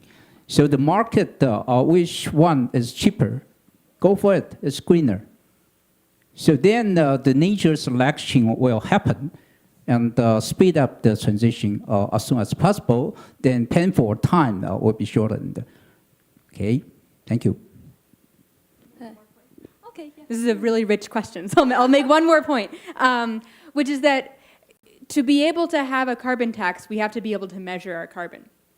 So sometimes that's easy. There are some areas, right, where you can think about, I know what fossil fuels are being purchased, and I know the carbon content of those fuels, so I can estimate how much carbon dioxide is emitted when those fuels are burned. But then you have lots of other kinds of emissions. So we were talking about non-CO2 greenhouse gases, refrigerants leaking, or methane leaking. Those are really difficult to measure. And so for those kinds of emissions, it would be very difficult to have a carbon tax because it's very difficult for us to calculate what those emissions are and to be able to tax them. So that's another area where having these standards and regulations might be an important alternative to a tax. Yeah, that was a very nice question and a very nice, wonderful response. So to be honest, I have to say I'm very proud of all the high school students in the audience, and you had just contributed so many questions. Any question from the audience? Wow. Okay. Let's count to three. 1, 2, 3. Raise your hand. Okay, you. yeah, that's you. Yeah. So first, introduce yourself and just ask a question. Thank you. I'm Xue Yanhong from Wuling High School in Taoyuan. And I have 2 questions actually in one. Just as you said, we face difficulties confronting to the problem and solution to climate change. We lack of public awareness. We need to policy as followers. And according to your presentation, 73% of countries are included in a global agenda. That means there are some more of countries that they don't need to care about the climate change. They can easily pollute it as more as possible. So under the current rate of change, I wonder, some scholars has pointed out that it is almost impossible to reach net zero before 2050. So I wonder the evaluation of current rate, how much we can do and how fast we can done them. Because what we need to care about is we don't need to focus on how much we have done. We have to focus on how much we can do more to change, because that's the problem we produce. So thank you.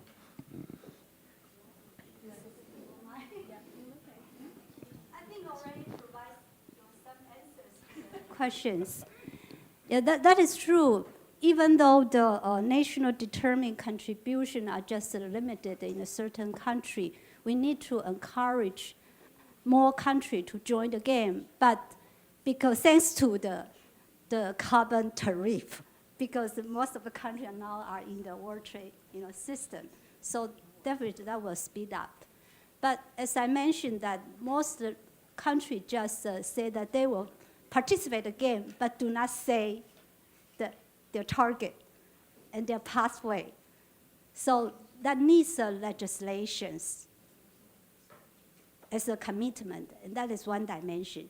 The other is, I think you said public awareness, but awareness into actions is far more important. So we try to, promote, not just promote, but try to set up the mechanisms or public policy and mechanisms for the, general public's participation.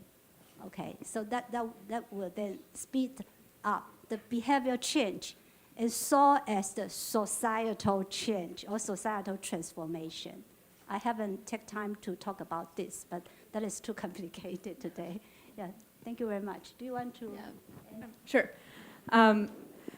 So your question about whether we can reach net zero by 2050. So I think it's difficult, it's not impossible, but I think something we also have to remember is the role that these targets play in kind of the way that we approach the climate crisis. And often you hear this story of, oh, we can't reach net zero by 2050, or we can't limit global temperature to 1.5 degrees, so let's just give up. But these are targets that we've set through negotiations, so they're partially determined by science, they're partially determined by policy. But if we reach net zero by 2060, or if we limit global temperature change to 1.7 degrees, that's still really, really important progress. So I think that we need to make sure that we don't take a black and white view to like we meet this target or we don't meet this target, but we need to see it as a target that we're moving towards as fast as we can. And that movement is really, really important, even if we don't end up quite getting there. Okay, because we have two more questions from the audience, I think we will stop this question here, and we will ask the people wearing green. Yeah, you. So, so just introduce yourself and Hello. ask the question. Okay, thank you. And this is Wang Zhenzhe from Wulin Senior High in Taoyuan. And this is a question for Professor Morgan Edwards. And over the past years, we've seen that several groups of people, and including the former U.S. President Donald Trump, which consider climate change to be, fake news. Yeah, and I was wondering, what is the situation like in the United States now? And in your perspective, how do we convince people to focus on climate change and actions to reach sustainability? Thank you. Whew, just a quick question. No, it's a really, really great point. So I think one thing that I'll say, though, is so yes, we have people like former President Donald Trump who, say that climate change is a hoax. And but at the same time, when we look at surveys of the U.S. population, most of the population believes climate change is real, believes humans are causing it, and believes that we should have public policy to address it. One of the challenges is that when we interview legislators, those legislators don't always have an accurate understanding of their own constituents' beliefs about climate change. So if you ask them what they think their constituents think, they say that they probably don't believe in climate change as much as they actually do. So I think we have this situation where we're seeing the change happen at the societal level, and it's not percolating up to the governance level right now. So I think that's what we need to work on, is fixing those broken governance systems, because I think from a societal perspective, it's there. Okay, so moving on, the last question, this is, yeah. Oh, we have two, okay, then the one, okay, yeah, the lady, lady first. My name is Lai Yuezhen, and I'm from New Taipei Senior High. My question is, solar energy is one of the green energy, but recycling solar panels will cause pollution. How to better it?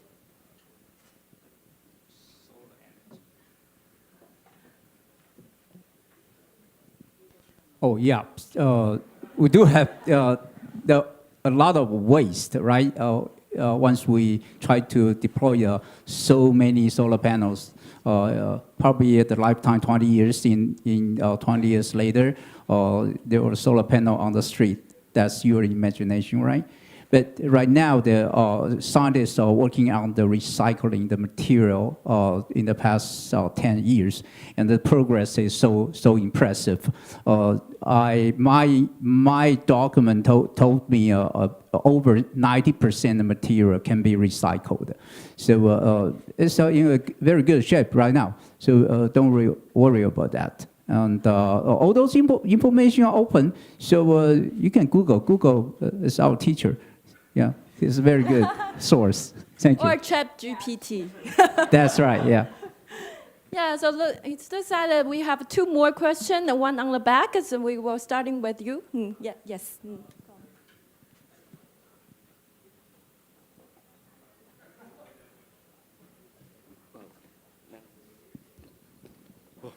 Hello, I'm Li Mingxian, the teacher from New Taipei Senior High. I just want to ask Morgan, what's the response from Canadian government due to the lakes in Wisconsin? Say it again, Canadian government about what?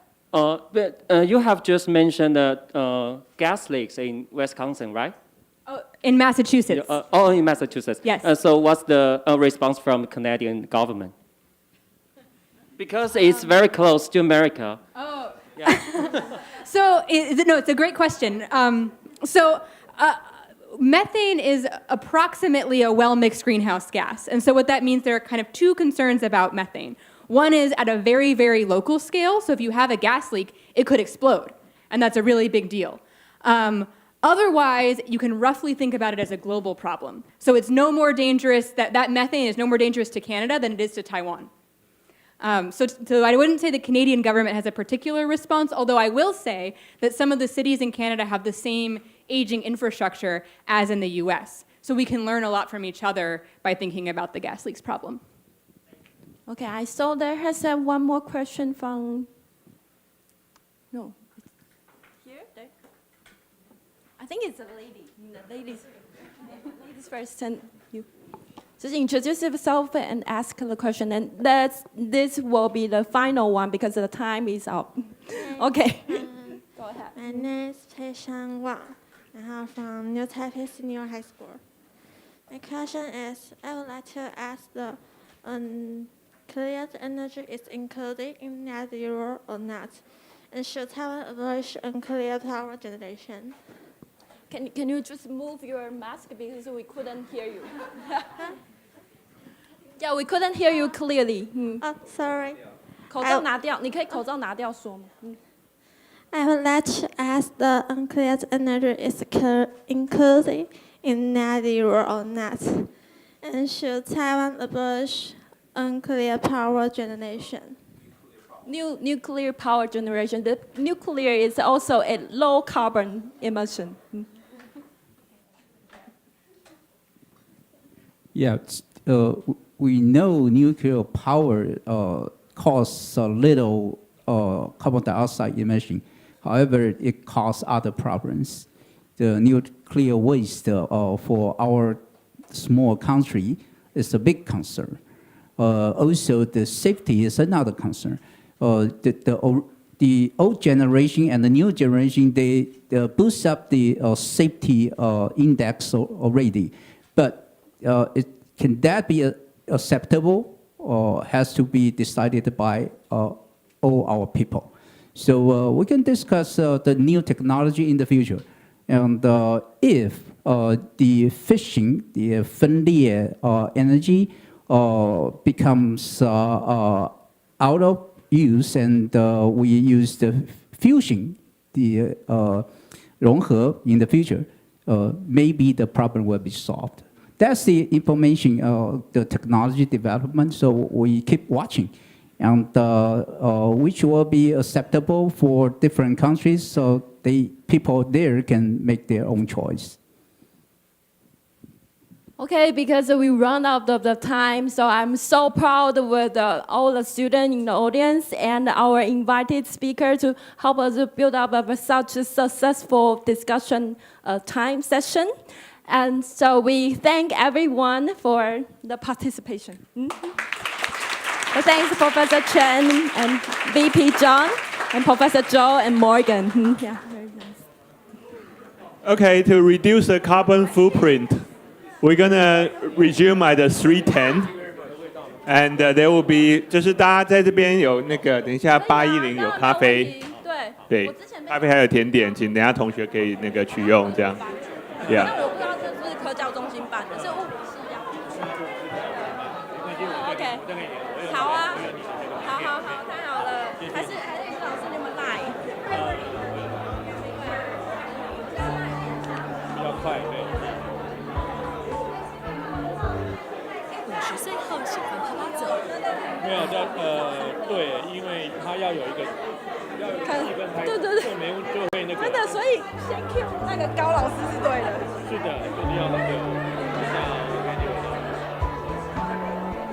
你很强就是靠你开始。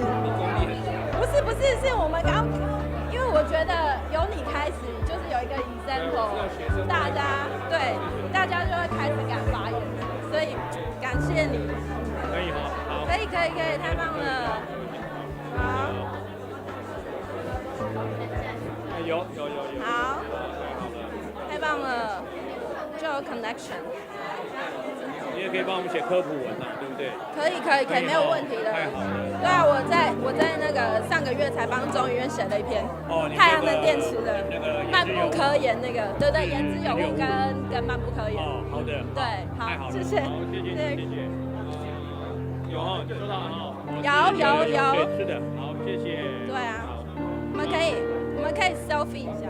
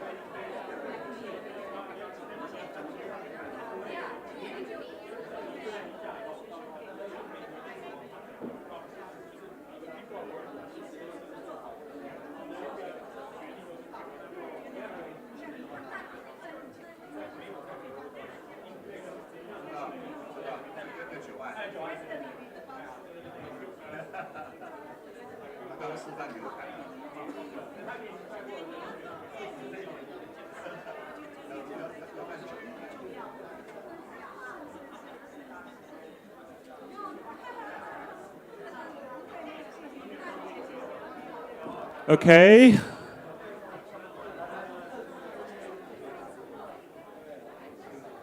So everyone, please be seated.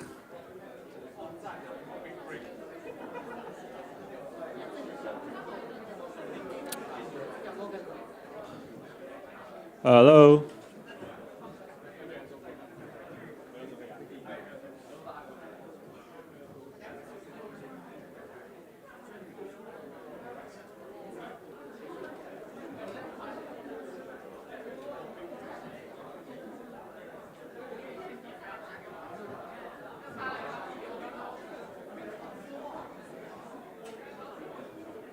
来，请大家坐好，请大家坐好。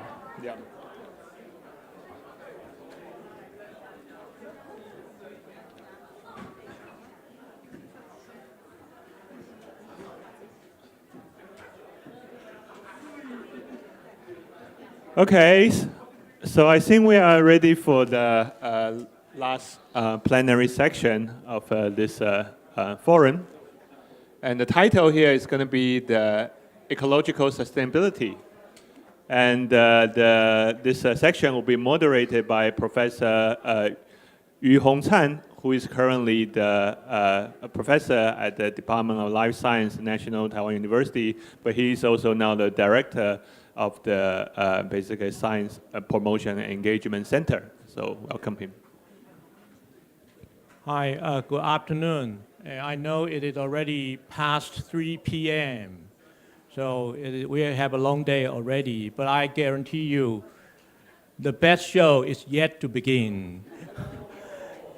And in order to show my eagerness for engaging with all the audience, especially the high school students, so let me move forward to this side to make sure that I pay attention to people here. They don't feel being neglected, okay?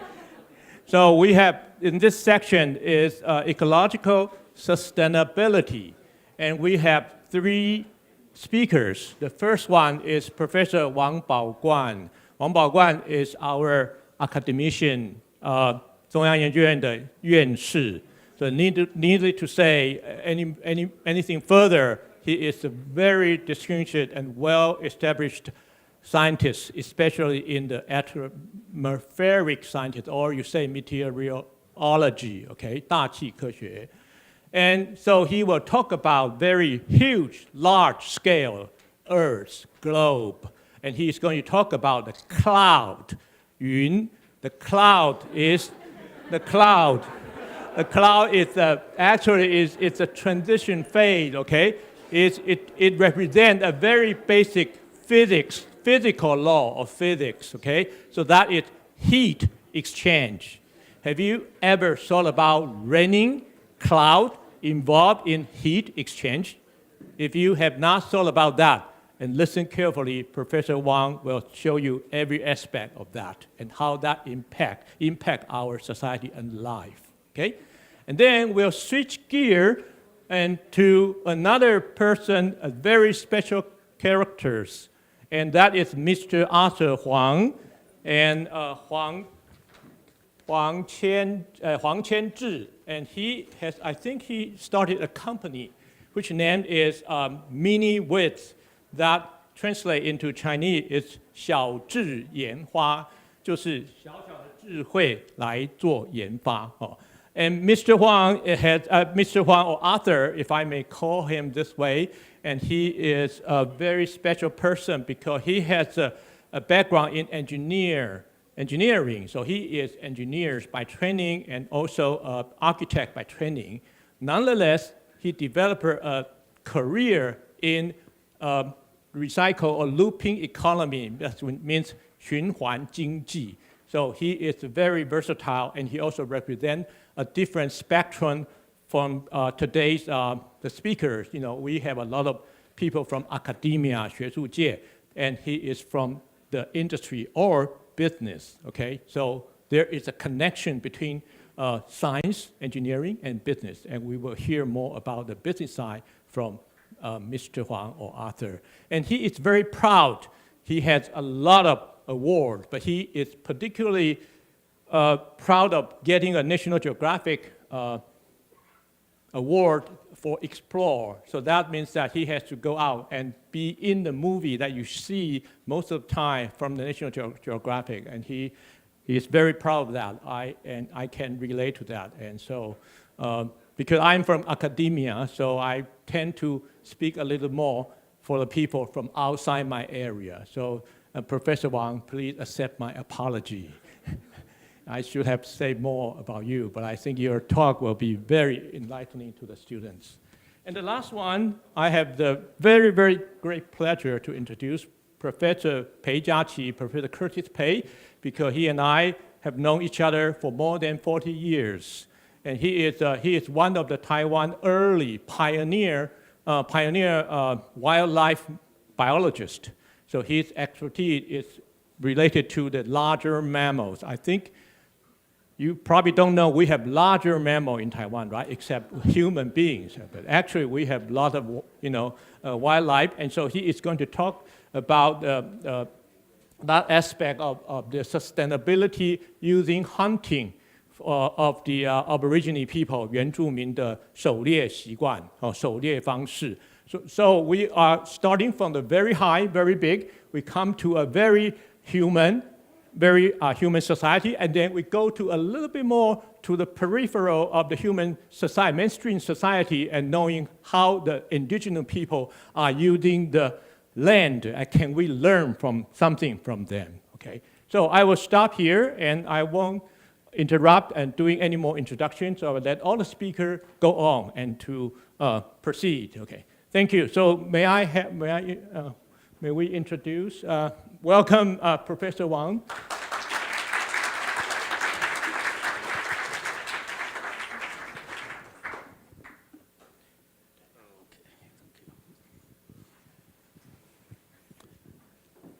Okay, distinguished guests and all the young friends, good afternoon. I'm Pao Wang, and let me tell you, my previous life was also from Wisconsin, just like Morgan. I taught in University of Wisconsin for 38 years. It's older, more than her age here. And so in 2013, I came back to Taiwan and served as the director of the Research Center for Environmental Changes. Okay, to make the story short, I want to talk about the role of clouds in global climate change. So you have heard this climate change a lot, but what are the important factors controlling these climate change? Okay, so let's look at these clouds. So please raise your hand if you haven't seen cloud before. I'll be surprised to see anyone, But have you ever thought, what are clouds and why are clouds in the sky? So you may question that, why should we have a reason to have clouds? Can't we just look at them and enjoy them, the beauty of them? Well, that's fine. But to science, we always ask why. Why is cloud? Why is there cloud? Why cloud should be in the sky?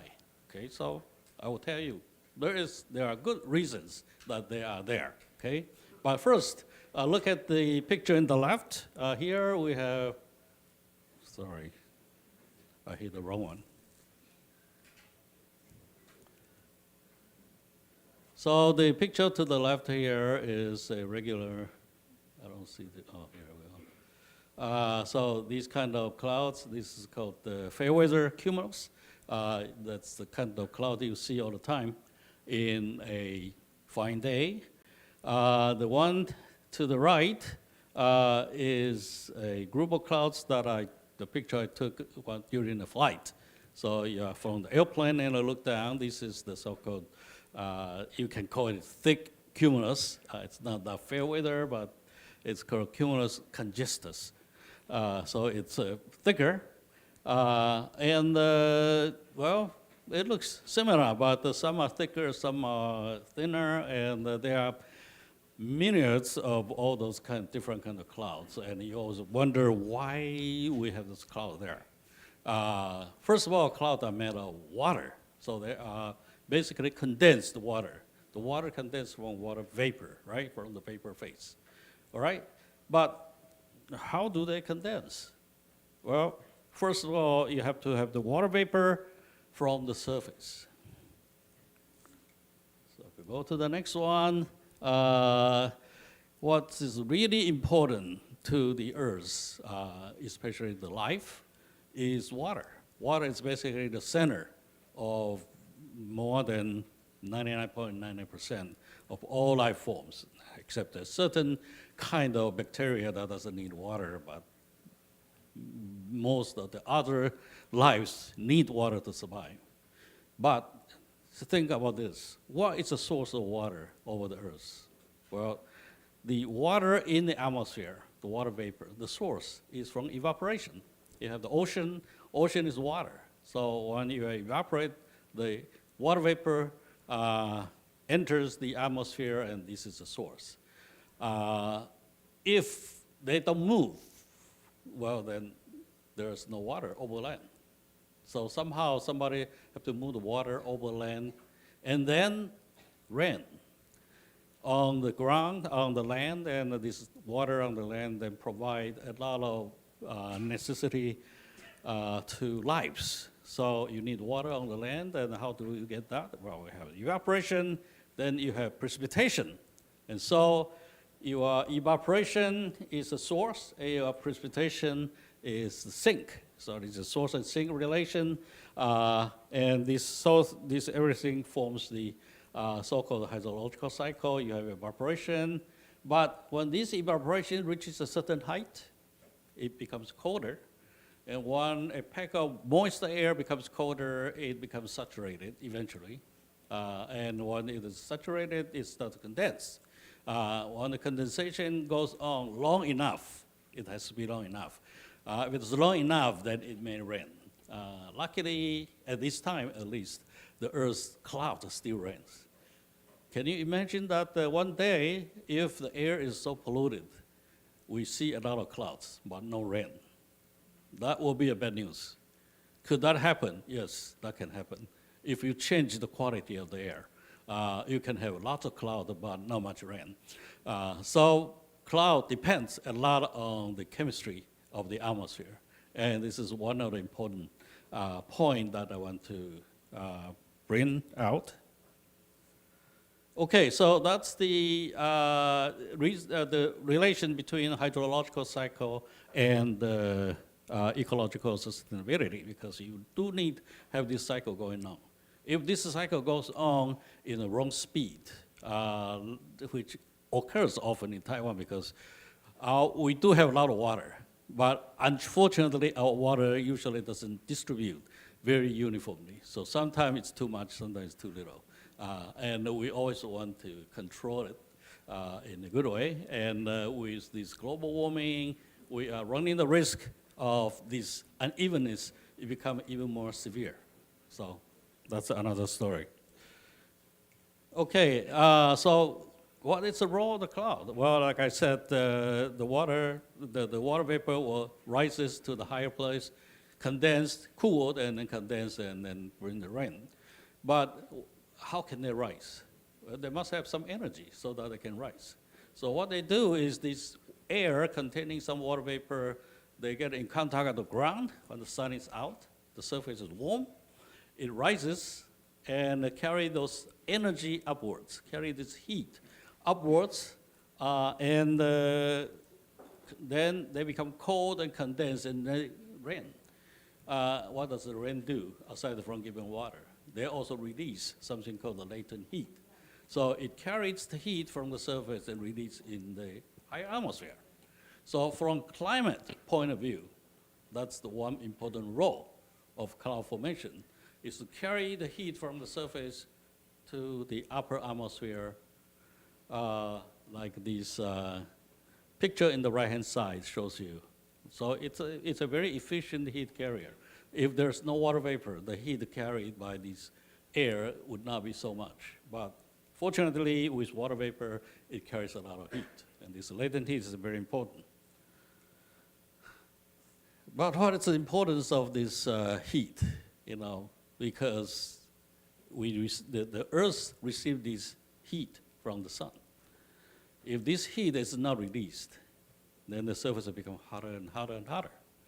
And of course, that's what you are seeing. These days, the so-called global warming because of that. But daily, this heat has to be carried away. To where? Well, first of all, from the surface to the higher atmosphere. And then what? Well, then you have to transport the heat to somewhere. And how? Okay, so look at this right-hand side here. We have this curve. Look at the upper side here. The curve, the red curve is, oh, here we go. The red curve is the so-called incoming radiation. So that's the red curve represents the amount of solar heating on the surface. And the horizontal axis is the latitude. So this is the 0 degree, this is the equator, and this is the higher latitude. Higher latitude like 45, and this is where Wisconsin is, about 40 something, 45. So Wisconsin about even. So the red curve is the incoming, the blue curve is the outgoing. So when the Earth receives this heat, it will also emit heat back to the space. But you can see that the rate are not even. In the tropical region, you receive a lot of solar heating. You also emit a lot of solar heating. But the receiving is more than emitting. And therefore, there's a net surplus of energy in the tropical region. In the higher latitude, it emits, this is the emission on the surface. It's not as much, but still very high. But it receives even less. So there is a deficit of energy in the high latitude. So you can see that there is a surplus in the tropics and there's a deficit in the higher latitude. And what's the problem is there's unevenness. And if this is not corrected, the tropics will become hotter and hotter and hotter. The higher latitude will become colder and colder and colder. So that will be a very bad news of climate because it's too extreme. So how to even it out? Somebody has to do this, but the surplus energy from here towards the higher latitude. So what is the process of that? Well, that process is called the weather. Every day and night, like we just have this rain yesterday here and overall Taiwan, and it's raining. And so what does the raining do? Well, it's the same question as why would we have a clouds? Well, the surface, the weather process is really doing this. They are carrying energy from lower latitude towards higher latitude to even it out. That's why. That's called the weather machine. The weather machine is to bring extra energy from the low latitude towards high latitude to even it out. And so the Earth's climate is well evenly distributed, So it's warm in the tropics, but not melting. It is very cold in the polar region, but it's not so bad as on the moon or in Mars, So it can go that much extreme. Because of this, because the Earth has an atmosphere, the atmosphere can flow, and the flow can carry heat around from the tropics to higher latitude. And we have water. The water can form clouds, and these clouds carry heat from the surface upwards to the higher sky, release the heat there because they rain and release the latent heat. And there's a general circulation of the air, so that flows from the tropics towards higher latitude, day and night. So that's what the weather is. So next time when you see it raining, you know that the God is doing something. It's helping the Earth to even out the temperature, to transport the energy, okay? If this process is disturbed, climate will change. Suppose you stop this circulation, then the tropics will become hotter and hotter, and the polar regions will become colder and colder. So any little change would change this cycle very much. And so when you see this, you will see that's why you have this weather process, okay? So finally, this is telling you basically what summarizes what I just said. Ultimately, what decides the climate? Well, first of all, the picture on the left-hand side tell you that what the energy that's driving this whole weather process is the solar radiation from the sun. That's the total source of the energy. When the Earth intercepts this little amount of the solar on the surface becomes warmer. And when the surface becomes warmer, it becomes something we call the black body. Okay, this is a physical term that is a black body. The black body should emit a certain radiation. So it receives this amount of energy and it also emits away the same amount of energy so that the temperature will become even.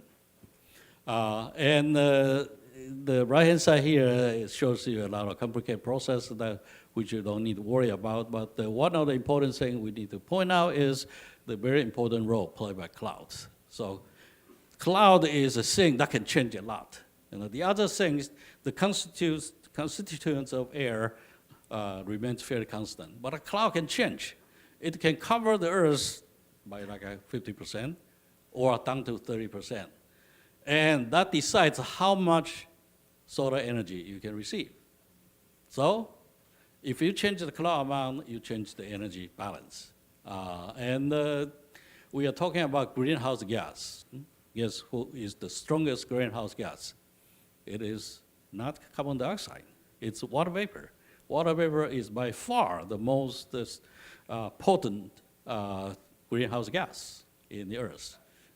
There's a reason why people is not worrying about the water vapor yet, because there are a lot of reasons. But all we know is that the carbon dioxide is increasing steadily. That's why we think carbon dioxide is the major reason for causing global warming. But there is another effect due to the water vapor. Okay, so it is basically what I want to say here. Next time when you see a satellite picture like this with all cloud covering, you will see that, first of all, you now know why are clouds there, and what are they do to the climate, and what would cause the problems in these ecological sustainability if you change these cloud patterns. If you change the cloud cover, you change the radiation, you change the climate. Everything will change. All right, I will stop here. Thank you.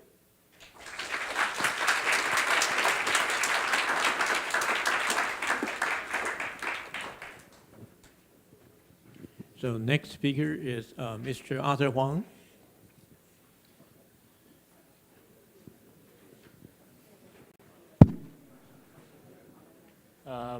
Hello, everyone. My name is Arthur.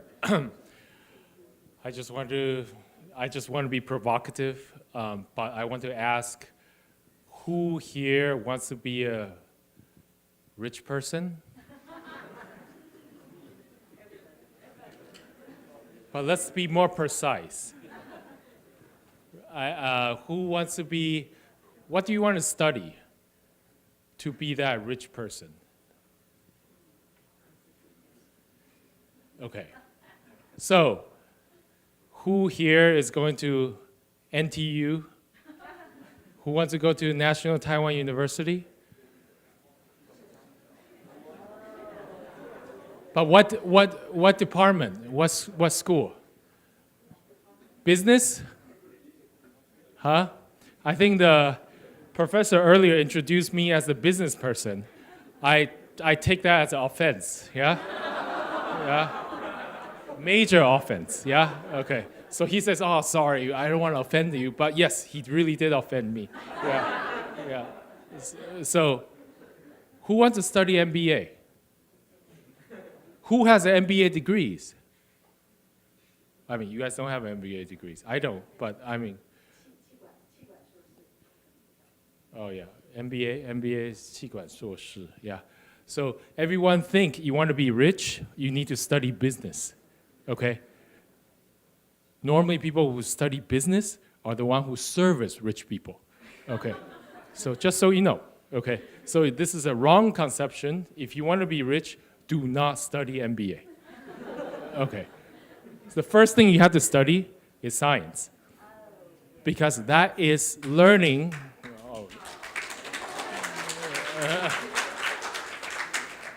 Because that is learning the basic nature or the ecological system that you're in. So you understand cloud today, okay? But you will find problem in the cloud today. That is the opportunity, yeah, okay. And that's how we started the business, why we want to start a business. I'm also educated in one of the top American institutions. I regret it because we have Google these days, yeah, but now something else, yeah, okay. But these days you can write a paper.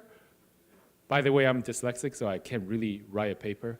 So back then I do pure copying, and now you don't even have to copy, yeah. So, but the time is changing, so what do you have to study? So I think the only way you can add value, doesn't matter what you study, is you have to understand where you are, what you belong to, right? The ecosystem that you belong to, okay? Doesn't matter if it's some sort of economic system, doesn't matter if it's some sort of technical ecology or ecosystem, or a natural ecosystem, because these all have opportunities and problems that we need to solve. So I just wanted to start by not being provocative anymore. I'm just saying I'm trying to solve some problem. I'm trying to show you how I solve my problem through business, yeah? Okay. I don't have a thing, but okay, got it. So I know a lot of people probably knows about when you guys are babies. About 15 years ago, we built this building in Taipei. We collected 1.5 million PET bottles, and we built a building out of that, and we built a portable factory next to the building site, and we built the building so it has lowest carbon footprint possible.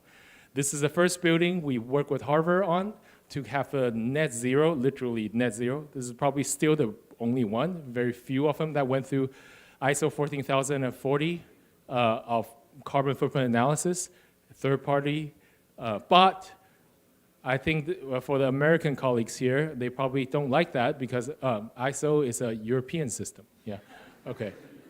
And based on that, we talk about, you must heard so much about net zero, you must heard so much about carbon trading, you heard about carbon tax earlier in the back, I heard many of us speakers mention that already, but what does that have to do with you? The only way today, I have to say, I used to be very pessimistic on every one of my talk. I just like, oh, the world's going to end. You know, we shouldn't do anything. But recently, even the banking sector is going into the carbon tax. Okay.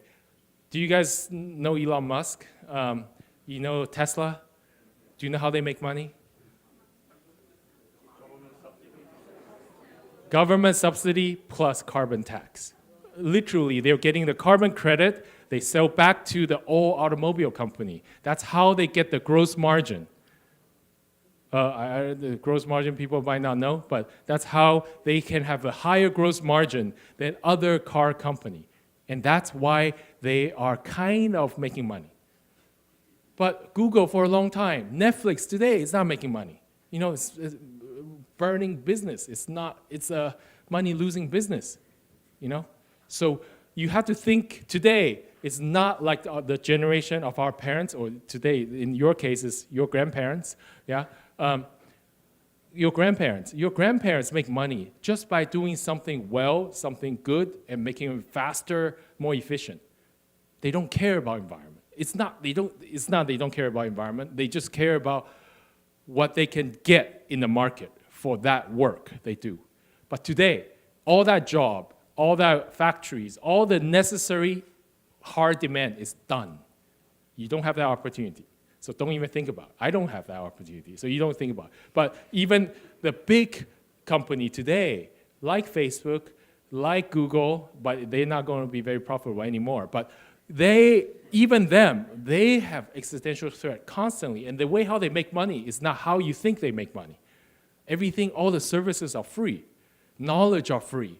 That's why I regretted going to these top-rate school, right? What's the point of going to top-rate school if you have all the information right on your hand? So we want to cut carbon footprint. That's what we want to do. As simple as that. And we want to matter. We want to matter to the non-toxic. But anyways, I don't want to show you the video, but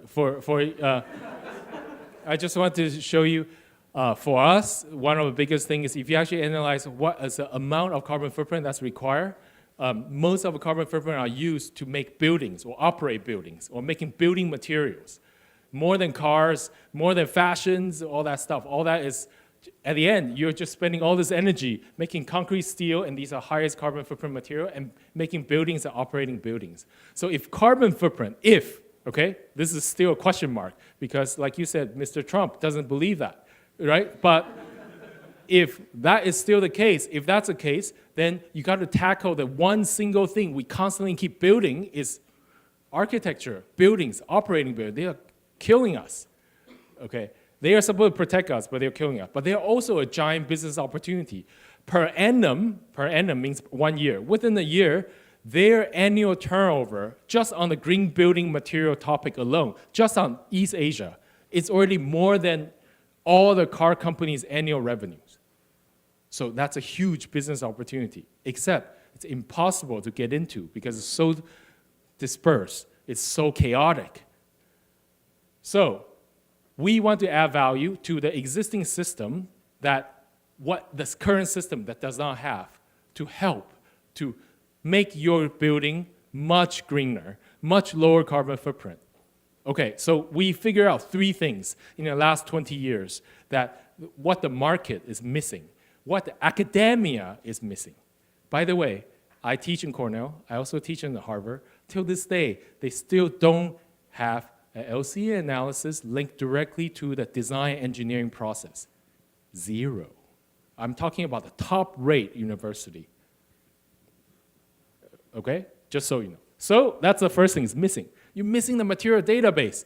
You have all kinds of material data created by DuPont, 3M, but you don't have material from all the stuff you throw away. You don't have a database for that. You also don't have a way for you to actually make the drawing into weight.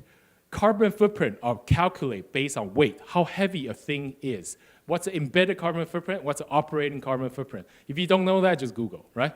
Okay. And then, so there's no data that's doing that. Okay. No software, there's no algorithm that's actually combining them. There's no AI doing that. That's so annoying, yeah? The second thing is, look at this room. Nothing, nothing is really made from recycled material, yeah? Okay, so that's me. I see this as an opportunity, right? So you have to have a lot of existing product that pass all kinds of safety certifications, fire, durability, etc. The third thing is you want to enable local recycling. But right now, waste management, we call it waste management. Waste management, the places that has waste management is very few. Even United States do not have waste management in most cities. New York City, which I'm most familiar with, just started their first municipal recycling plant. This is so sad, yeah, okay? So Taiwan, unfortunately, or fortunately, we have a very weird ecosystem because we have lots of remanufacturing, we have lots of manufacturing, and we have no resources in Taiwan. And we have lots of smart people, lots of machinery. And we have a culture of thrift. Just look at your parents, look at your grandparents. 很省钱, right?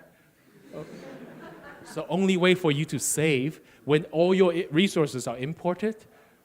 What? You use trash.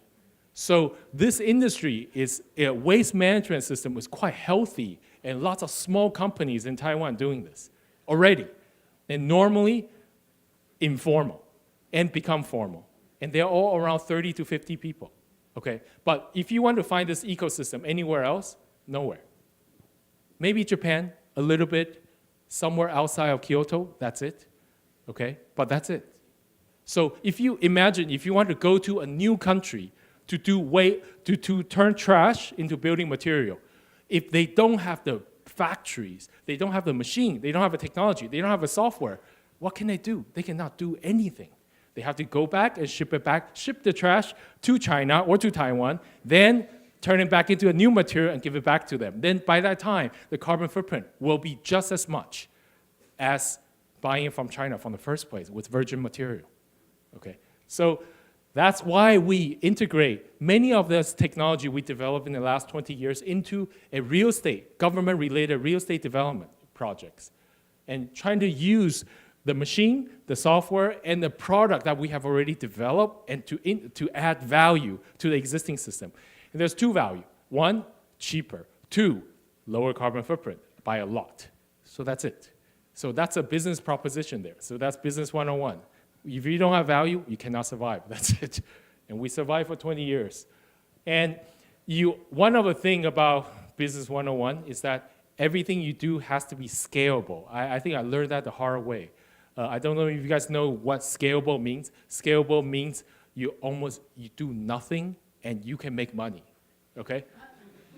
Okay, so what that means is, for example, if I deliver a copy machine into a company, every copy I make $1.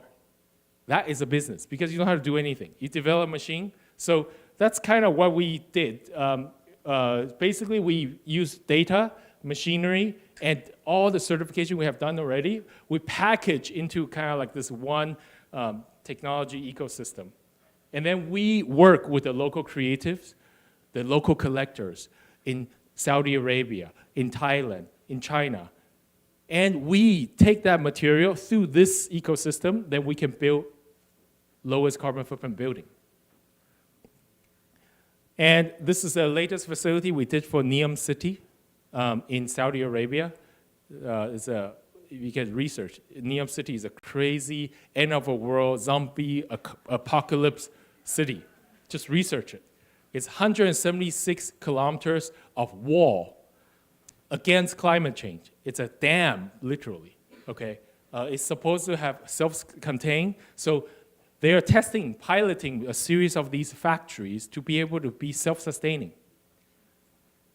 The other one is welcome to come to our Taipei office. We have a small factory there, okay? It's actually a series of robotics and data, AI cameras that you're able to take trash and within minutes, you're able to transform trash into a product that you actually willing to pay for.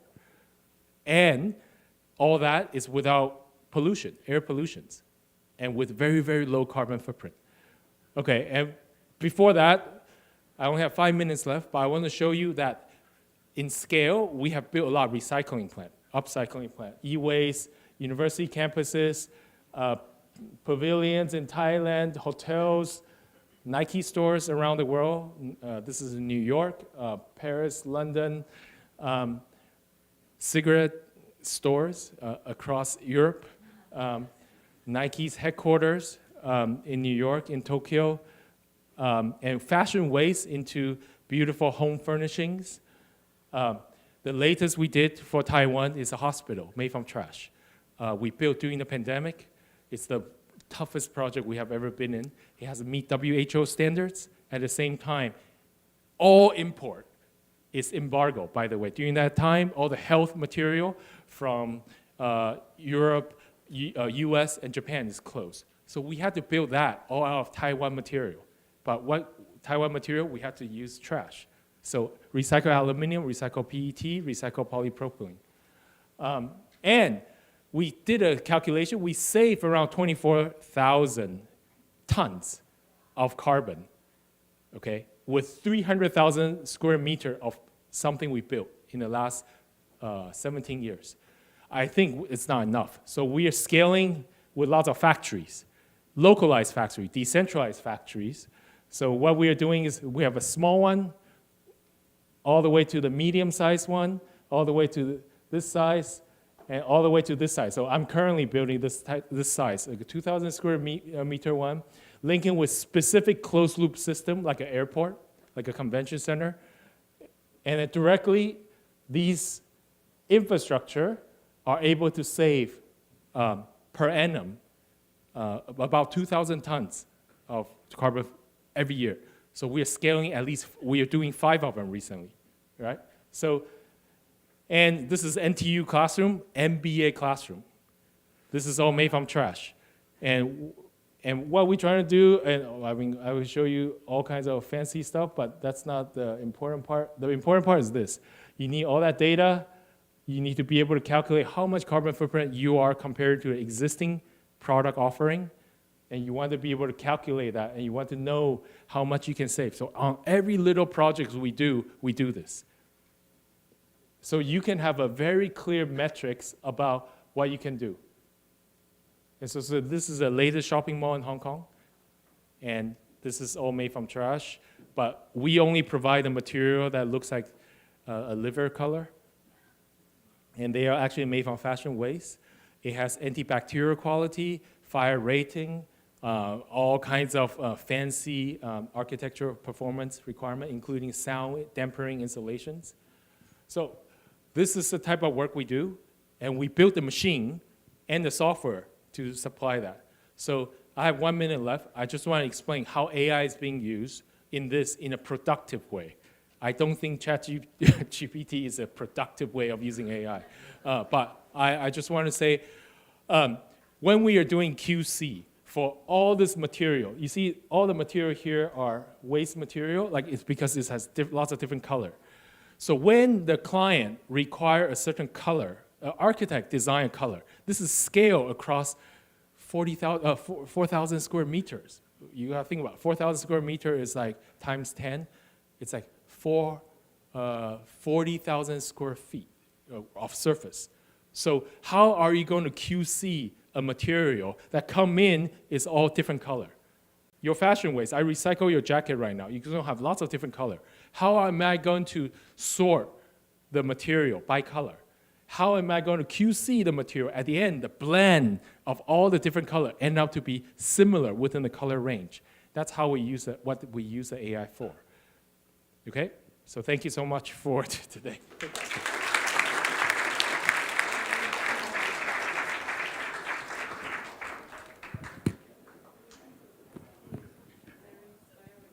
Okay, the last talk in the session is from Professor Curtis Pei.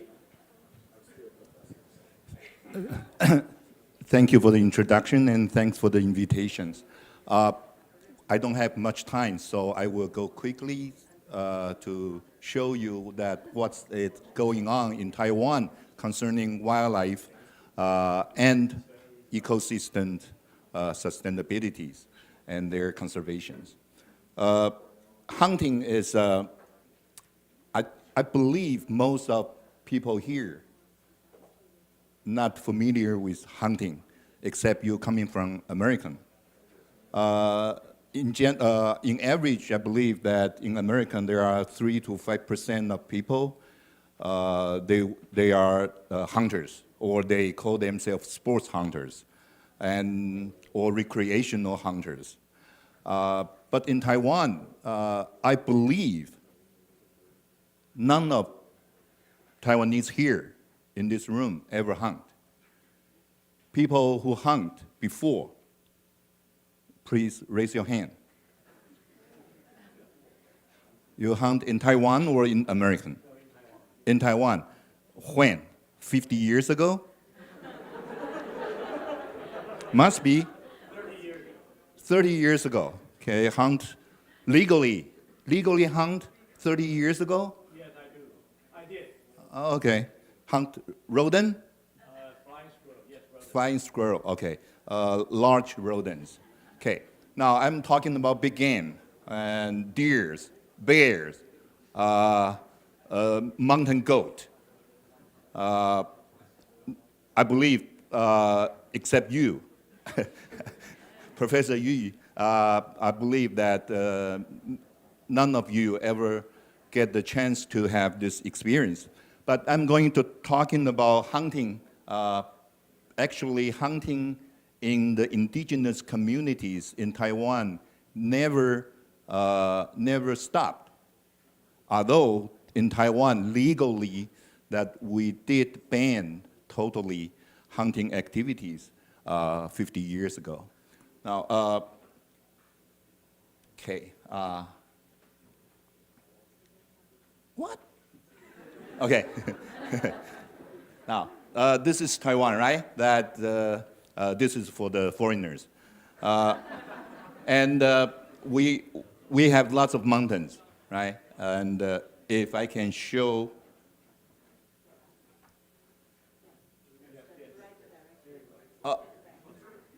Okay, now, okay. So we have mountains and lots of mountains. And we are actually here, right, in Taipei. So pretty much away from the big mountains. But we have two major mountain range. One is so-called Central Mountain Range. This is the most big mountains, and more than 100 mountain peaks is higher than 3,000 meters. So this is, so we are living in the mountain islands, right? And we do, and there's another much smaller mountain range. It's on the coastal, it's on the east coast. This is the coastal mountain range. It's much lower. The highest point is only 1,500 meters above the sea level. But these two mountain range are pretty much not occupied, but by the indigenous people in Taiwan before the modern government or before the modern societies. Okay. Before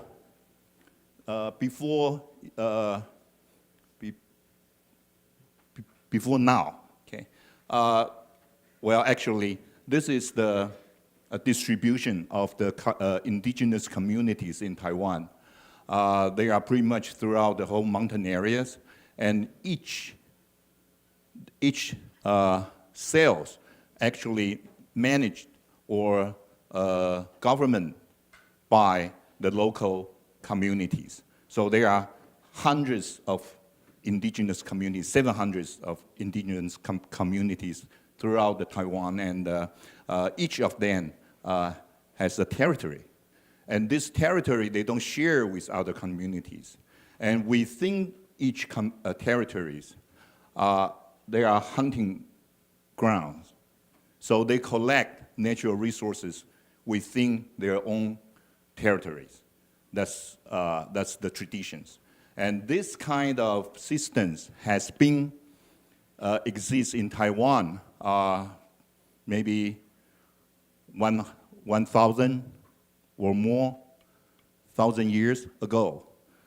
This kind of management, mountain management system has been existing in Taiwan for nearly, well, maybe more than 1,000 years. So it is a long systems and a very old systems that to manage the natural resources in the mountain areas. But today, our government is telling us that it's difficult to manage the natural resources in the mountain areas, only because the modern government is not accepting or learning from the traditions. Actually, that, as I just mentioned, these systems, this kind of management systems, the small territory management systems has been existing for a long time, and the natural resources or the wildlife resources, more particularly speaking, that never been exhausted, and until today. So, so let's take a look of the modern governments, how we do the wildlife management. In 1949, the Taiwanese government, the ROC government, came to Taiwan and started to implement the Hunting Act for sports and the recreational hunting, just like in the U.S. Very similar. The regulation is very similar, like in U.S. or in Europe and in Japan. So it's Hunting Act for sports and recreational hunting management since 1949. In 1973, Hunting Act was suspended and hunting was totally banned in Taiwan. So people who born after 1973 never heard, never get the chance to hunt because we have total ban. We have total hunting ban since 1973. And 1989 Hunting Act was replaced by the Wildlife Conservation Act, which is the present wildlife management tool, legal tool is Wildlife Conservation Act. However, that in that act, indigenous ceremonial hunting was recognized by the government and by the societies. So they get the special permit. They can hunt specifically for ceremonial, traditional ceremonies. And this has been included in the Wildlife Conservation Act since 1989. So Wildlife Conservation Act replaced the Hunting Act. And the hunting still banned for Han Chinese. But for indigenous people, they can do specific hunting for traditional ceremonies. Okay? So no recreational hunting, no sports hunting, still.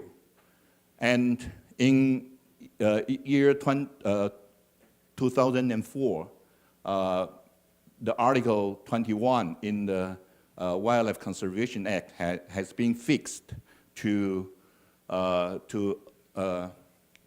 meet with the traditions of the indigenous culture. So it has been fixed once in 2004. And it is still today that indigenous people can get a special hunting permit for traditional ceremonies. But as I just mentioned that even during 1973, even after 1973, we have total hunting ban in Taiwan. But indigenous people, they continue practice their daily hunting activities in the mountains, mainly because we don't have enough manpower to do close management, and which means that no legal force to implement the hunting ban in the mountain areas. Now, in 2016, the President Tsai Ing-wen officially apologized to the indigenous communities representing our government.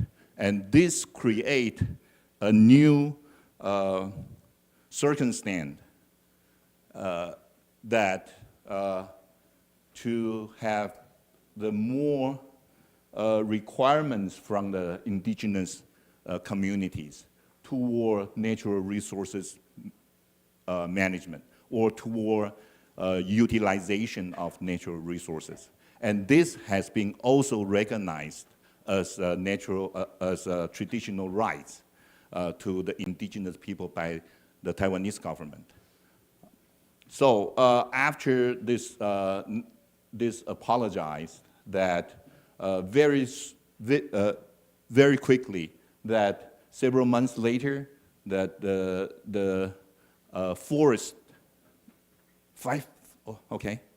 the forest management authorities initiate a series of the indigenous hunting management projects to expand or to increase the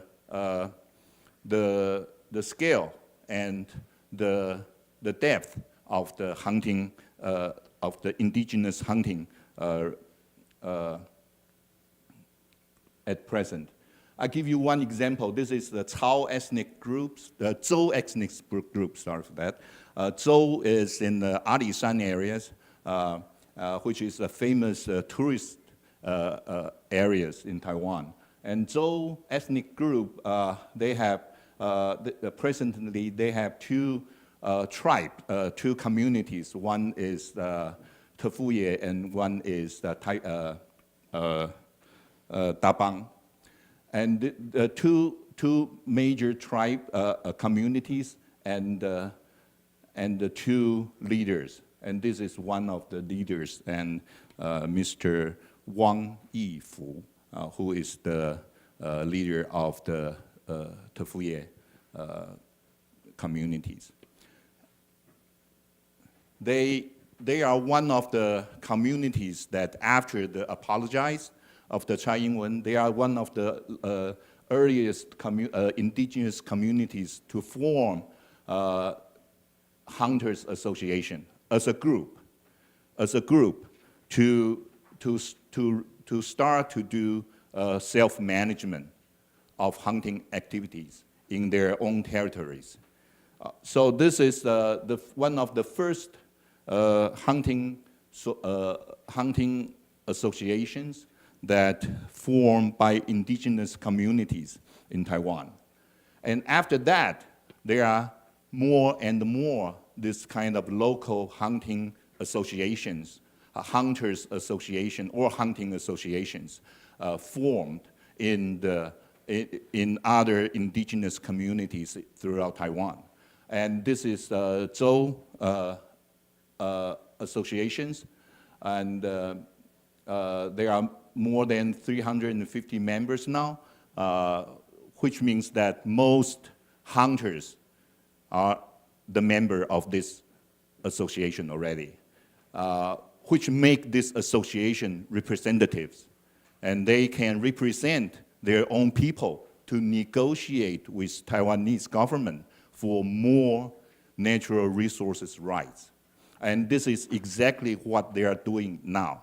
So forming modern societies help the indigenous communities to negotiate or dialogue with the government, and which I believe this is a good development, that we can have more management or more scientific information collected.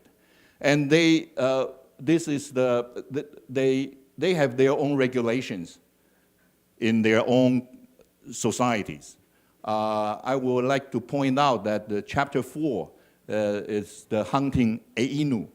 Einu is in Zhou language, means moral standard or social norm or taboos or something you should not do.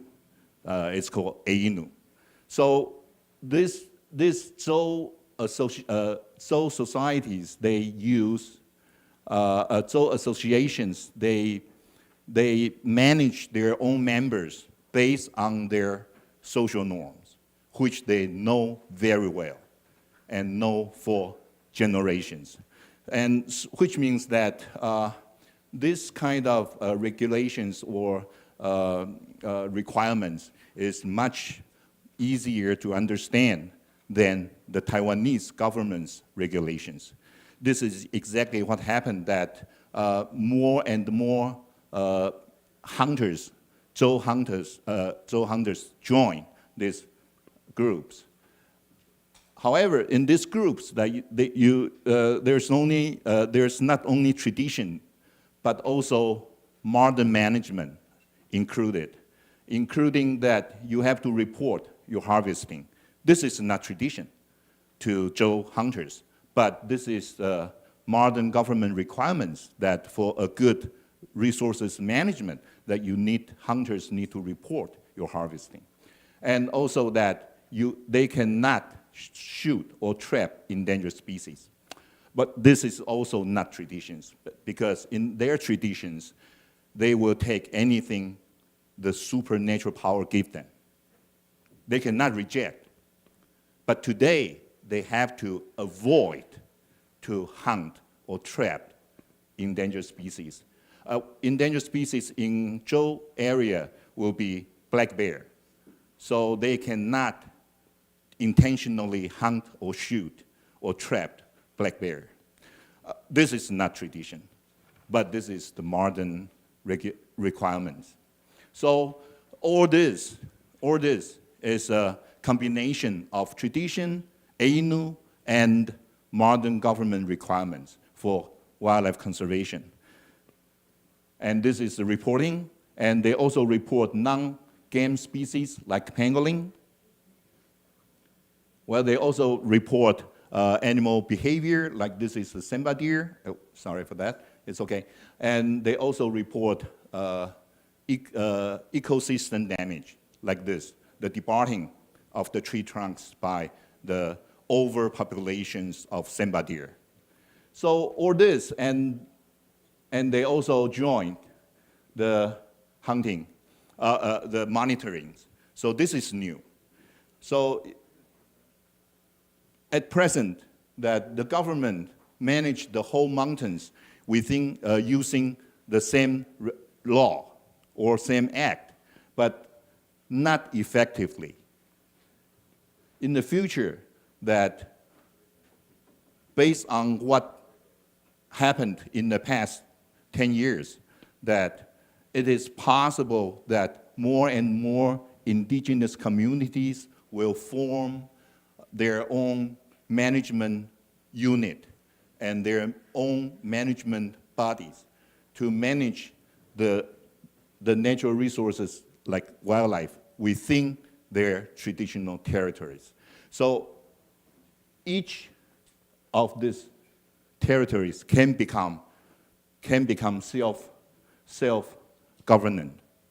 And when this day comes, I believe that the natural resources management in Taiwan will be much, much more scientific and much more effectively, but compared to the present situation that based on the central government management. Thank you.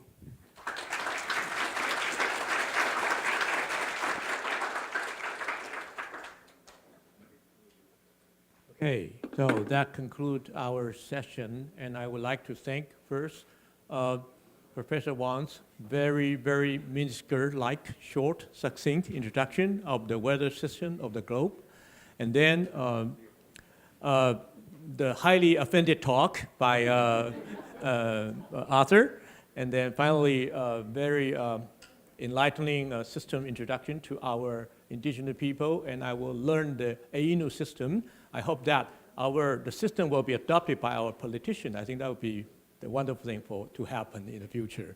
Okay. Okay. So we should stop to break, right? Yes. Okay. We'll come back when.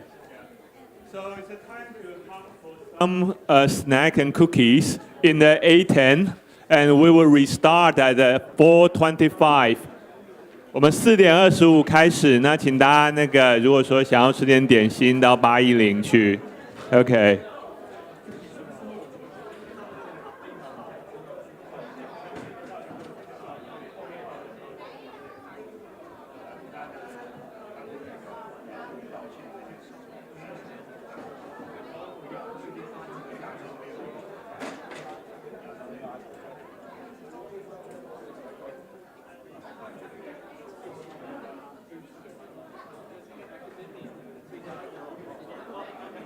看到。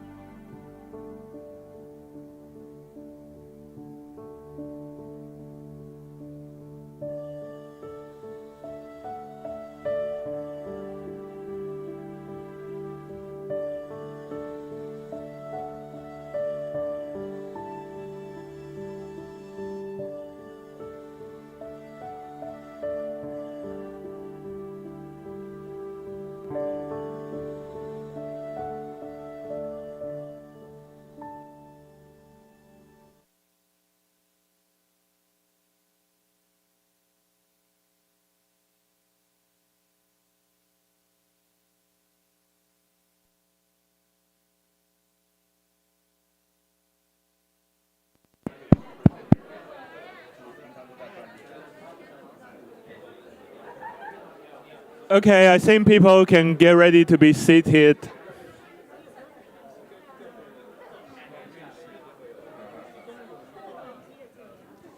Like 各位同学和那个来宾，请那个准备就座。Yeah, for panelists.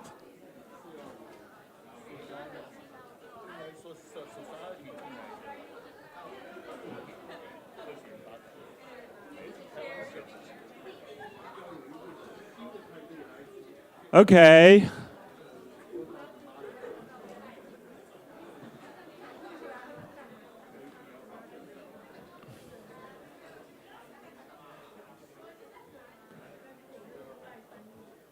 Okay, let's try to end this forum as well as it started. So, very excited to have this is the last panel discussion after the 3 very stimulating and soul-provoking talks. So yeah, I'll just hand it to the moderator.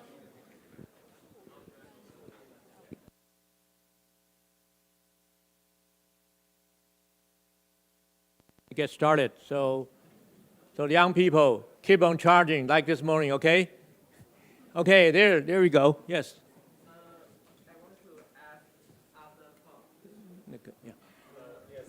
I'm Cai Pingyu in Wulin Senior High School from Taoyuan. You say you change trash into architecture material. I'm interested in what kind of trash you use and how it works.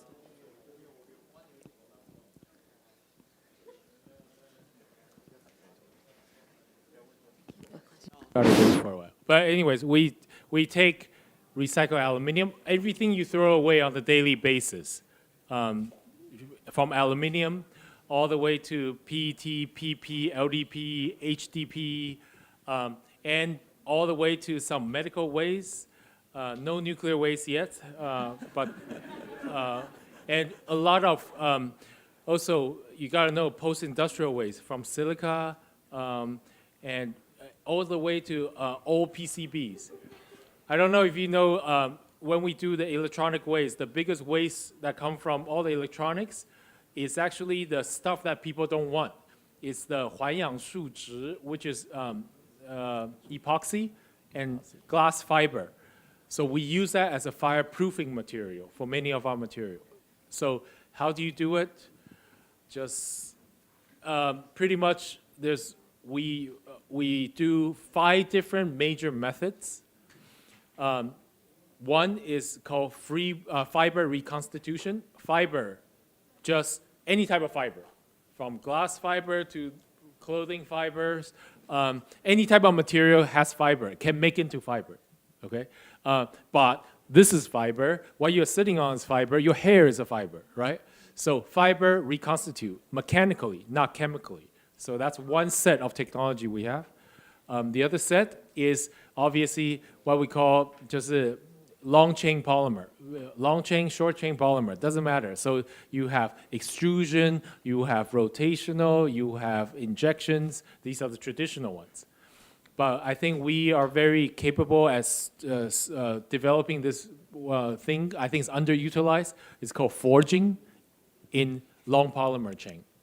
Forging, you just add pressure. Again, not chemical, okay? So a lot of pressure. So you want to squeeze as much pressure into a thing as possible. It generates heat naturally already. This is one way for us to, the one that you will see in the Songyan small factory is using a forging method. That's why it doesn't have air pollution. That's why it uses very low energy. You can use air con energy, you can produce a lot of material. Rather than heating up the material, then making it melt, and then squeezing it into all kinds of different form, okay? The last one is a more traditional way of making these material, which are actually just heating up and throwing it as aggregates. It's called thermal setting, and which is like every material. By the way, fake marble countertop, marble is made this way. It just lots of heat and lots of pressure. We prefer not to use this type of method or make. Prefer not to. But unfortunately, in architecture, still uses a lot. Okay. Thank you. Any more? Oh, yes, please. Over there.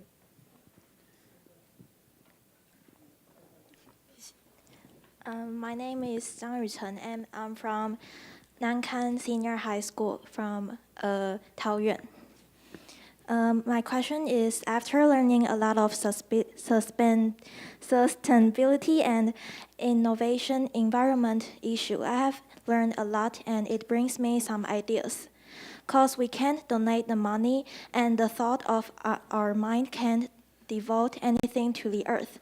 So I'm wondering students like us can do what kind of things to reduce carbon emissions to protect the earth environment.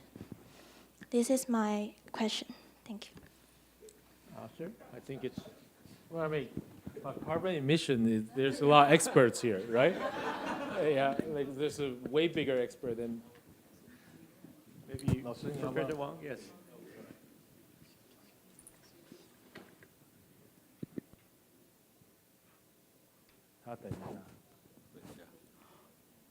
Oh, yeah. Okay, well, that's actually a very nice, but also a very big question. A lot of people think that they cannot really do too much, but indeed, I think the most important really is to, for the carbon reduction or the emission reduction of all these greenhouse gases, is to build up an attitude. As long as the whole population have this attitude that we need to reduce the carbon dioxide, then there should be a way that people will find out. In fact, myself and Professor Xiaodai Ji, we just published a paper called The Way to Net Zero. Essentially, we are proposing a whole set of strategy to achieve these net zero in 2050 with a lot of quantitative analysis that went into this book. It is written in Chinese, of course, but it's published by Research Center for Environmental Changes of Academia Sinica, 中研院环变中心. So it's not for sale. It's but we have a site you can download the whole documents. So if you're interested, just visit our center site, and you will see the book, the whole book there. So inside the book, we laid out a very detailed path how to achieve these things. At 1 year, you do this, you do that, and together with the regulations. So there are a lot of policies go into it. So you not only have technical capability, you need a lot of technologies. You also need a lot of policies. There are political tools you can use, like carbon tax, and like a lot of enforcement through international communities. So these are all the pressures you need to do. But really, up in the process of summarizing all these findings, what we find out is really the most important thing is what people really want to do. So if there is a majority of people say this is really something we need to do, then there must be some way. And so one of the interesting story I can tell is that like 4 years ago, I was responsible for this national program called the Deep Decarbonization of Taiwan. And I was the PI for that project. And during the process, I invited one of the experts from Japan. She was doing this programming for almost 30 years. And so she gave a talk, and what they do is, of course, even 30 years ago, they have to assume what the society will become 30 years later. And so that they say we can use this technology to cut down the carbon dioxide emission.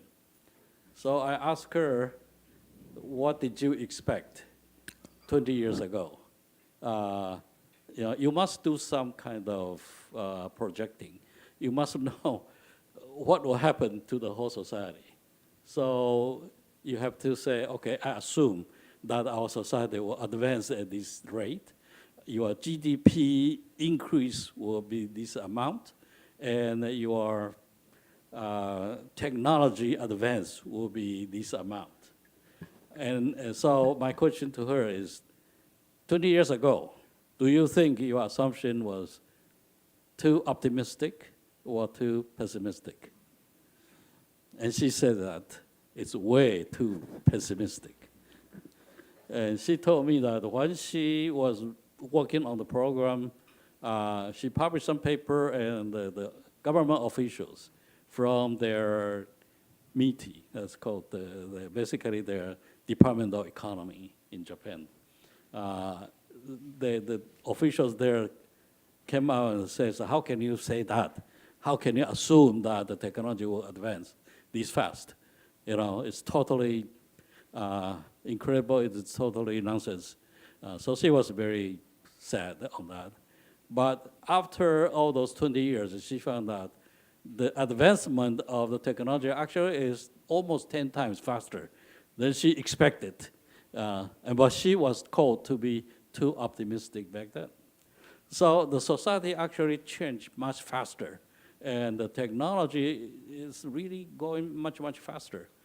Just imagine that the computing power on your cellular phone is much better than the computer we had when I was a student. The whole school. So nobody can expect that.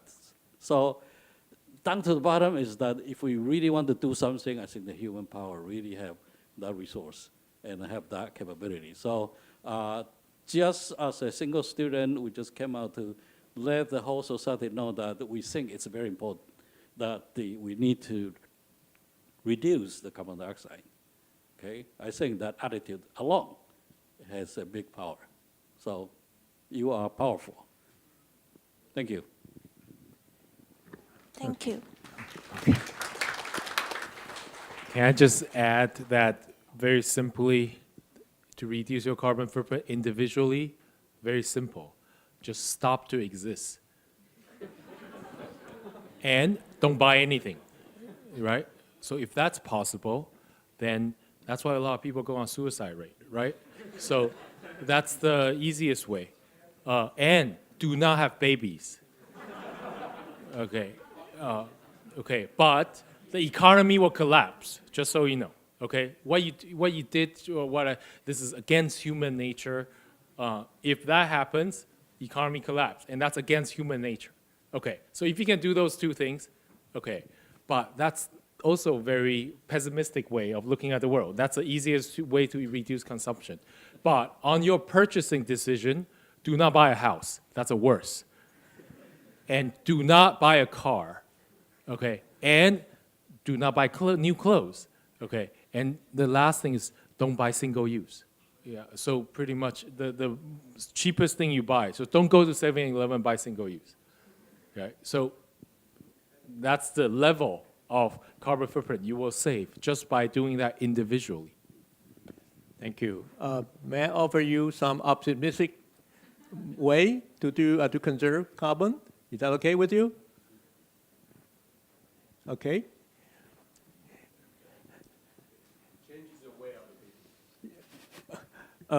So it's okay, right? I can do that. I can offer you some options. Can I? Okay. Yes. Okay. So we have issued recently in our newspaper, right? It's saying that Taiwan has a bad image. What bad image? Do you know? No. Our traffic is terrible, right? Mm-hmm. So think about this. So what traffic is terrible? What do you think? What part of traffic you think is the most terrifying to you? Motorcycle, right? Yes. So think about motorcycle. How are you going to tell them you stop riding motorcycle?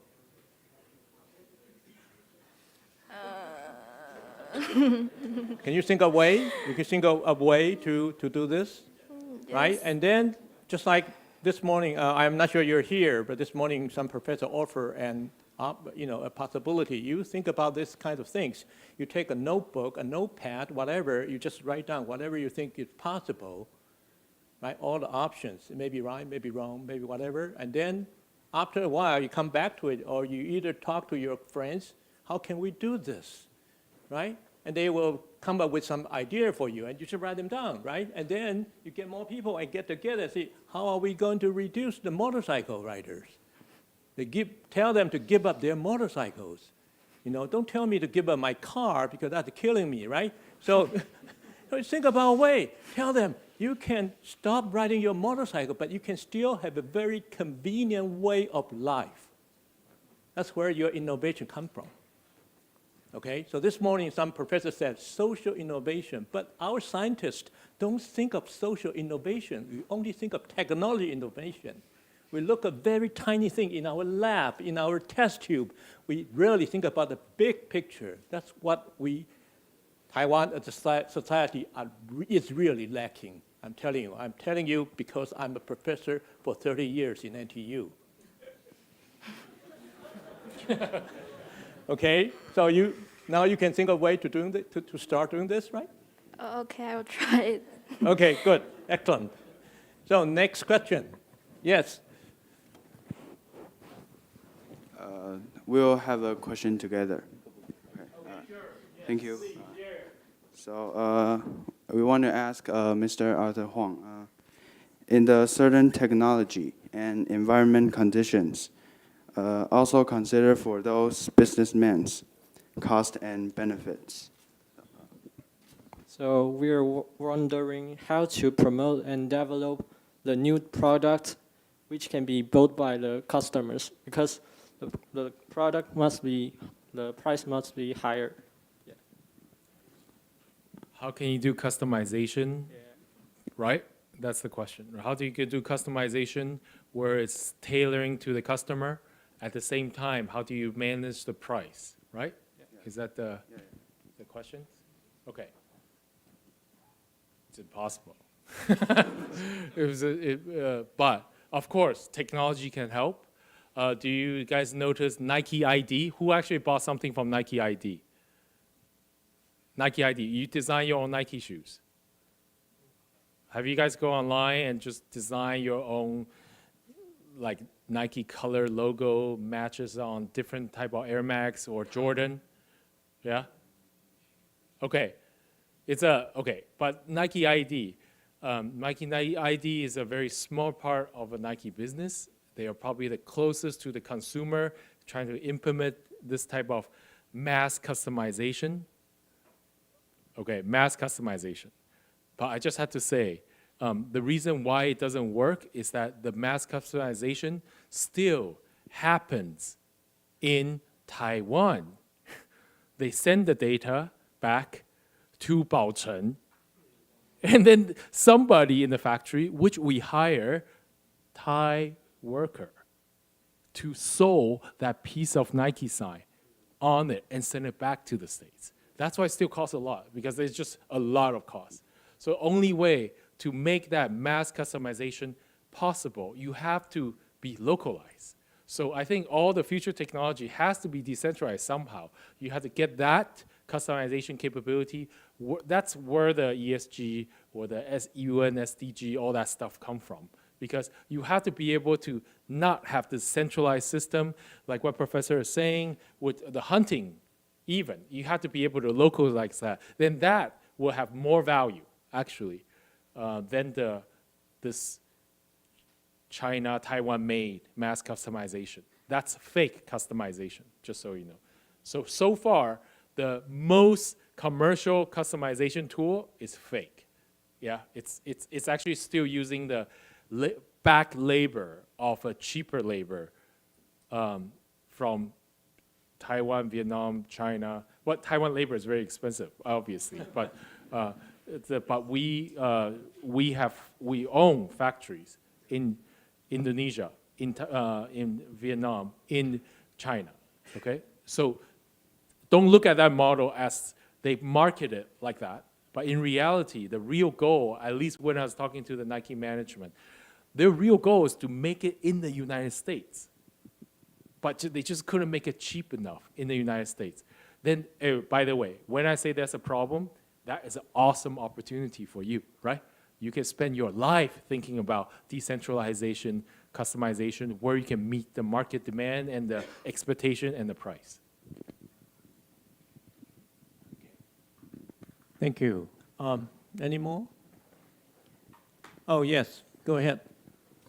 I'm Lin Wei Chen from Wulin Gaozhong in Taoyuan, and I'm asking because recently there's a kind of biodegradable materials called polylactic acid, and it's common use in our daily life. But the structure is easy to be break when it's recycling. So if it is really common use in our real life and everybody is using this, then how the company survive in these circumstances? POA. If lots of people use POA, who will survive? In the company, your company. Oh. By the way, do you know we work with the owner of POA? The owner of POA is Global Chemical, GC. PTTGC, it's just research, right? PTTGC is owned by the Thai king, yeah? Thailand's king. They own a lot of the corn stalks, a genetically modified corn from United States, okay? Natural Works is the POA's biggest supplier. It's a Canadian, U.S., they bought it from Monsanto's. Okay, so just so you know, that's the whole story behind POA. Another thing is, POA doesn't degrade. Do you know that? Anyone who's in the chemistry here, POA doesn't degrade naturally, okay? It has a polylactic acid chain, doesn't degrade naturally. It takes at least 50 degrees Celsius at a certain pressure and certain bacteria present.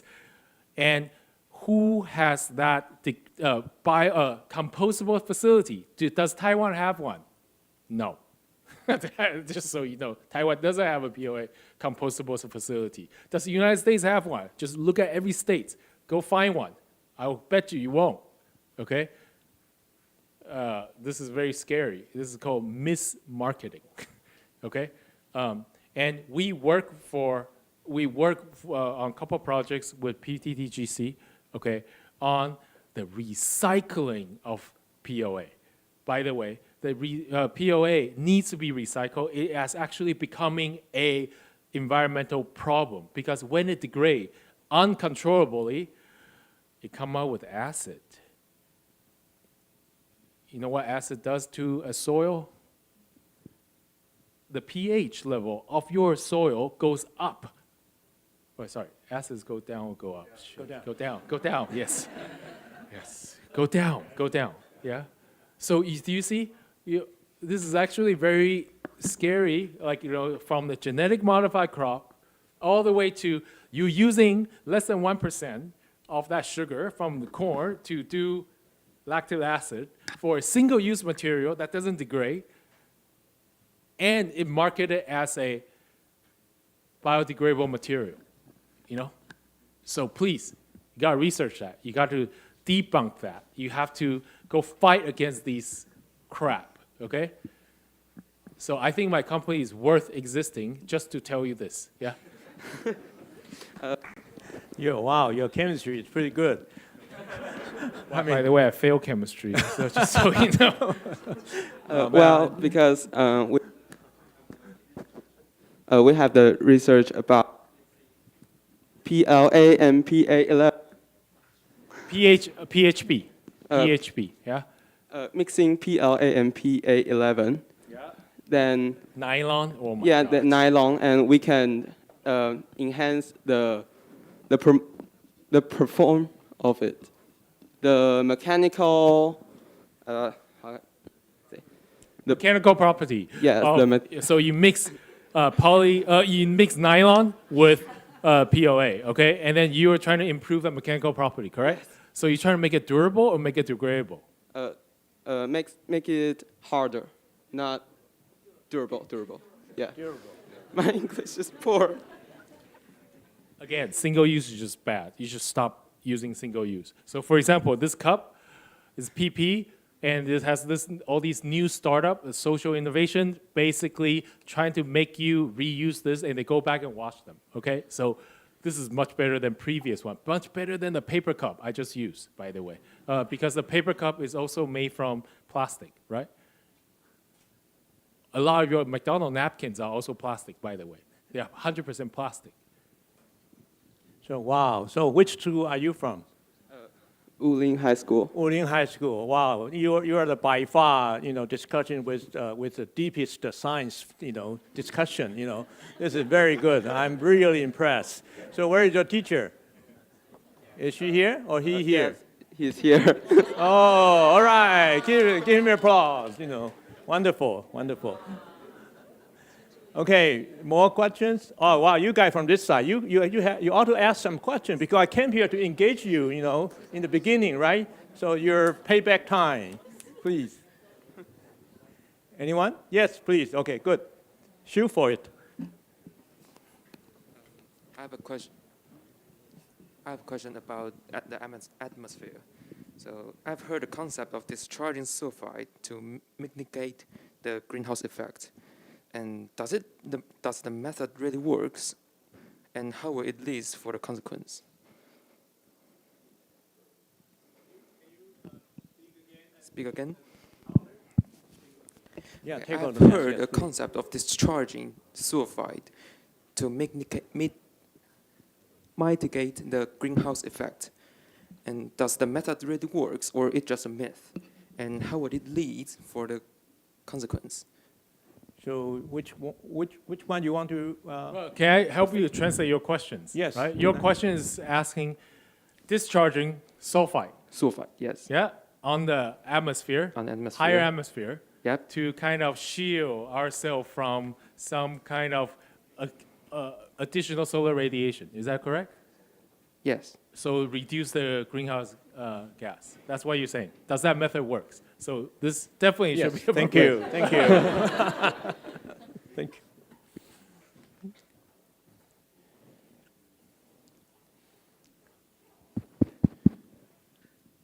Okay, well, thank you for shifting the burden.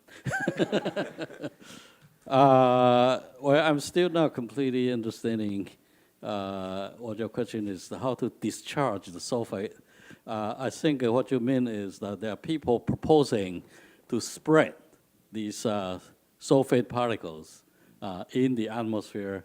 So in other words, it is called the sulfate aerosol in the atmosphere so that it cut down the solar radiation. I personally will be against that kind of methods because sulfate particle in the atmosphere is actually rather dangerous. People only think about a single radiation effect, meaning that you spray all those aerosol particles, it will stop the radiation. But they probably didn't consider that aerosol particles, particularly sulfate, is a very powerful agent of producing clouds. It's a cloud agent, or we call the CCN. It's called cloud condensation nuclei. So a lot of people think that the cloud just formed when water vapor becomes saturated, and they immediately, bingo, becomes clouds. It's not so simple. Actually, there is a process called the nucleation. So you need some kind of particles, like sulfate or like nitrate or some other particles to form cloud particles. Some of these particles form water drops, so small water drops. Some of the particles form ice particles. So high clouds, like a cirrus cloud, they are ice. And they exist like in 6,000 meters or above. Then sulfate particles the most popular one is the ammonium sulfate. They form low clouds. So the thing is that you never know, because these days we already have a lot of these sulfate particles as air pollutants in the surface. And just that air pollution aspect is really bad enough.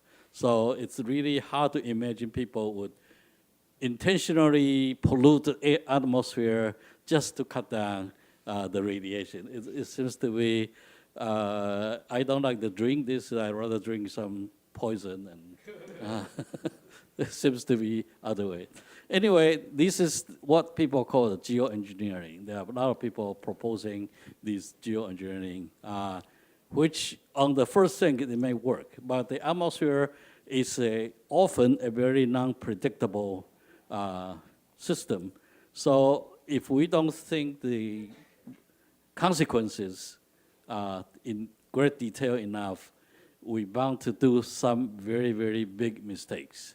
And humans are known to make a lot of these mistakes that we don't even expect before. And so geoengineering may be effective, but it could be very deadly at the end. Something like that can happen. So before we really engage in any kind of activity like that, like seeding the cloud and making artificial cloud, or making another aerosol, or whatnot, I think we have to really think very carefully before we do it. Okay, I was just informed the time is up, but before we go, we must ask a question for Professor Pei. So anyone has a question about Aborigine people and hunting? Yes, okay, yes, please. Okay, good, excellent.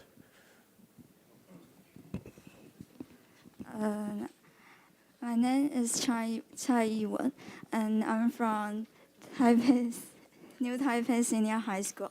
I would like to ask Dr. Pei, you just mentioned the hunting in your report. So I wanted to know your thoughts about hunting, if you support it or not. Thank you. Yeah, did you support it or not? Supported by whom? Hunting. Hunting by the government? You Yeah. mean so what's the attitude of the government really, about hunting? Of which government? Well, hunting in the indigenous ground, even the areas you are familiar with, like Alishan, is an ongoing activities in the past 50 years or thousands of years, never stop. So it is an existing fact. What the government recognizing today is only just so-called, how you say that, 除罪化, is legalized the hunting activities by the indigenous people. So yes, the government is supporting. And why? First, because they are existing. So without recognition of these activities, that you cannot do any management. That's one thing. And second thing is that the hunting in the indigenous areas, territories, has been going on for thousands of years, and it shows that it is sustainable. And when we are talking about the sustainability today, and we believe, at least I believe, that we can learn something from the indigenous communities and their ancestors. So, so that's one thing that's one good reason for me to support the continued hunting in the indigenous communities, and to carry on, and also to pass down the traditional knowledge, the local knowledge, and using the local knowledge to help, like just mentioned, the localized management, localize the conservation activities, localize the sustainabilities. And I believe this is good for Taiwan because Taiwan is so fragmented because of the mountains. So using one government to control everything or to manage everything is not going to work. And I believe that this decentralized natural resources management will be good things to the future of Taiwan. May I, before we go, I think this is an important issue, and I would like to offer something I know, because indigenous people, well, this is my time. My time just up, not yours, okay? So the indigenous people, the relationship between the indigenous people and the Han Chinese is very complicated. There is a book written by an American scholar called Outcast of the Empire. He was talking about the Aborigine people and indigenous people of Taiwan during the Japanese rules, okay? If you read that book, you will have a much deeper understanding of how the Aborigine people have been treated in the past. Unless you understand that, you cannot really understand how are you going to manage the hunting for them, okay? So that's what I learned when I read that book. It's a very touching book. You should read it. It's very, very touching and very, very revealing. Yes, yes. Okay, so that's it. I think that should conclude our today's program. And I thank again for our three excellent speakers. And thank you all.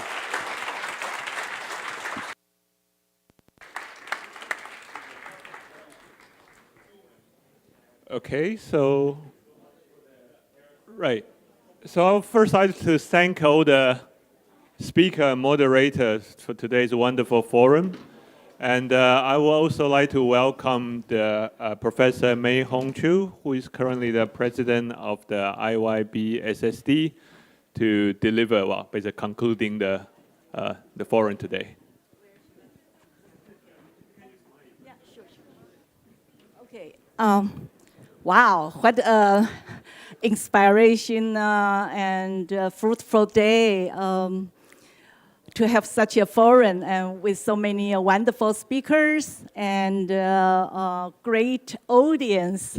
I'm so touched by your performance. I mean, all these students, some of them have been here since this morning. That means 7 hours in English. Yeah, listen to the English talk. And yeah, amazing. Yeah, amazing. And some of them came this afternoon. And all of you have been outperformed this afternoon. And I was very touched.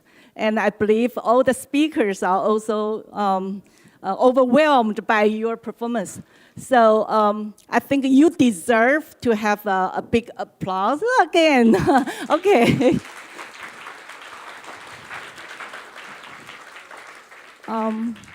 This morning, we started with the quality education and innovation. And this afternoon, we talk about the net zero science and technology. And then we end up with the ecological sustainability. Do you know these topics surrounded something in the center? What's the major element in the center? Human being, right? We live on the earth, and we only have one earth. We have very limited resources on this earth. And we are running out of the resources if we are not going to protect this earth. So I think I want you to take away, and same as all the speakers want to take away, I mean, for the students, you don't think you are a small piece of person on the earth. You are very important. Everybody has the responsibility to protect this world. And I think you have learned a lot from our great speakers today. I don't need to say anything more, but I really want you to take some message back, whatever they are. You just need to reflect. Before you go to the bed, you fall asleep to count the ships, how many ships are there. You reflect yourself. on these great talks you had today. So I think as the principal investigator of the IYBSSD in Taiwan, and also on behalf of the team, I would like to thank the National Science Technology Council for their full support, particularly the Luo Chuzhang, for many assistance in many ways, and those are highly appreciated. And also I'd like to thank AIT for this cooperation. And I think building this platform is very important. And as you can see, our participants, they are so engaged in today's activity. And also these distinguished speakers delivered wonderful talks for us to reflect upon. So thanks to AIT. And also I'd like to thank our special guest, delivered the inspiring talks, ranging from the local issues up to the global issues. And also the moderators try to stimulate our participants to give out very nice questions.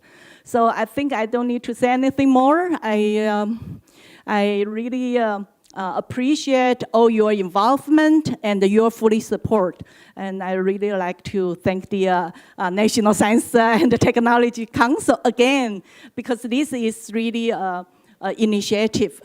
And as our talk is about their sustainability. So I hope this kind of interactive and cooperative work will be continued as a sustainable event. So I wish you a good health and enjoy your sustainable actions. Don't just know it, but act it out. I think the action is very important. Okay, so knowledge in use to protect the world. So thank you very much for your participation. Thank you.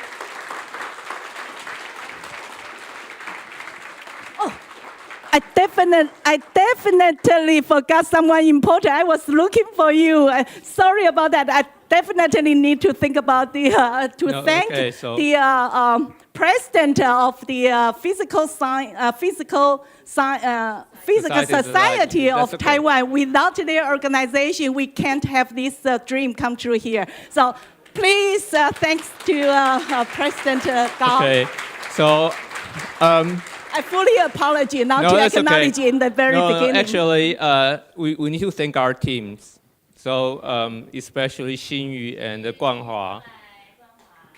Xinyu, Guanghua. Raise your hands, and so they are the master of this organization. And also we have a different staff for moving the furniture, keeping the time, and all the help. So we thank all of them and people from SPEC. And thank you very much. Thank you. So thank you. Sorry. Okay, so final act. So final act, we want to have a group photo again because we have a group photo in the morning, but there's different guests in the audience and different people. So we're gonna pass. I'm gonna speak in Chinese. 所以我们会有一些手牌，大家就是帮忙举，然后我们会从这边照下去。对，那旁边这2排座位的同学就到中间来。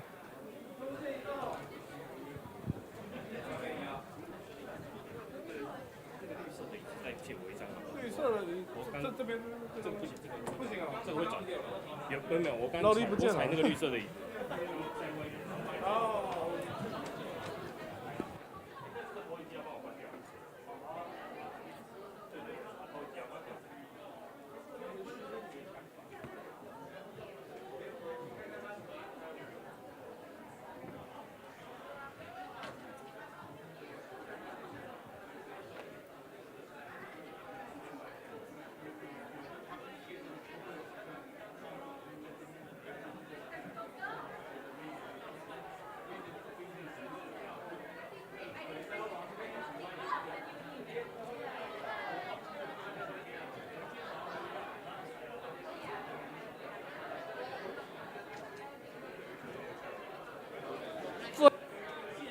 I want to.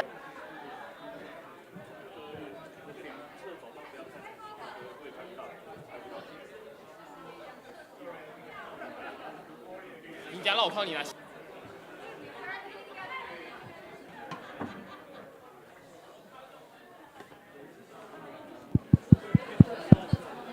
走道都不行哦，我们走道可能都没有办法入境，我们再往中间一点好吗？尤其是这一边的，尤其是这一边的，后面可以站没有问题，然后确保自己不要被挡住，因为我们有一些手举牌，可能我后面就会看不到，不要遮住后面的。OK， 好咯，要往这边移动一下，不好意思，这一边的朋友往中间一点点，谢谢。谢谢哦，这样可以。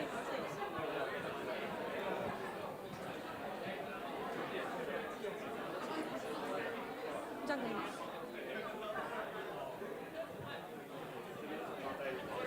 这边工作人员我们就进来中间，或是往后面移动。嘿，后面移动可以的。好，这样可以吗？这样可以吗？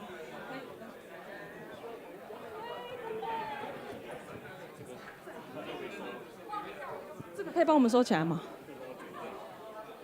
好，我们调整一下座位哈，稍等一下，不要被挡到哦，尤其是手举牌后面的同学。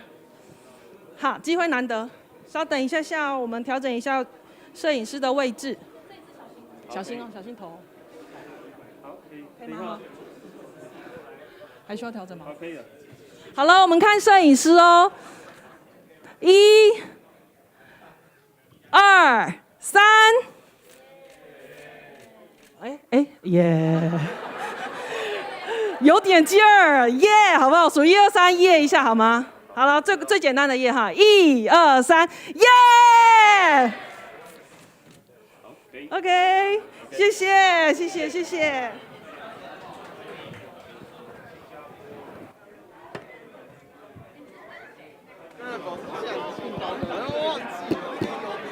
没有声音。有吗？我那个时候有。谢谢。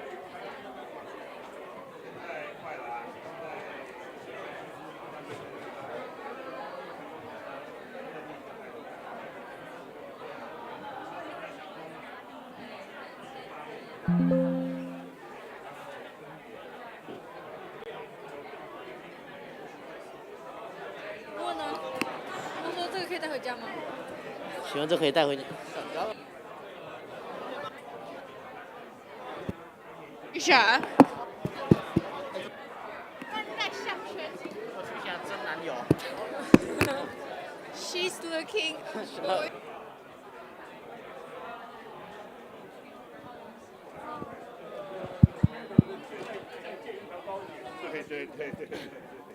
好，我相信。喂，那个同学不好意思，如果刚刚有用到我们循环杯的话，要记得还回去哦。刚好用到循环杯的同学，如果循环杯还在你身上的话，要记得还回到我们的餐饮区哦，谢谢。就要直接讲，循环杯要还回去，要用 command。好，循环杯要帮我还回去哦。有。各位同学，循环杯要还回多少？810吃饭的地方。哦，这。然后识别证在外面。